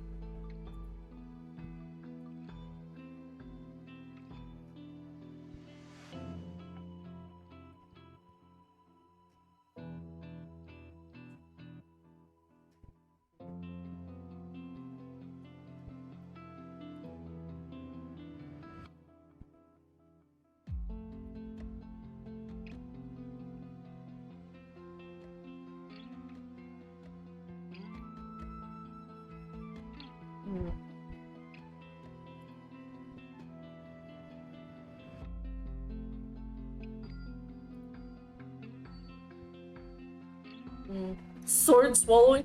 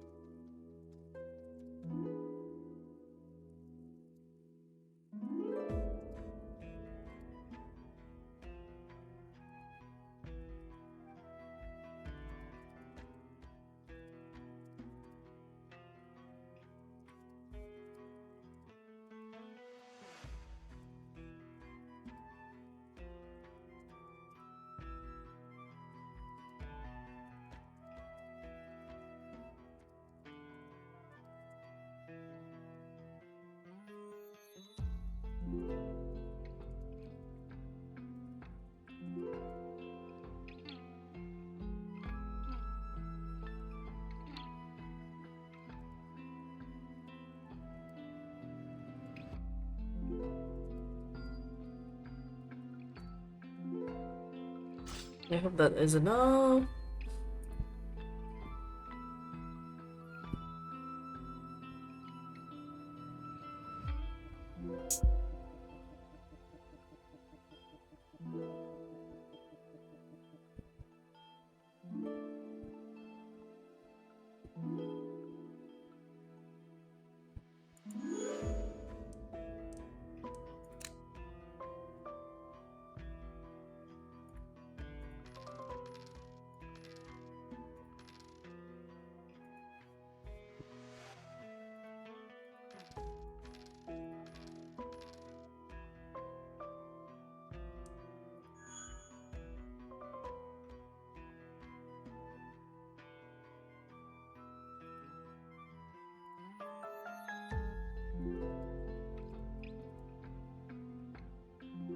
How would you suggest he fight?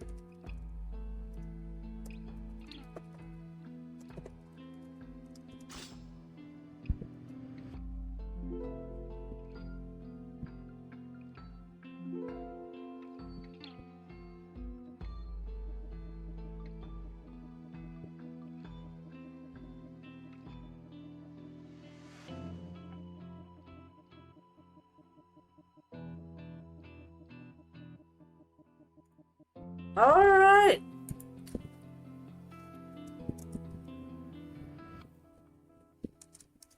Yeah.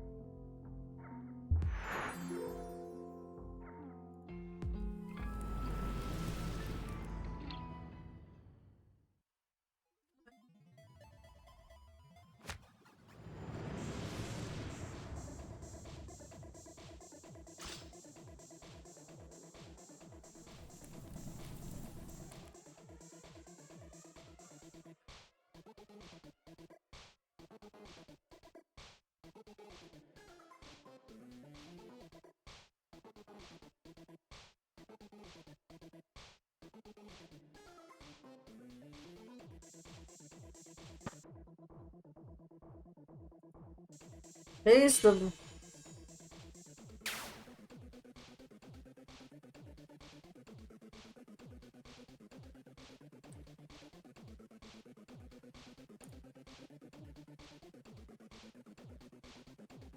The beast! It lives! Okay. No. Your hunter's glory will not save you now. Okay.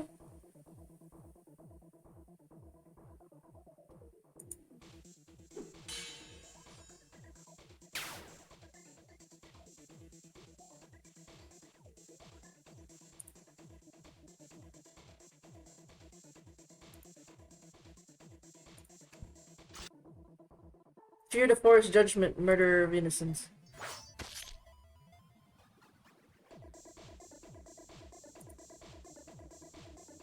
The forest itself fights against me! Yeah, hell yeah. Ow, fuck. My spear time. Face the wild's wrath, you tyrant of man.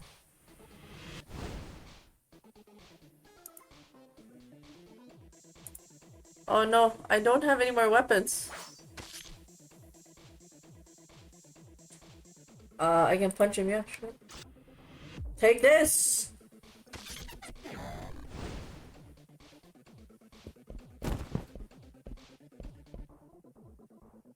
What's the feeling of fear, your majesty? When you punish them. Now your reckoning has come. Sure not, cuff cuff! You, how dare you? Guards, kill this mad woman at once! I'll have her torn to pieces! Look around you. Do you think you're still living in luxury in your palace? This is now the world of stories. Your guards can no longer hear your cries. Feel or despair, you'll pay for your bloody crimes. You can't escape, naive fool. You won't even escape my palace. I'll make you wish you were dead. Your absurd ritual ends here. Your reign began with a story and it will end in one. Do you hear that? Your story is over, Shahryar. You can't. Sherazade, your sister, your damn father, your whole family, I'll chop them all into bloody mincemeat. You damned woman, I will...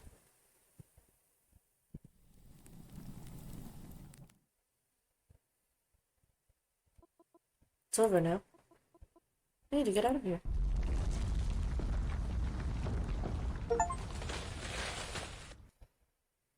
But is the story really over? Hey, we did it! Time turn. Sharad weaves her lore. Weapons born of tales aimed at the tyranny's core. With the beast's hide shield raised, the beast's roar unleashed, faced the beast you've wronged as the king quailed. The beast's guardian shield then deflected its despair. Your hunter's glory will not save you now. The whistling forest as sang its deadly tune. Hear the forest judgment, murder of innocence as the king has hewn. With the wild spear she struck true. Face the wild's wrath, you tyrant of man, as nature's fury returns to wield. The hunter king, felled by the very beast he once conquered, met his end at the breath of the wild he sought to tame. The people call her the wild's vengeance. Far and wide they seek the maiden's trace, her legend spreads, but yet none can find her face. Hey! The hunters stand against the beast in the king's fall. Your tale weaves a rich tapestry of courage and intrigue. Most enchanting, meow. I've been waiting for you for a long time, Sherazade. As expected, you can indeed alter reality. Congratulations, your courage has brought you here. I witnessed with my own eyes how you ended this dark night with a punch. Oh, Sherazade! I didn't have anything else. The tide of evil seems to be receding. Savor the lingering fate of victory. The sweetness can bloom into new stars in your mouth, meow. I still draw breath, but it's an only temporary reprieve. The victory is like an oasis in the desert. Only when you get close do you realize it's just a mirage. I can describe a fleeting victory in my story, leading to deeper challenges. Okay. I don't know what happened to this, broke. We are still far from the ending. The king's spirit still looms over this place. I will cheer you from the shadows. Remember, at the end of time, someone is waiting for you. Shahryar's story has been documented. Please check the story gallery in the main menu. Okay. Clap, clap, clap. Did Sharzad defeat the king? Can she bring back the lives of the past girls? This is only the beginning of her story. Thank you for playing. This game is still under development. Welcome to share an experience on social media. If you're a streamer, welcome to share your feedback now. Oh, definitely.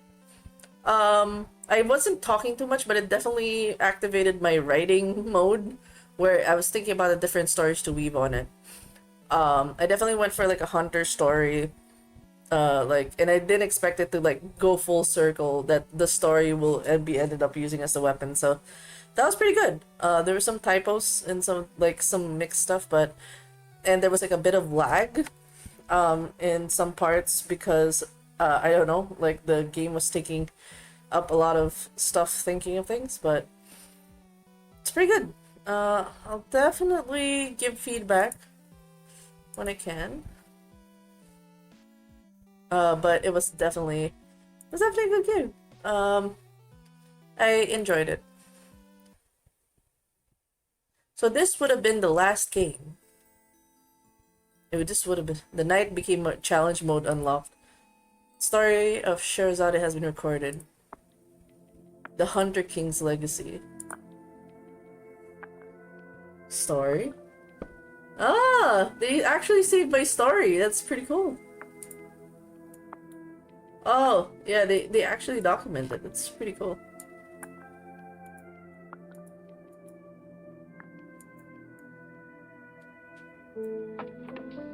That's pretty good. Weapons, and then the ending. Nice. Cover. That's pretty good. I definitely enjoyed that. I would say, yeah, the Hunter King's Legacy. I just made random storybooks. So you can write different stories in the scene. I kind of enjoyed that. Yeah, 1001 Nights is definitely the kind of story I would really get into.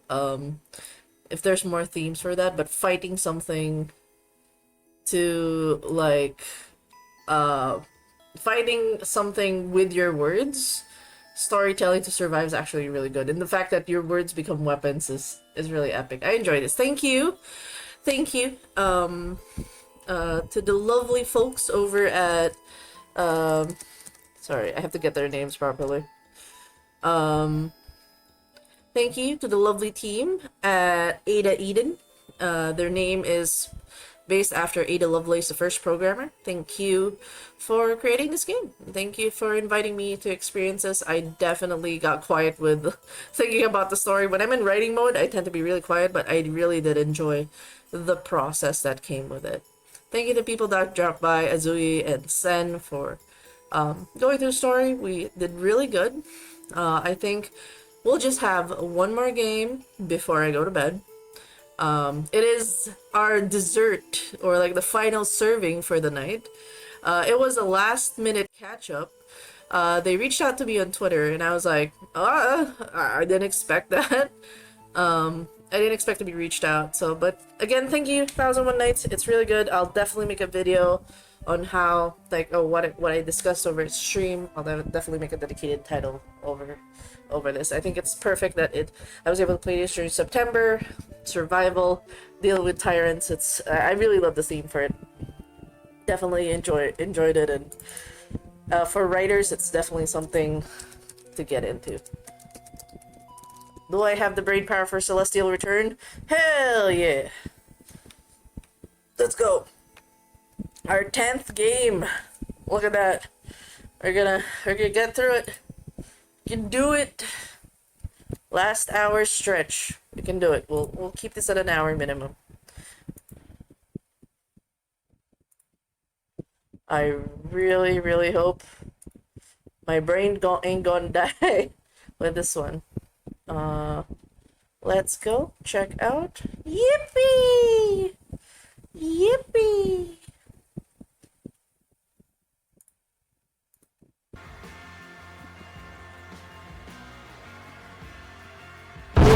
Oh my god. Oh my god, no, what the fuck was that? I got jump scared. That hit. What was that? Oh no. It's another loud game. Game devs, volume adjustment is not gonna hurt y'all. Like, the negative points is just you guys are all so fucking loud. My brain exploded. Jesus fucking Christ.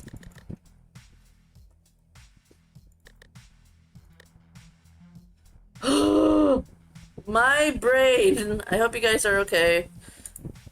With that. Oh my god, I'm seeing Aaron. Hold on. Again, I deduct points when you guys don't. Like, in terms of, like, this would have been a 10 out of 10. But it's your goddamn sounds. But, anyways. Celestial Return is, this is a game demo. They reached out to me, through Twitter. They just reached out to me, like, I think, yes, the other day. I already had my 9 games set. And I would have said, like, I'm already doing 9 games. I'm good. But seeing that they really reached out again, they were like, Celestial Return is part of the Hungry Ghost Festival. We'd love for you to try the demo, share it with your audience. And then we're also working on another project, Cult of the Yellow King. It's not in the festival, but we just launched the Steam page along with the new trailer. If it fits your audience, would appreciate a share. So they have 2 games that I really like, and I was like, hell yeah. Hell yeah. So they're run by Metaphor Games. The graphics is good. I just wish I didn't blast my ear. This is like, I want to fight people when they do that. So Celestial Return is gonna be funded on Kickstarter. So it's Disco Elysium meets Citizen Sleeper. That is a great pitch for this game. It's actually fucking stylish.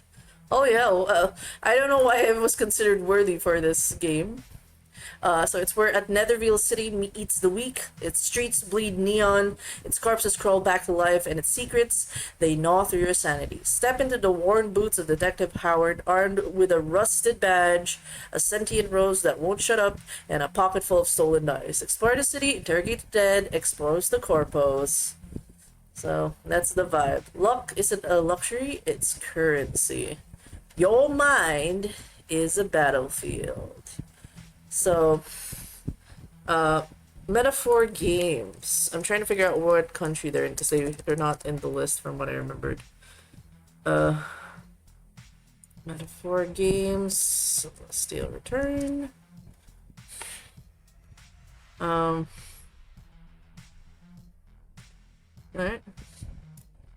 So, Karim is the founder of Metaphor Games. I'm just trying to find out what country you're in, buddy. First time devs creating a text-based sci-fi RPG. Yeah. About... There's...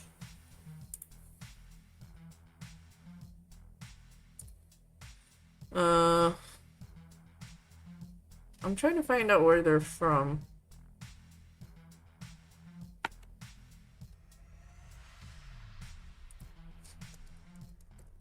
Where is Karen from? I want to support.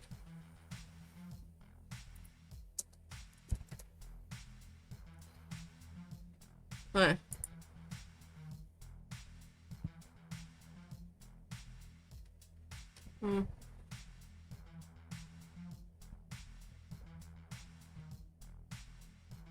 Okay.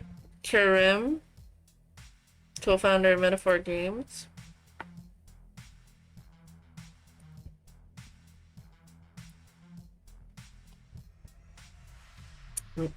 I wish I knew where they were, but Metaphor Games. We believe that each game is a metaphor.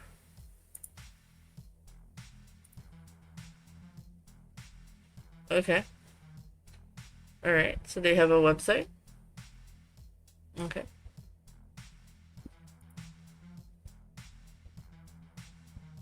They redirect. Oh. Join our Kickstarter. Sci-fi noir. Their choices. It's really good though. I'm just trying to figure out who the devs are. Like, in terms of... I wonder.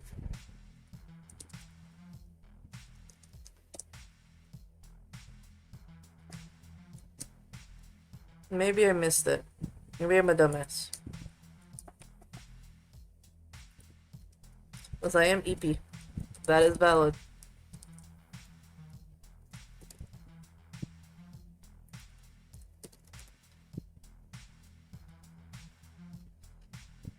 Yeah, Celestial Return's not here. Yeah, Metaphor Games not here. Either way, the game developer is Metaphor Games. What's TR? What's TR?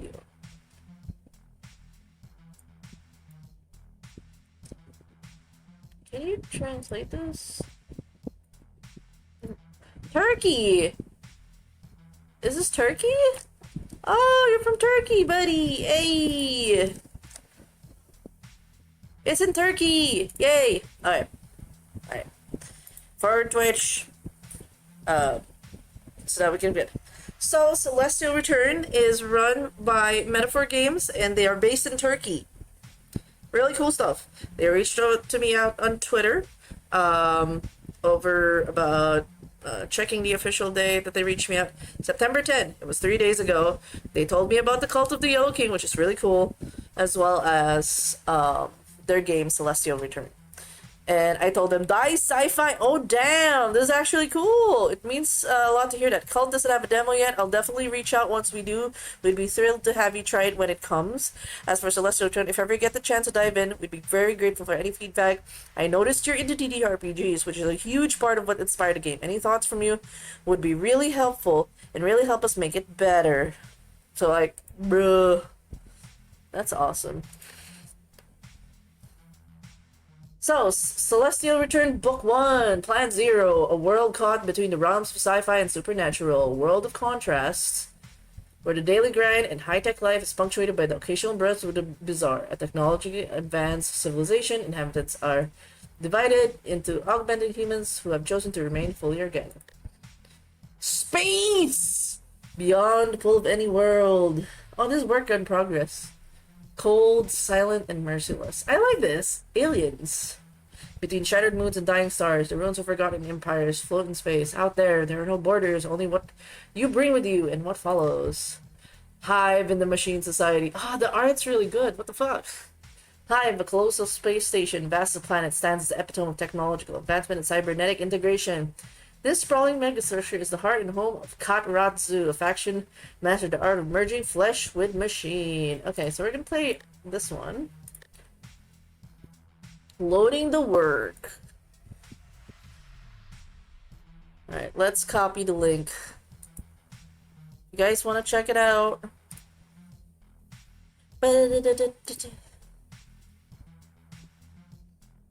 Turkey!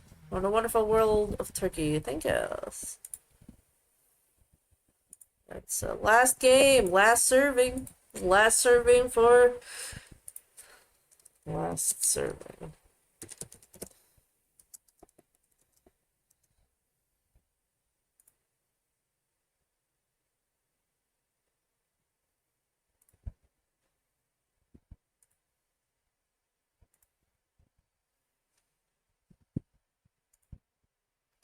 Smoking whiskey. Howard sits alone at the counter in the Crow Jazz Bar. Okay, I think this is about the time. Let me change the things.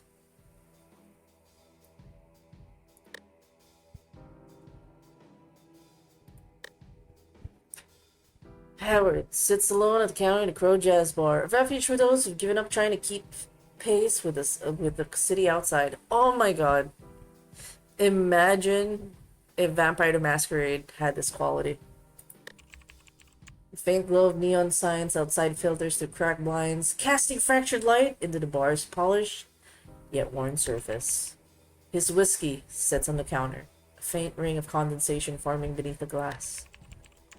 He hasn't touched it. Instead, his eyes are drawn to the television mounted on the wall, its outdated screen cracking slightly as it broadcasts the evening news. Any update on suicides across Litherville? Alter on the cost. The client leaving residents check in answers. Oh, the time. If you guys know I have a starting screen, right? You know I have a starting screen? Imagine if that TV was my starting screen. Hell yeah. So cute. Holy shit. Low volume of the television leaves the words muddled, forcing Howard straight into any detail. Ask the bartender. Howard gestures to the bartender, a young woman with hair glowing neon green and eyes with two black stars with a shimmer of yellow. She pauses from wiping down the glass, glances at the screen, and nods before reaching for the remote. Newscaster's voice grows clearer, outlining the harsh reality gripping Nethervale. The community is in an uproar, demanding transparency from the law enforcement. Wait, I just realized. Is there a delay on my OBS? Hello?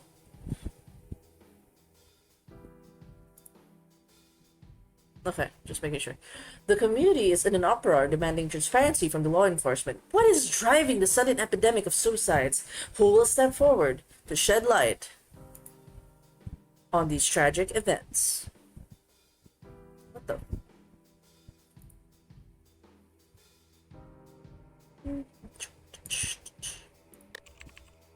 Howard straightens slightly, the weight of the broadcast pressing down on him. The bartender sets the polished glass aside, her movement slowing as she folds her arms and watches the screen in a moment before turning to Howard. Success range. Overlord. 9. Dice Delight. Okay. Time to learn the basics. Ooh, okay. Basics. Every challenge is 4 slots to dump 1 to 4 dice in them. More dice, bigger chance to hit that success range. Custom D4s, faces, 0, 1, 2, 3. Add them up. Example. Roll a 1 and 2, that's a 3, baby. Not great, not terrible. Roll 0 and a oof, blame the universe. Okay. Example. Risk wish board, slapping down 4 dice, big brain energy, but heads up, those ain't your grandma's board game dice. Zeros can still nuke your total, so stacking them doesn't mean an auto win. Higher risk, higher dice vanish after you roll. Oh my god. Use them, lose them. Run out, automatic fails. Farm dice by exploring, finishing jobs, poking your nose where it probably doesn't belong. Hoard like a loot gremlin. Sounds fair. Future missions will try to murder you. What is that? Automatic fails, fam.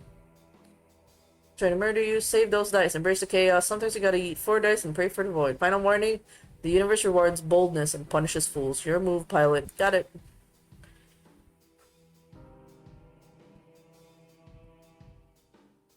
The bartender. It's been like this for weeks now. Feels like the whole city's falling apart.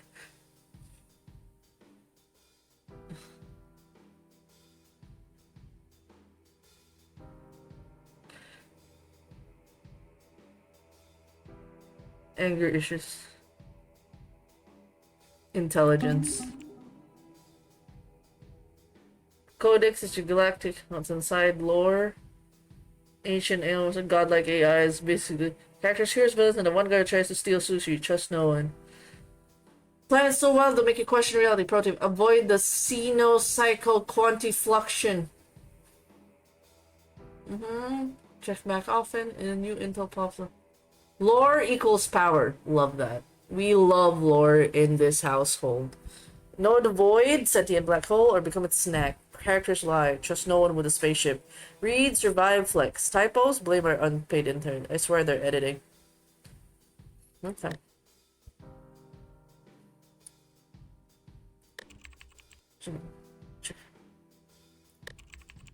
People are saying it's the abstracts, like maybe they're behind it somehow.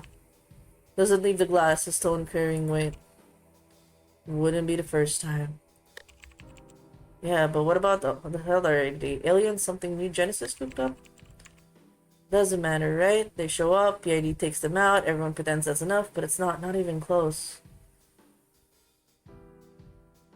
You don't need me to tell you the answer to that.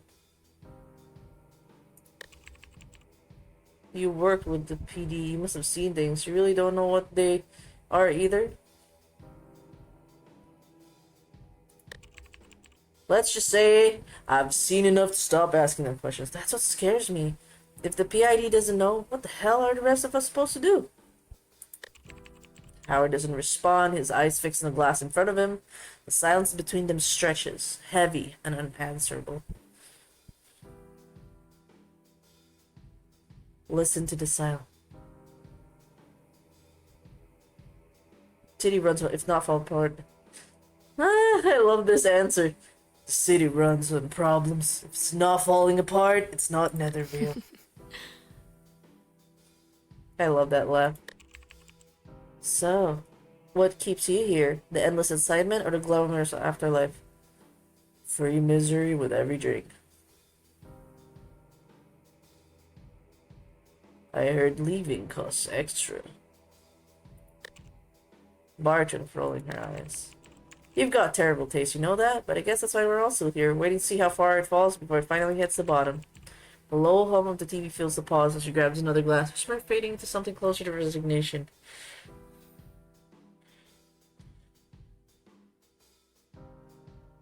Nope, listen to the silence. Leans forward to resting, staring blankly at the glass. I don't think I want to flirt with her for the first time. That'll be like the midget ribs, but as a detective, nah. And then they start. You've been here before, haven't you? Sitting in the quiet, pretending it's peace. It's not, it's avoidance. Hayward, my man, you're staring at the whiskey like it's got all the answers, and don't, trust me, I've tried. Stop! You say something? Ask her for a drink, something fancy, a cocktail with one of those little umbrellas, that'll cheer you up. Yes, because a man brooding over suicides absolutely screams Mai Tai. Great suggestion. Shut up. He doesn't need this crap right now. The voice clashed like storm clouds, rumbling in his skull. The tension scratching him. Shut the fuck up, all of you! Heads turned, giving him that familiar look. Another guy losing it after many drinks. Then, as if the universe had been waiting for the right moment, the door of the bar swings open and a figure steps inside. Howard's head lifts, his eyes narrowing as boots scrape across the floor, loud and deliberate. The sound is sharp enough to cut through the haze of his mind. Reynolds locks eyes with Howard, his expression cold, tight with urgency. Without hesitation, he crosses the room, his presence slicing through the lazy atmosphere of the bar like a scalpel through flesh. Shouldn't you be out, flashing that badge of yours somewhere? Reynolds pulls out the stool next to him, sitting with a sigh. I've been flashing it all day, chasing leads that go nowhere. Thought I'd try something smarter. Must be desperate. Yeah, say what you want, but you're still the guy people call when they run out of better options. Take that as a compliment. Hey! Taps the rim of his glass with a finger, faint smirk tugging at his lips as he lets the silence hang for a moment too long. I like the thing, irrational and erratic thinking. I'm kind of more on the intelligence guy. Foolishness, not too much. Anger issues, I kind of vibe, but perception also.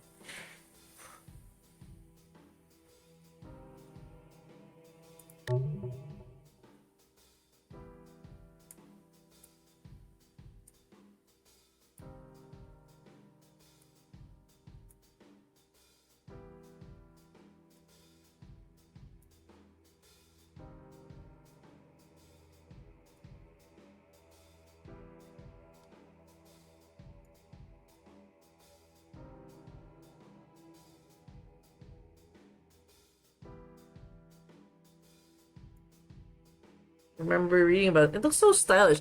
I knew, right? God damn. I like rolling dice. Nice. Hell yeah. This is about the suicides, isn't it? I love the god, the details for just a demo. Holy shit. Yeah, too many, too fast. None of it makes sense. No notes, no connections, nothing tying them together. He leans forward, lowering his voice. First, we chalked it up to stress or daily city life, usual crap, but the numbers kept climbing. The mayor's office stepped in, called it a public safety crisis, told us to treat it like a case. Reynolds sighs, pulling a thin folder from his coat and dropping it to the counter. Hell yeah. Here we go, Detective. This could be the case you've been waiting for. You've dealt with this kind of thing before. You know how to look where no one else even thinks to. Reynolds nudges the folder closer to Howard, his eyes locking on him. If anyone can figure it out, it's you. Don't make me beg. You've been drifting for too long. Case like this should be your way back. Back to the work that mattered. Back to being the detective you once were. Think about the doors you could open. Or the ones you could slam shut. What happens when it all blows up in your face? Desperation like Reynolds doesn't come without strings. You really want to get tangled in this mess? I like anger. I like anger. Big case means a big payday, right? Sounds like easy money to me. It's not about the money or the reputation. It's about the people. Someone out there needs help. You have the skills to make a difference. You know what's right. Fine, I'll take one, but no promises.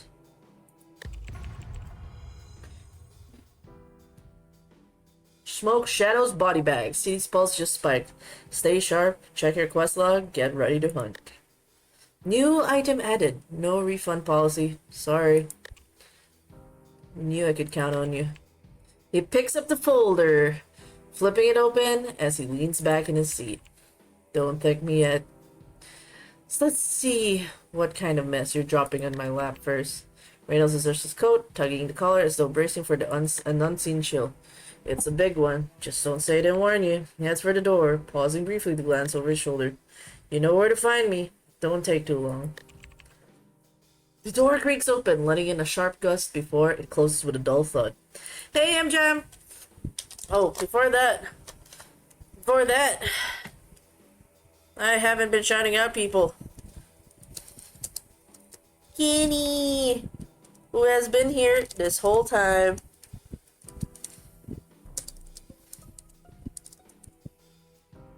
And, of course, M-Jam!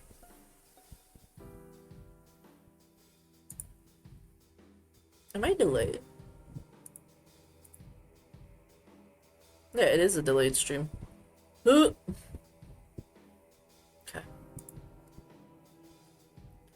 Pay personnel promise of trouble. You gain 4 dice and 1 XP. The city sides offers no applause, but it knows you've earned this. Neon burns, shadows bite. Oh, look at that! Hell yeah! Oh, hell yeah! Welcome back to the gutter, Detective. You know these streets better than your own reflection, but let's see if you still got the chops. Wasad, hold right-click drag to glide the map around. Exploring locations. Double-click for hyper-skate mode? Yes, his boots have illegal mods. No, don't ask. Open glow spots with icons, cyber breadcrumbs. Got it. City's alive and it's hungry. Dance with it or get eaten.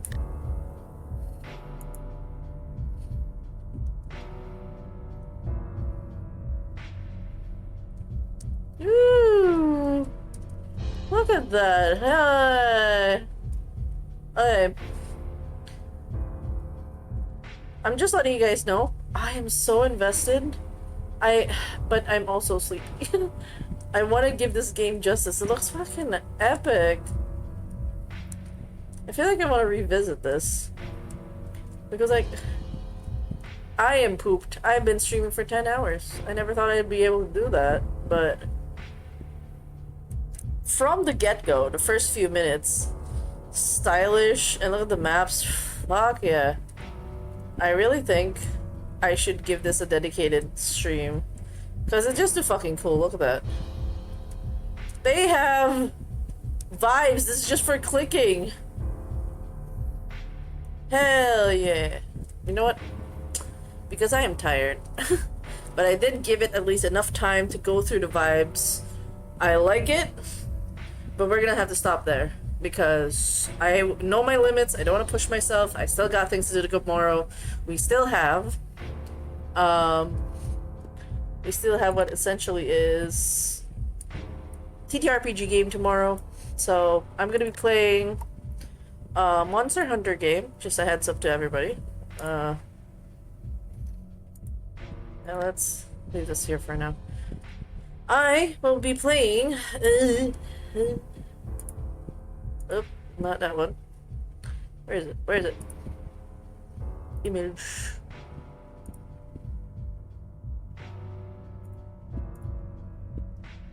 Yes. Oh god. I'll be playing at 2 p.m. GMT plus 8. Flavor Saviors by Wilderfeast. It is You Are What You Eat. It's basically Monster Hunter, the TTRPG. We're playing that tomorrow. I'm excited. I want to be rested. It's gonna be less than 12 hours before the game, so at least I gave the game at least 10 minutes of my time. It was an extra game that was thrown in. It's so pretty. Get to rest soon. Exactly.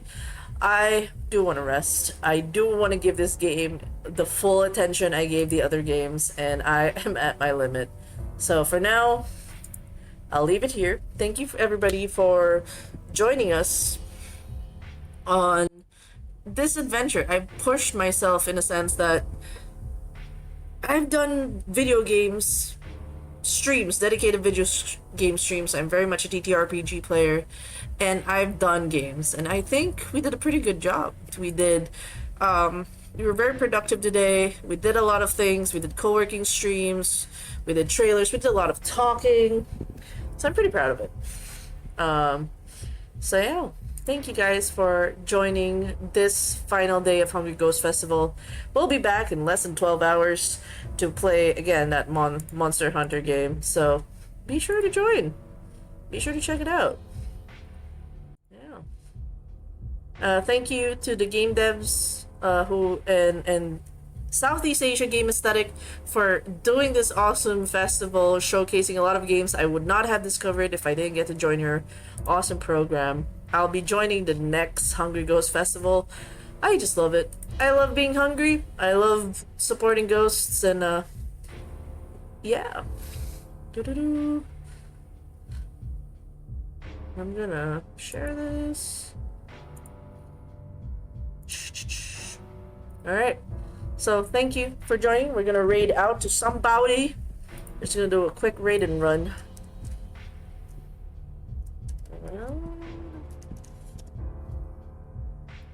We're just gonna vibe to the music of Celestial Return. But the vibes itself, the dice, I am team Anger Issues and Perception. I think those are my two favorites.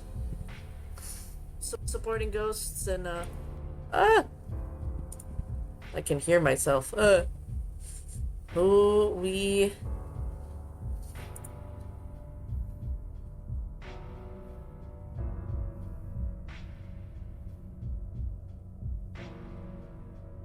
Oh, someone's doing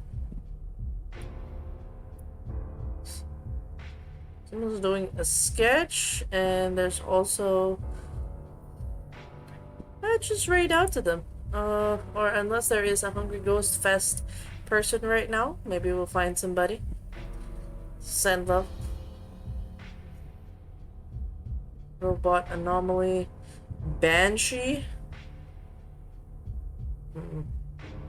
Subathon, Freddy and Ghosts. Show on my channel. Okay.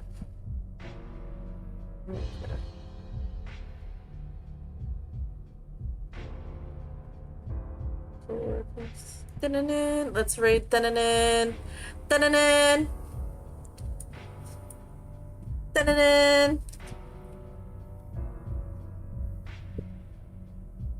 They're doing co-working, so let's go. It was a pleasure catching your stream, and always lovely seeing you, Denma. Thank you. I appreciate you hanging out. Let's support Denanin. And then our raid message is Hala Mumu.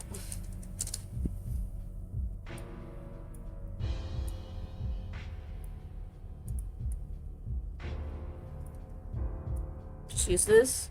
Hala Mumu is like, oh no, it goes. There you go.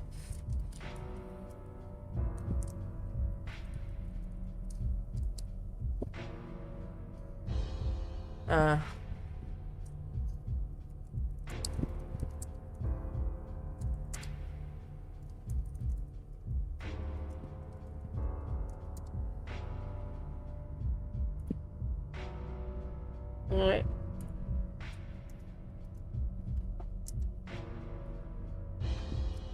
Alright, I use this as we raid Tinanin, who is doing game dev prep, and they were actually raided me before.